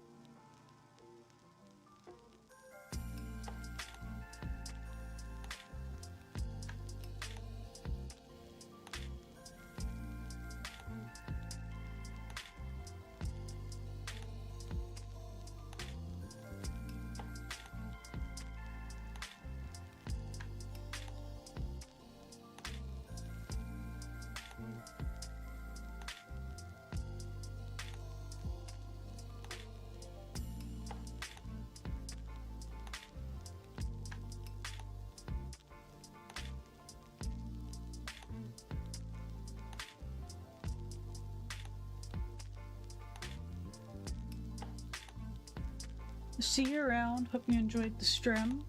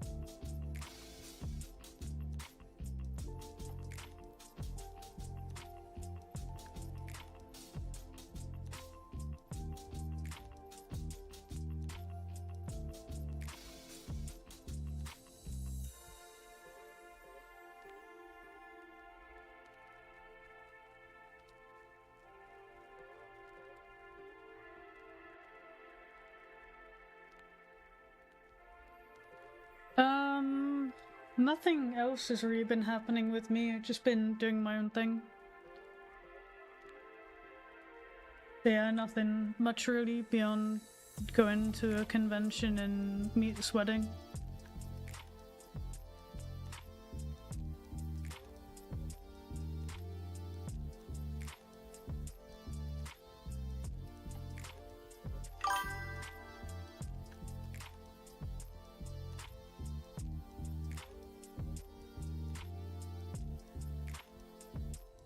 Thank you for the follow.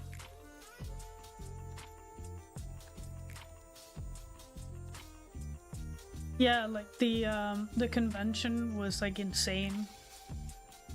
I vended Year Friends again this year, and the sheer amount of people who stopped by my booth was like insanity. Like at day one, from the moment they opened the doors, there was a queue to my booth. And people said that they were waiting like 40 minutes in a queue to get to my booth, which is kind of insanity. Like the first day I didn't get a break. I was facing towards like the booth the entire day. I didn't get like a moment to like sit down and talk to my friends. It was just non-stop sales. It was crazy. So needless to say, it went extremely well. But yeah, I don't know. I'm still kind of like flabbergasted by that experience. How would you describe conventions to a person who's never been? A lot. I would say they're a lot. The like thing is, conventions are super fun. I would always recommend to make sure you have like a friend to go with, like to meet up with and stuff. Because if you don't go with somebody, I feel like you're gonna be a bit lonely maybe. Unless you're like super extroverted, I guess. But like I personally, I don't think I would go to a convention alone, as I am not that extroverted. So I think I would really struggle to like hang out with anybody.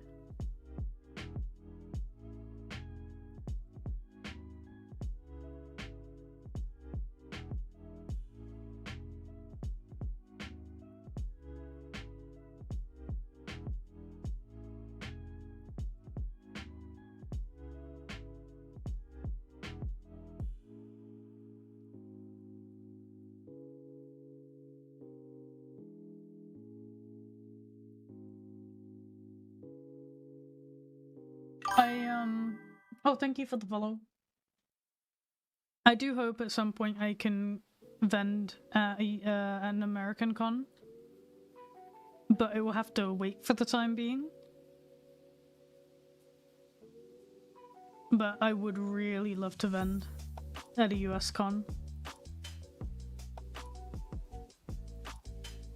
Because I've been to a couple US cons now.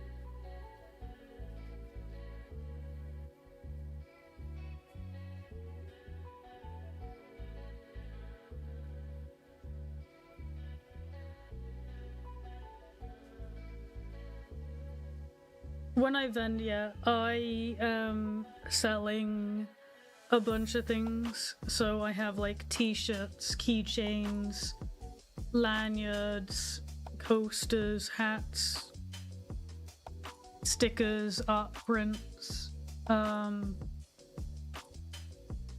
like all kinds of things, really.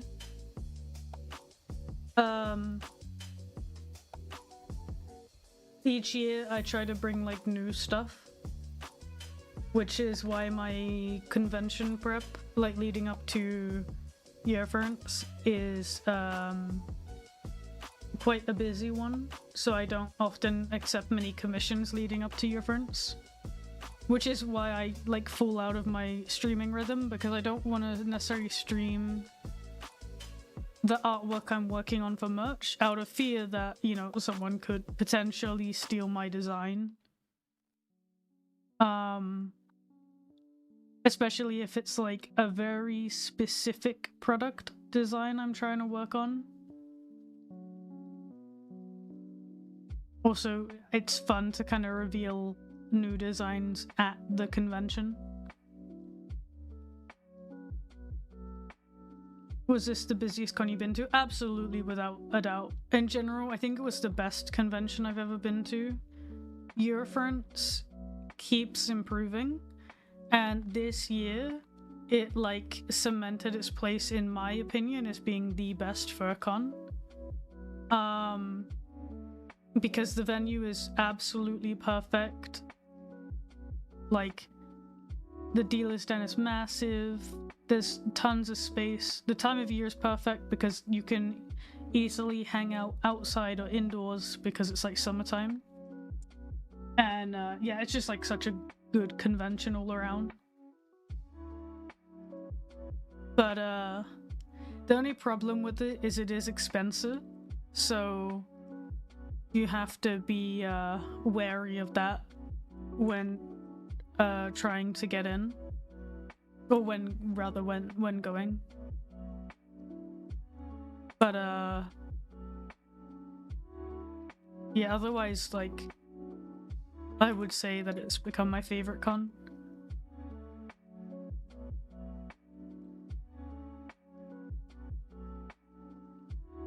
expensive was it? So my hotel cost me about €1,000 for two people for like 5 nights or something like that. Which yeah, in terms of like Hamburg, it's actually not too bad.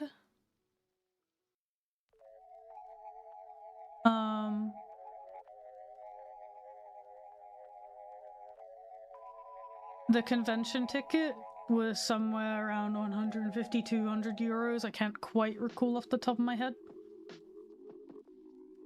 And then like food and stuff in Hamburg is just pretty expensive, so.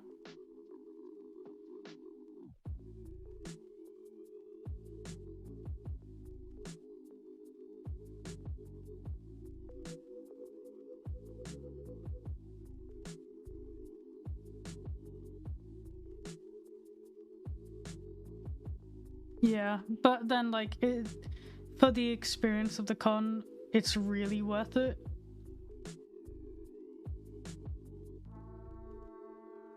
In my opinion, anyway. But yeah. At least that's the benefit to me vending there, as I make that money back. So it's not too bad.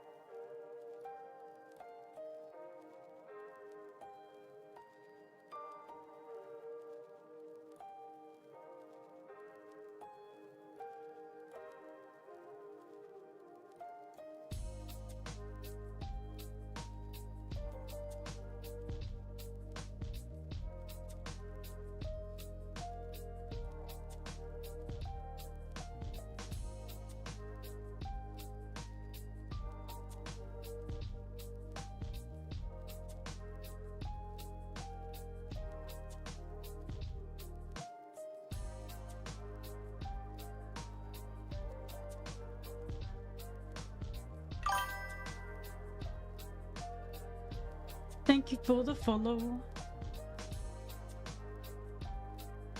Are you asking how many commissions I've worked on, like, today or overall?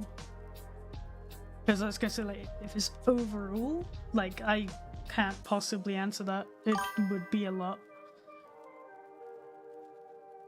Yeah, overall, I have absolutely no idea.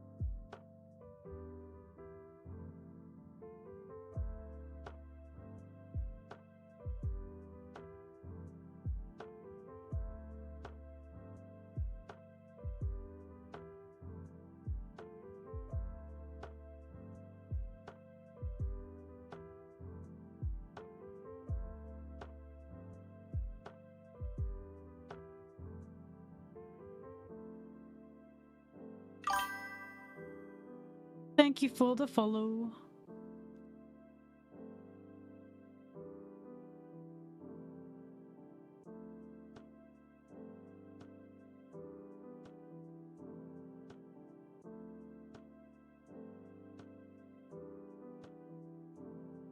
How long would it take me from start to finish? On average, probably about 6 hours. That being said, we're coming up to 6 hours on the stream.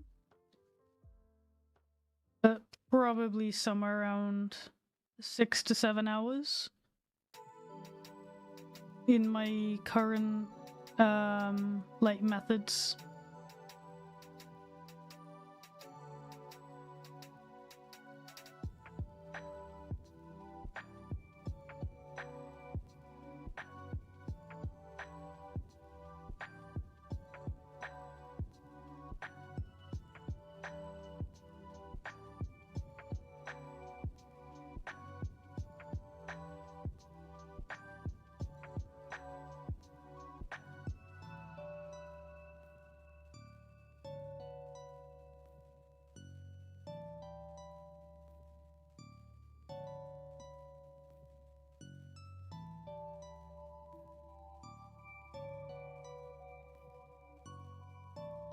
that's true. Yeah, I did work on Sushi's tattoo at the beginning. I forgot about that.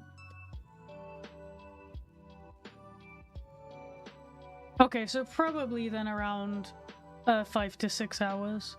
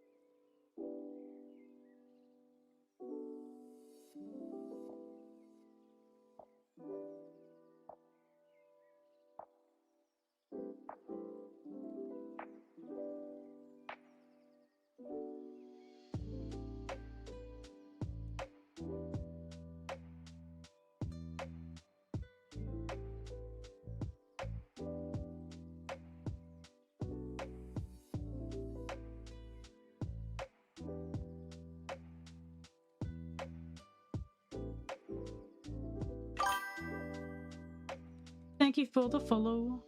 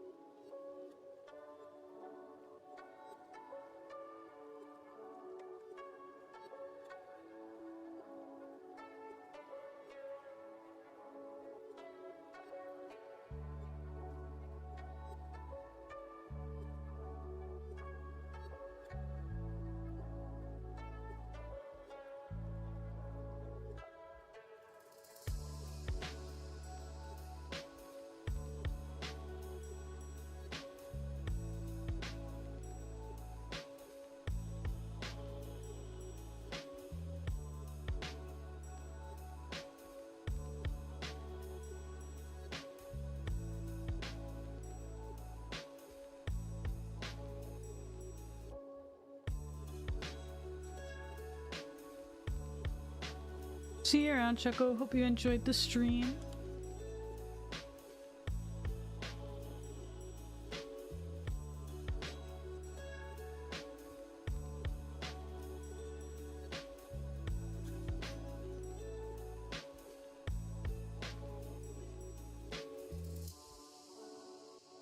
Oh, hey, Zach.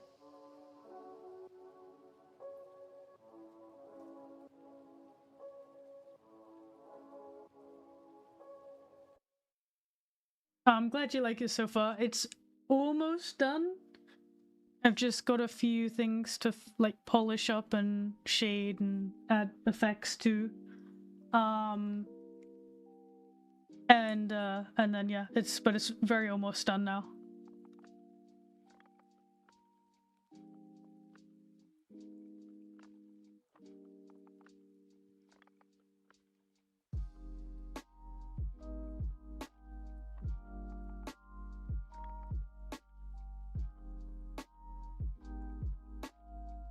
Oh, thank you, Kit. How are you doing today? Hope you're well.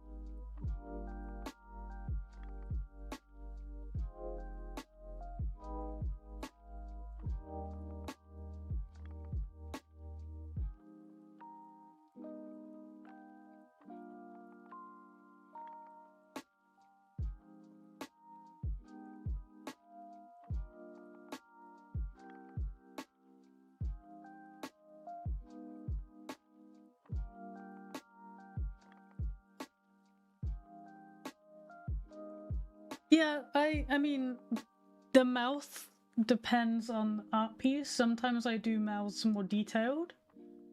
Other times I do them like this, you know, like the simple like style that I usually do. But I guess like there's like you're somewhat limited in terms of how you draw a mouth, I guess. I think if I changed it too much, my style would look very different.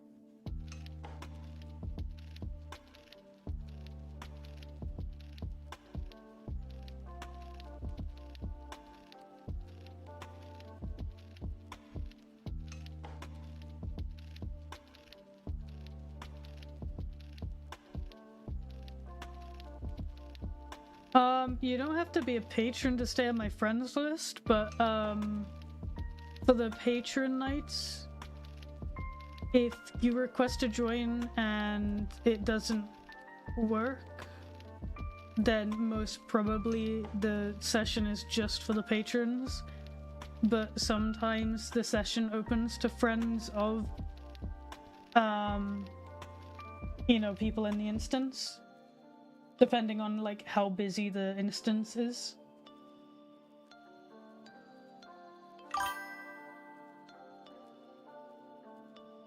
And thank you for the follow.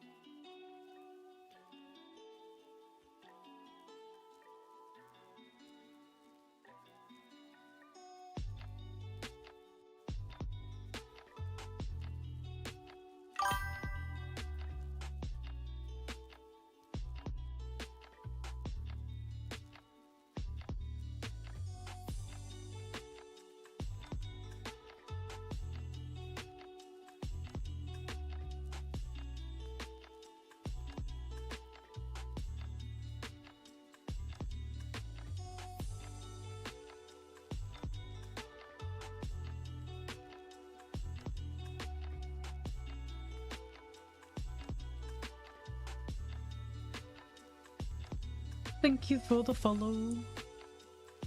Also, sorry if I'm a bit quiet at the moment. I'm just focusing on finishing this up.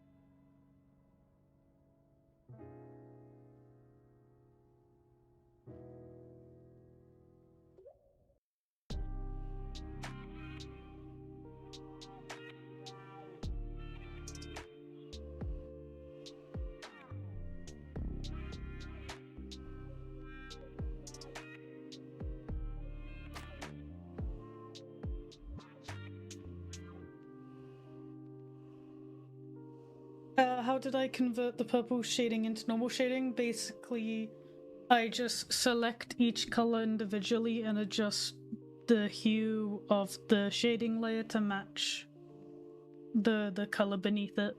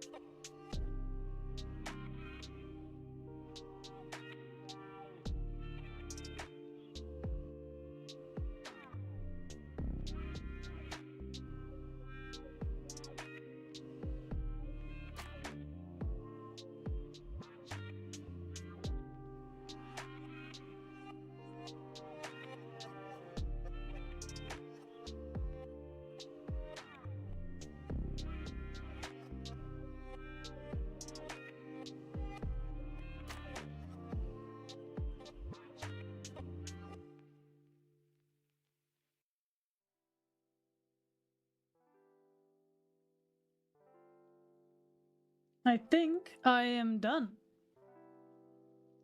Awesome. Well, I am gonna leave now because I need to go to the gym soon, and I think I'm done with work for the day. So I hope you will have a wonderful rest of your day. Thank you so much for joining me for the stream, and I will see you all next time. Bye bye.